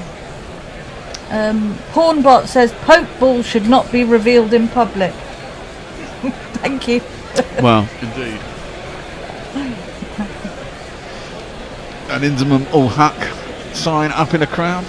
Oh, that's going to be close. No, yeah, there's an appeal for LBW. Now, it was a reverse sweep. I don't know if I'd be quite tempted to review that. 3 reviews. They've got 3 reviews. He's missed it. It's hit him on the thigh, probably in front of middle and off. I think no, they're not going to go for it, are they? No. Oh, I would like to see that. You know, I don't think that's that far away. Maybe I'm wrong. Let's have a look. I mean, he's coming around the wicket. The angles don't work, but it didn't. No, it hit miles outside off stump actually. Yeah. I thought it hit further up on the thigh nearer the hip, further back on his leg. That one is worked by Stokes past mid wicket, mid on his It set back wasn't a a little bit in the single. convincing appeal. No, we can see that ball that got him in the first innings. Absolute cracker that was. That face. There's the face. It is like Broad's face when he was bowling. Remember that Yes. time? The cat. It's brilliant. England move on to 160 for 5. Lead is 239. Unlike, as I said, 300. Hawkster says, so I'm a bit out of the loop with fringe players being in Oz. What's happened to Dom Bess or Mason Crane? I mean, Dom Bess hasn't had a bad season for Yorkshire. Crane's been unlucky with injuries, isn't he? Yeah. Mason Crane, I didn't really think he cut it. Dom Bess, maybe he'll come back, but you know, he got a fluky 5 for, let's say it, with a bunch of shit in India. He showed so much promise as a youngster. Well, yeah. Oh, there. Stokes was caught napping a little bit there. He kind of paddle swept it onto his pad. It went in front of square leg, so he dawdled down the other end. Who actually got there, hurled it at the non-striker's end. We don't want any more run out. Don't need another run out. Yeah. And it's like they're all on holiday. It's like they've got the game in the bag. It's not in the bag. You haven't won yet. They're only 240 runs ahead. Yeah. It's a good lead. It's a reasonable lead, and we did bowl them out for what, 200. Gosh, I was really surprised to wake up and for everyone to be. Well, it all went. I mean, it was quite mad because they were looking so serene this morning until Ollie Robinson came and Baba just basically got done by. And that was the first time Ollie Robinson had bowled. Yeah, second ball. Yeah, just drove it, nipped in off the seam, beat the inside edge, castled him. And then was it a domino effect? Well, not really. That's on the back foot. Brooke punches it out to cover. They're going to come back for 2, probably only 1. Sal Jakil batted pretty well actually from there on, and Rizwan basically did nothing. I mean, he was out there, he didn't score for 28 balls or something, and then Sal. Oh, it's almost like it's a test match. I know, but it's not very Rizwan, is it? I mean, Rizwan's a bit of a crash band wallop as well, you know. True. One of the best T20 batsmen in the world, and he comes out and blocks 20 odd balls. Wow, that one spun a lot out of the rough and moved around the wicket to Stokes. I don't know if he got anything on it, ballooned off his pad out towards slip, but bounced the catch before it that got there. Root was good, wasn't it? Catch got Root was good, but then Sal Jakil mistimed. He'd hit Leach for 4, and then he mistimed one. And it was a good catch by Anderson out in the deep as Moon comes around the wicket, reverse swept by Stokes. There's someone out for that though, and it'll be a single. And then one he went, and then the ball that got Rizwan, and once Rizwan was out, you kind of felt okay, and then they kind of just faffed around and just gave their wickets away. I mean, they went from 158 for 4, I think, to 168 for 9 or something like that, and then Faheen Ashraf and Abrar again put on 30 runs for the last wicket, I think. I heard that he batted quite well. Yeah, it wasn't. Well, it wasn't aesthetically pleasing, put it that way.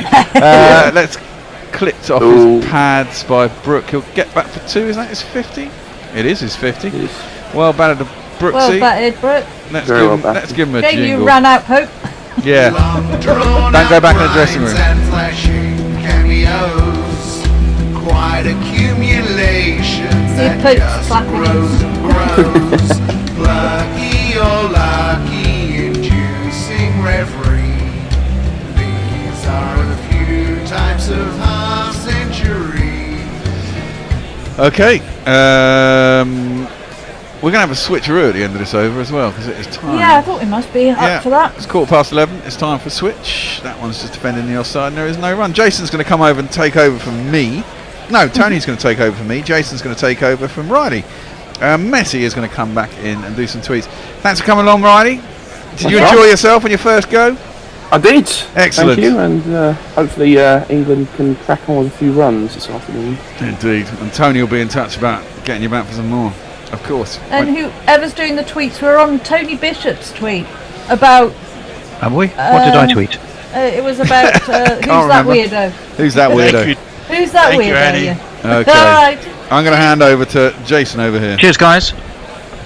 We seem to have... Riley, can you... He's done it. He's turned his camera off. That's what we needed. Bless him. Fine debut, I thought. Splendid lad. If he's listening, yes, you should have had the email about availabilities already. Let me know if you haven't. And let us know about the next test. All good stuff. It's been interesting. Surely the lead's enough. Chaps, what do we think? Well, I think it's enough already, but no, I mean, they're obviously going to bat through to the end. There's no point declaring at any stage. No, it's going to be still closer. Got 3 days left. Yeah, I think they're well placed, and the wicket's not going to get any easier. That's for sure. You would tend to think so, and it shouldn't do. Abrar Ahmed, of course, has been quite superb. He's an interesting looking character, isn't he? I mean, because he's always in the game in some capacity, even if he's not taking wickets. He's playing an interesting defensive role to try and extend the runs, and then he's doing run-outs. Sorry, Jace. Yeah, he's a bit of a star. He's a big game player, I think. He turns up when the chips are down. He does turn up when the chips are down. What's the phrase for that? When the going gets tough. He's one of the tough that will get going. A bit like battered fish, then. Like battered fish, yes. Yes. If Well, you it's like. there when the chips are down. Yeah. Well, absolutely. Yes. Indeed. I'll read Well, where do your we tweet, stand? Tony. Anyhow, it says we can't reveal the result, but if you haven't heard any shave take on Bumble, you can listen to it here. It's on our tweet line. I shall retweet it again. It's a great piece of podcasting. Not only are Annie and Bumble very funny, but so I have to say are Hendo and the Bishop. And it's 45 minutes of just solid fun. So I can highly recommend that. Annie says this was as tense can be. It was tense as tense can be. It was, and you're right. I mean, if we make it sound fun, it's because it genuinely is. I mean, we were just having an absolute ball. It was a riot. But as they all have been. I mean, Bumble was magnificent, and he was in finest of fine fettle and was, thoroughly enjoying himself. But they've all been fun. So far, and they've all been close. So the Mark taking on Annie was it, also pretty good. The other thing that's been fun is listening to the weekly podcast of the Bishop and the Bear, where you yarn with various important celebrities about cricket.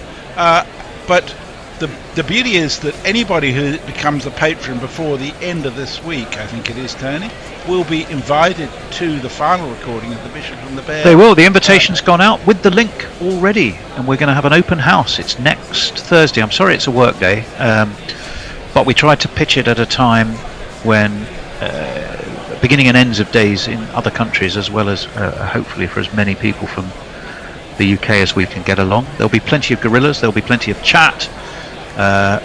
You don't have to say anything. You can just come along and listen and watch along, or you can just get stuck in and ask any gorilla anything you want to ask. We'll have a little section of that. We're going to have a look at the back of the year in view and some of the highlights and lowlights. We're going to play some new jingles as Abrar is in, rather squares up Ben Stokes, but he gets a bit of a squirty edge towards point and takes a single.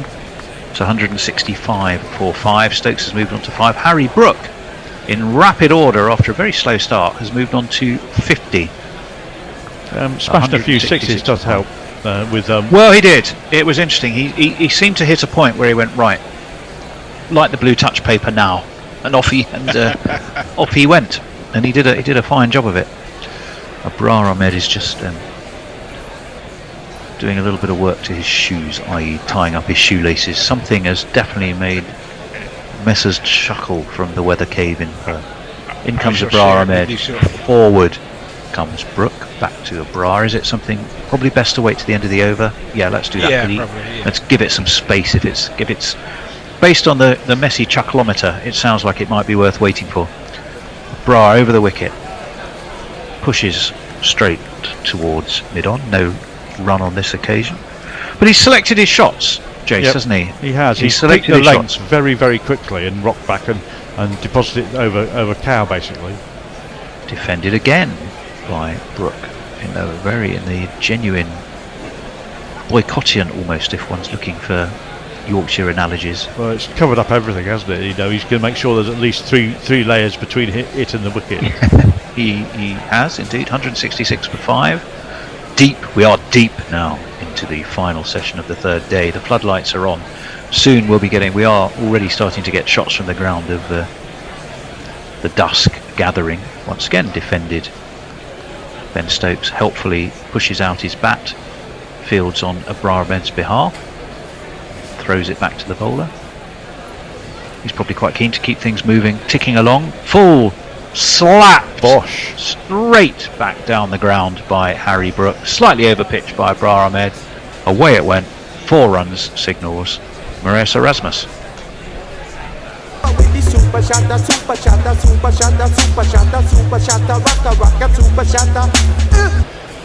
And we have the chance now to find out what made Messi chuckle. Well, there's a couple. Adrian Lowe is wonderful at mixing his metaphors. He says a glass house saves the stitch in time. And Jay Grover, always one to find a negative where there was none, says there's been no Yorkshireman on Who's That Weirdo. Bloody typical. We're working round to it, I think. Well, we will get round to that. We are hoping after Bumble that we might find a few different let's say celebrities, as well as mixing and matching those we know and love well. That one really does nip back in from Mahmood to Stokes, who steers him nonetheless down to long on for Heem Ashraf Fields. Long on rather, and there is a single taken. Brook will be back on strike. Ben Stokes on 6. He's rather settling into his role rather than attacking it. This is one of the Stokes' building innings rather than a smashing grab act, which he has been doing far too much of in the most recent Well, it's such an interesting stage, you see, because 250 runs is a big lead, but England will not want to be out with just a 280 run lead when there is so much time in the game. I think they'll, whether they have a figure in mind, because time is literally so irrelevant to the situation at the moment. It's effectively a timeless test. They've got 3 days to get in 15 wickets. Yeah. Well, they will have. Yes, they will, assuming they bat for the rest of today. So I genuinely think they're not. It's not like they're trying to get a total and then need to give themselves extra time to take those wickets. It's just a question of how big can you make the lead, and to their credit, they are trying to do that. This one is left past his legs by right-handed Brook. Through it goes to Rizwan, no run, and who's quickly got it back into Mahmood's hands, and he'll be wheeling around to come in again. The overs are being whistled through today. Down the track comes Brook, but in the end, I think he was eyeing up mid-wicket there. Jason realised it wasn't the way to go and ended up defending. Well, I think more straight back over the bowler's head, but it just got a bit too close to him, and he yorked himself almost. He did york himself. Around the wicket comes Mahmood, swept straight to the man on the 45, but on the bounce too. No run. 171 for 5. Alim Dar pensively strokes his beard. Perhaps he's thinking it's light meter time. We shall find out shortly. In comes Mahmood again. He's spearing it down the leg side. Frustrating Brook, really, because it's pushed again just straight to mid-wicket. Perhaps this is a plan. It is a plan. It's a negative bowling plan by Zahid, and Brook is buying into it because he's trying to dance down the wicket instead of just patting them away and saying, no, try something different. He's done it again. And an attempted sweep by Brook, but he sweeps it straight into Rizwan's pads, or on his foot, I would imagine, because Rizwan is limping quite painfully. He's all right. He's now walking normally back to the other end, but I think he definitely wore that one on the foot. Yeah, I'll have a look for you at this replay. That's the straight back behind you. Ooh, it was. The wicketkeeper botherer. It was a wicketkeeper's foot botherer. It's the end of the over anyway. It's 171 for 5. 43 overs complete. Messers. Well, I can tell you that. Warren says, when are you going to have a dead cricketer on Who's That Weird? That would be interesting, wouldn't it? Yeah, I think they might score slightly more points than I did, frankly, the way I went. But we could get WG on. They've come to listen to me. Yeah. Pick weirdos. We should invite WG Rumblepants, actually. I'm sure he might be fun. That's a really good idea. What a great idea. As this one is driven nicely straight back down the ground. But we'll get a single. Means Brook will be on... Stokes, I beg your pardon. On to 7. Brook back onto strike on 54. 172 for 5. Yes, I do rather like that idea. We can't get WG Grace, but we might get Mr. Rumblepants. He tweeted a couple of weeks ago a photo of his most recent painting. I can't remember who it was, but it was superb. He was working on Mike Atherton, and I think that's who it I have was. to say, and brilliant. He's tweeting sort of how the painting progresses, which I found rather interesting. This one is nicely defended by Brook back to the bowler. He has a little adjustment of his gloves. The lights are shining brightly now. Those stands, which do remind me of Ayerson Park, as it once was, kind of curved, corrugated roof. I think is what does that. If there's any Middlesbrough fans listening from the era of Ayerson Park, that's nicely played by Brook. That's beautifully played, in fact. Just eased, guided, backward a point, and we'll get him 4 gorgeous-looking runs. Now my aim is going, great guns, I hit the ball, 4 runs, I hit the ball, and it went for 4 runs. Played that well, didn't he, Jason? Yep, nicely on the back of the foot. It's a bit close to off stump, but he managed to give himself room to get his wrists through the ball and place it lovely. Down the track he comes, killing the spin on that occasion. Not playing quite so much on the back foot. And no run on the pushed into the onside. 176 for 5. 3 for 72 for Abrar Ahmed. 10 in the match, of course, for him. That one was played off the back foot, but very effectively by Harry Brook. 58. He's taken over really where Duckett had left off. Duckett, it's fair to say, did have a life when he was dropped by Barber, but he didn't survive much longer. That one again is just guided towards point. They take an easy single. It's the end of the over. By Jove, they're whistling through him. 177 for 5. And back to the weather cave. Jay Grover says you had Bill Cash on Test Match sofa.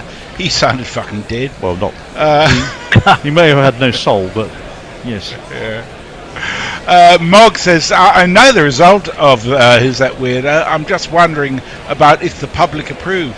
Well, I think the public was there for good fun rather than for barracking too much for the particular winners. I like to think that anyhow. Yeah, I do. And Leah says, I was just going to suggest the same thing. WG Rumblepants would be jolly good fun on Who's That Weirdo.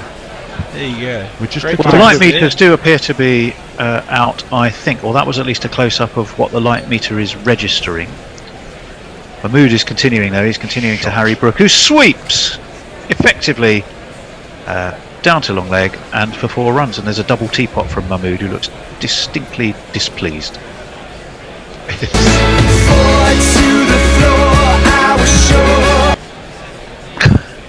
A jingle of which I literally heard just the last word, but I suppose that's all I needed to hear, really, to know it had finished. It was a good sweep, that by Brook. Kind of really swept it round, didn't he? But just evaded the man on the 45 down to long leg. Nicely in control. 4 runs.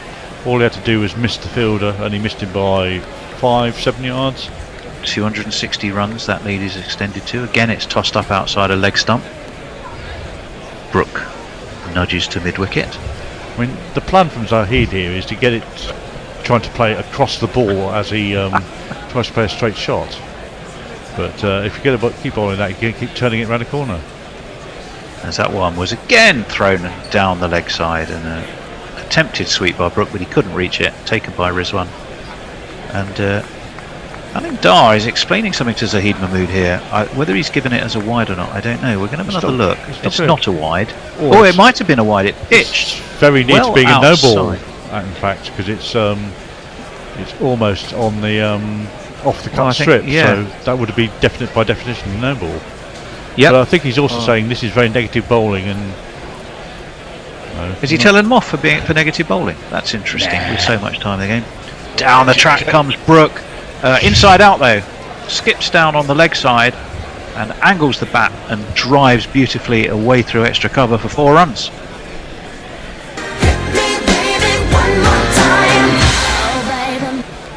Ooh, baby, baby, that's the bit I only heard Evie at the end. That was an interesting shot, Jason, wasn't it? Goodness. Lovely into went out. So far down leg. Yes, I mean he's gone leg of the ball that's 2.5 feet outside leg stump, and still managed to the inside outer. That's Harry very Brooks creative. on 67. Sweeps again.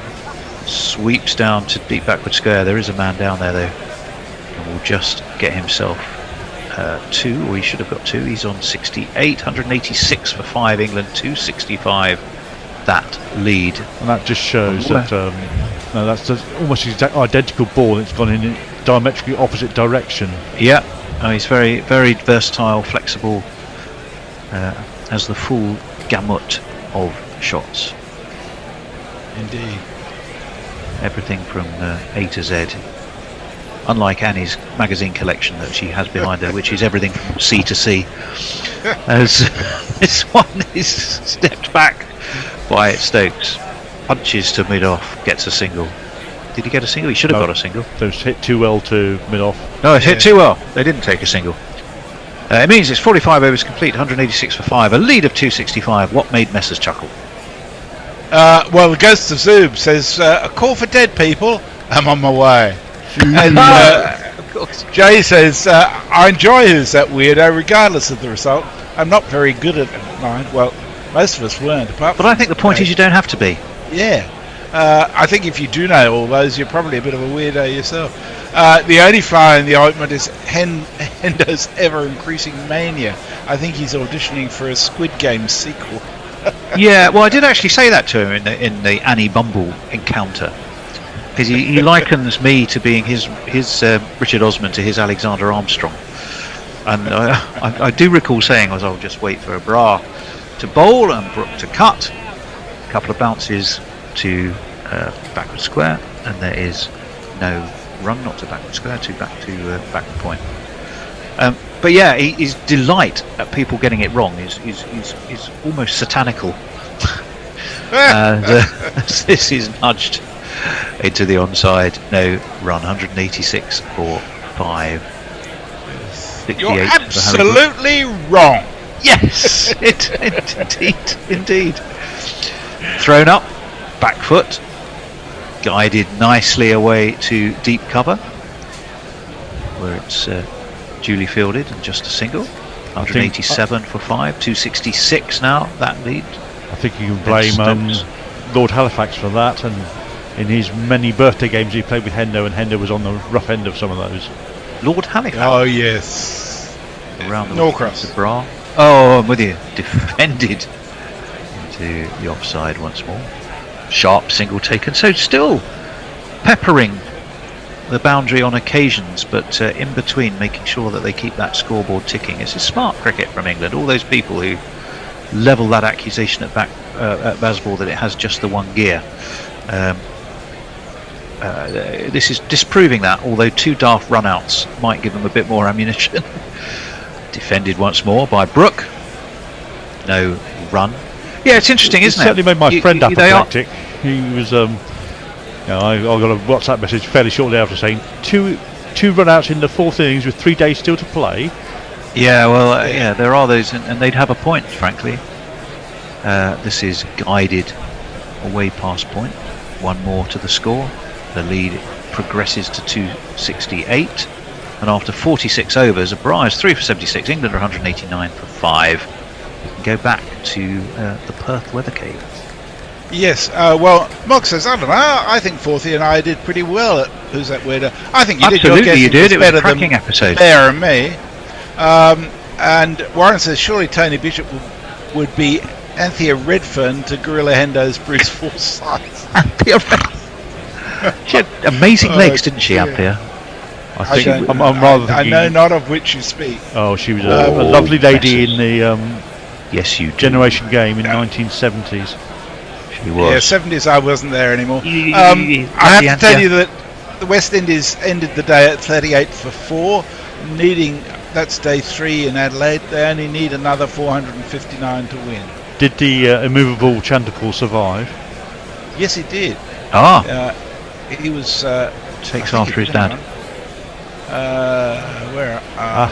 We have a change. We have a change. It's going to be Muhammad Ali as the sun sinks. Well, it's gone considerably further down that floodlight pylon than the last time we looked. But it is Muhammad Ali. Do we have a jingle there? We do. He reminds cognoscenti of Jason Gillespie. This no longer young man called Muhammad Ali. So Pakistan want to go off for the light, which is why they're putting a fast bowler on it, isn't it? Yep. Well, I think so. Number 24, he's so far here. 2 for 124 he took at in the first innings in Rawalpindi. 2 for 64 in the second. He got Crawley and Pope. I tell and he him made two Chandical not is out. Sorry. Ah. Chandical up for 17 to Stark. He's just bowled 5 overs so far. He's about to bowl his 6 is Muhammad Ali. Shade under 5 his economy rate. None for 24 of those. He's barreling in right arm over. And he's comfortably defended by Brook outside of his off stump. There's no run. It's a rhythmic action. It's not particularly expressed to the crease, and but it's a strong action. He can probably bowl like that for an awful long time if he chose to. It's just that these aren't the conditions in which he would choose to. Well, no, absolutely right. He's been among the top fast bowlers in first class cricket in Pakistan the last 2 seasons. Got a combined 56 wickets across those 2 seasons in their domestic game. But he's not super fast. He drops that slightly shorter. He's worked off his hip down to long leg by Harry Brook. One more will accrue. Brook will move on to 70. Stokes will move on to strike England to 190, the lead 269. We can't have too much left of today. Once we start seeing pictures of that sun, they're using. They had a building, didn't they? Had like a tall tower block as the how fast is the sun going down measure in Rawalpindi. Here we're using a floodlight pylon, and it seemed to be speeding down that pylon last time we looked. I do believe next time that we see it, it'll be a sundry. It was a no ball, wasn't it? Yep. I was saying that he's nothing sparkly. He did just put that extra ounce of effort into it, and that meant he overstepped in the process. Muhammad Ali. Here he is. He does come a long way in front of the stumps, I must say. Worth having another look at that. Defended by Stokes towards mid-off. Have a look at how close he steps in. Certainly for that delivery, he was very close to the wickets. I would have thought for some of the ones to Brook, he would go a lot wider and angle the ball in a bit more. But certainly, you have to slightly wonder if it's in Pakistan's interest to do that at the moment.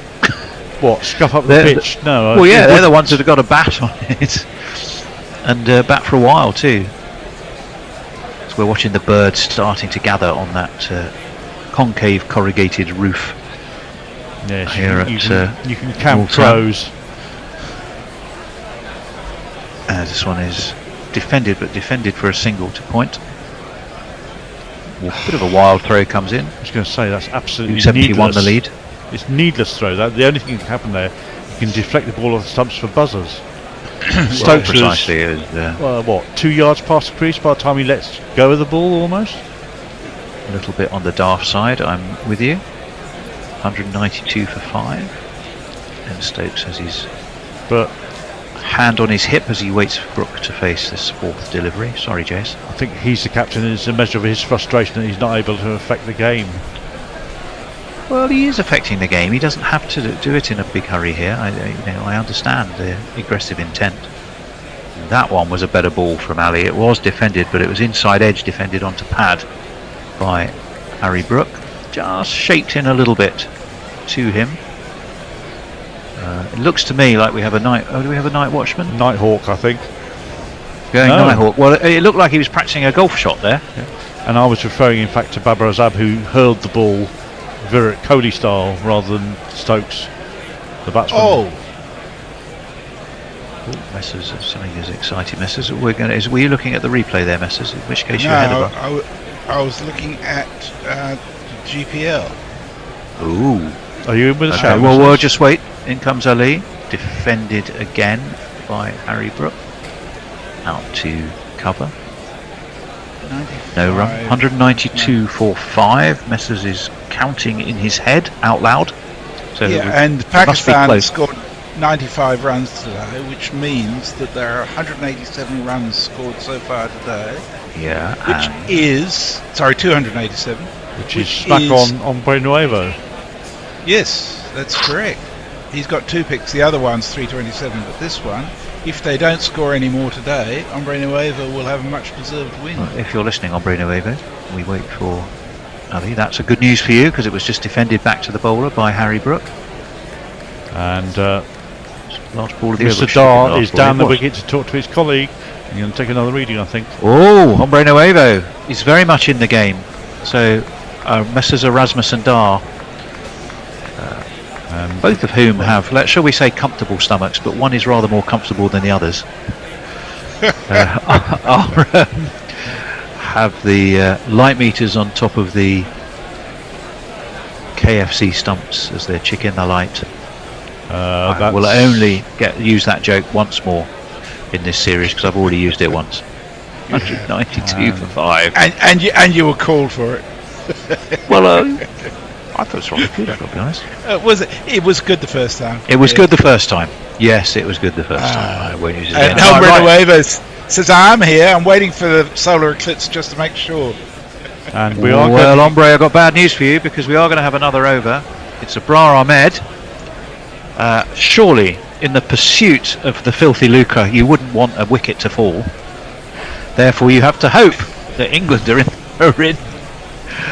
in the mood to defend, which is not really their game, but they're going to have to do it against very much Pakistan's man of the match, I think, Abrar Ahmed, who has been quite superb, really. 192 for 5. He's about to bowl the 48th over. He's tossing that rather roughed up ball now from hands to hand. He has a slip to the left-handed Stoke, who looks like he was going to take a single and didn't. Hombre Nuevo still in the game. Fielded at backwards square. This is where the real tension is at the moment. Yeah. How much is the pot, Messrs? Remind us. 50 quid precisely. 50 English pounds. Stokes defends again. There's no run into the offside this time. The 50 pounds is still there. Hombre Nuevo can smell it. He can almost touch it. He's almost reaching out across the gorilla counter to grab that fistful of tenors to the tune of 5. But will England get a run? Swept by Stokes. Oh, Hombre, what can we say? It's gone. Stays in our bank, not yours. I'm so sorry. Reverse swept by Stokes. He gets a single. Brook is on to strike. 193 for 5. And not today for Hombre Nuevo.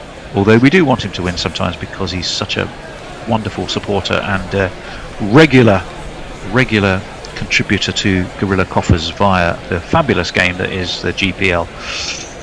71 for Harry Brook. He's about to face Abrar Ahmed, who wheels in. Brook defends off the back foot. He may defend another, what I would say was really a defensive shot for a single, because he found the man who's quite deep at cover, probably 3/4 of the way back to that cover boundary. He takes the score into 194 for 5. The lead for England to 273 with 5 wickets in hand. I would imagine they'd like that at the close. Ben Stokes muscles this off the back foot out to deep mid wicket. They're going to come back for another one. They're going to have to hurry. They get it. Turn what could have been a 1 into 2. Good running. See, this is very 94 for 5. Defensive captaincy by Baba. I think I would, with the light going and time running out, I think I'd be trying to force something to happen by putting the fielders in and making them try and pierce it. Dabbed by Stokes. Away, there goes a squirrel with another one of Vivian's bulbs in his chops, I think. No, he's not. He hasn't got it this time. Guided back with a point, that one.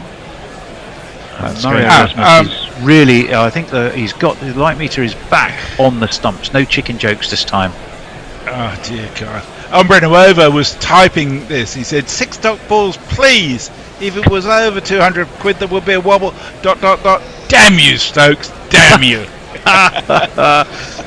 Well, now, has Marius Erasmus decided to call it a day? He's going to striding purposefully to have a look with Alim Dar. Why does it take 2 of them? I mean, presumably the light meter reads one thing. I mean, if it was Joel Wilson, I'd understand, because you wouldn't necessarily trust him to read what was on the light meter in case he couldn't quite see it. But I don't understand why Messrs Dar and Erasmus have to both have a look at it. I think he's the senior umpire and he's got the meter and he has to do the reading. It's my... Okay. you can't... Yeah, I have to do the meter. I'm the boss. It's my meter. Oh, the birds have scattered. Flying across that bright but rapidly descending sun. It is like a bit of a scene from the birds. And there's been a change of bowling as well, because we're going to have the first Salmon over. Reverse swept again by Stokes. Half fielded will get a single. England will move on to 198. The lead to 278. And Salmon concedes a single off his very first ball. Well, I think that's interesting. An interesting change. Is that his first ball in the test? I believe it is for Salman Aliaga. It's from Lahore. Jay says, God, I fucking hated the birthday game, and it was a stage show. Conventional sweep from Brooke down to deep backward square, another single. Stretches that lead to 278 runs. Still really don't think England will want to lose a wicket tonight. 199 for 5 they have. 200 is there for the taking. Short. Slapped straight to cover, but they'll get a single. Fielded by Zahid. 200 is up. 200 for 5. 73 for Harry Brooke. 15 for Captain Stokes. A lead of 279, which is healthy. Let's be honest. England are in a very, very strong position, but they'll want to cement it with so much time left in the game. Back foot punch from Brooke. Might even get 2. No, they will just amble a single. That really was the evening stroll of singles, wasn't it? Yeah, well, it was a very ostentatious glove undoing and redoing by Brooke. I genuinely think England have no real interest in being out there too much longer today, as round the wicket comes Salmon. Defended off the back foot. Well, that one they did scamper a single, so they're quite keen to get on with it when they get the chance. 202 for 5. Stokes onto 16, the lead 281. But remember, 3 days left. This game has rocketed along.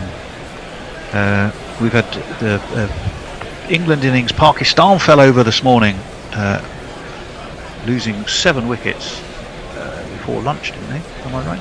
Yeah. England have moved swiftly in response to positive defence. At the end of that over, it's 202 for 5.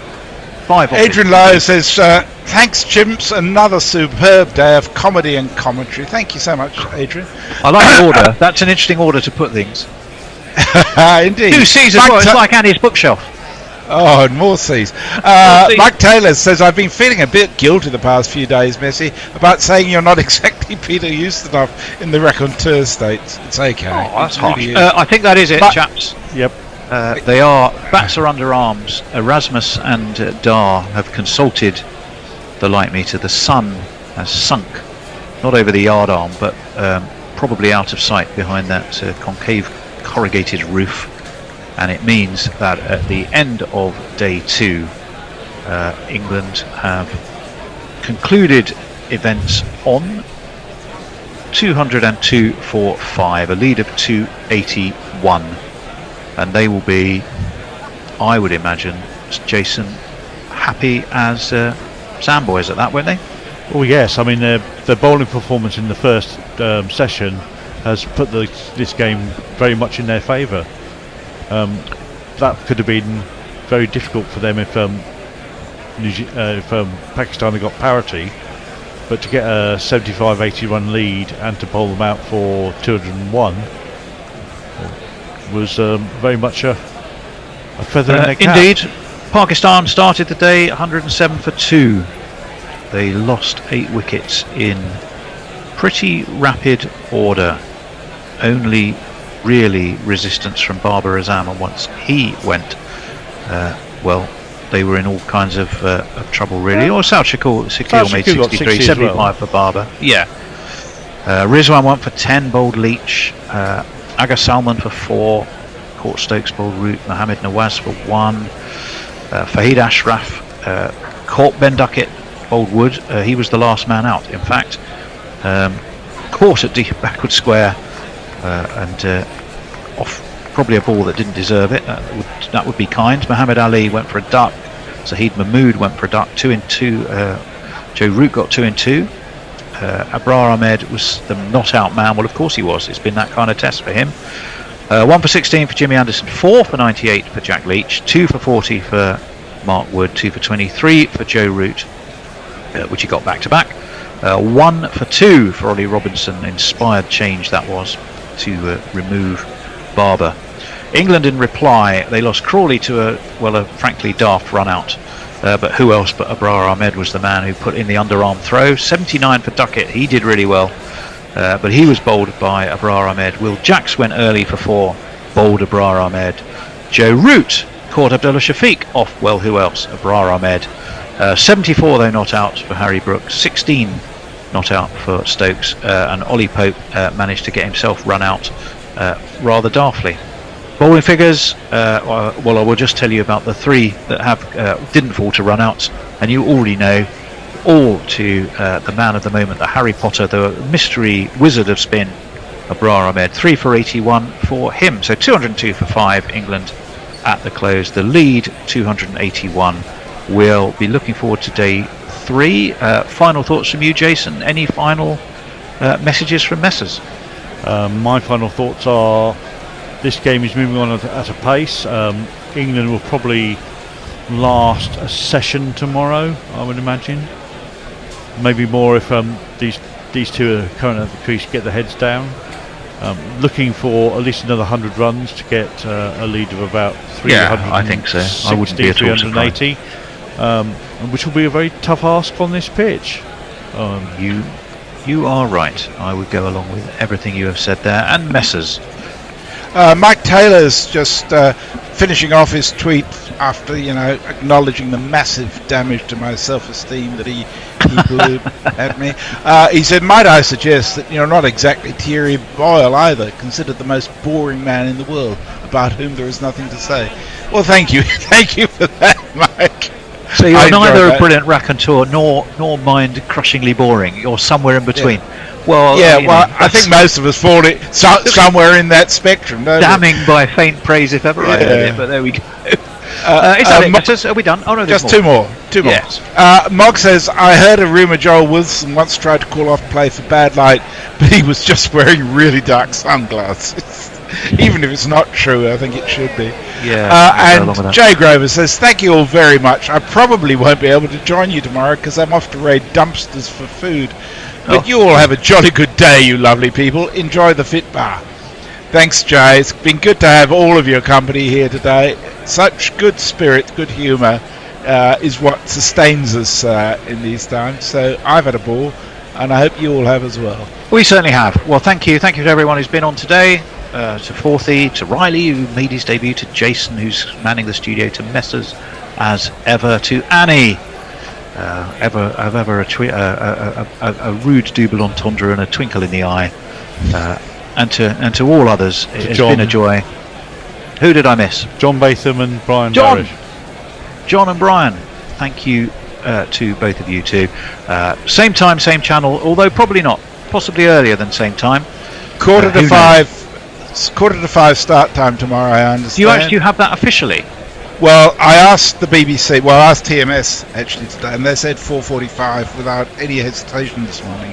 Well, and I'm they pretty certain get it wrong, let me tell you. It'll be, well, they have, yeah, but I'm pretty certain they'll do exactly the same. It should be interesting tomorrow morning because the Bear, of course, is elsewhere, as is the Bishop.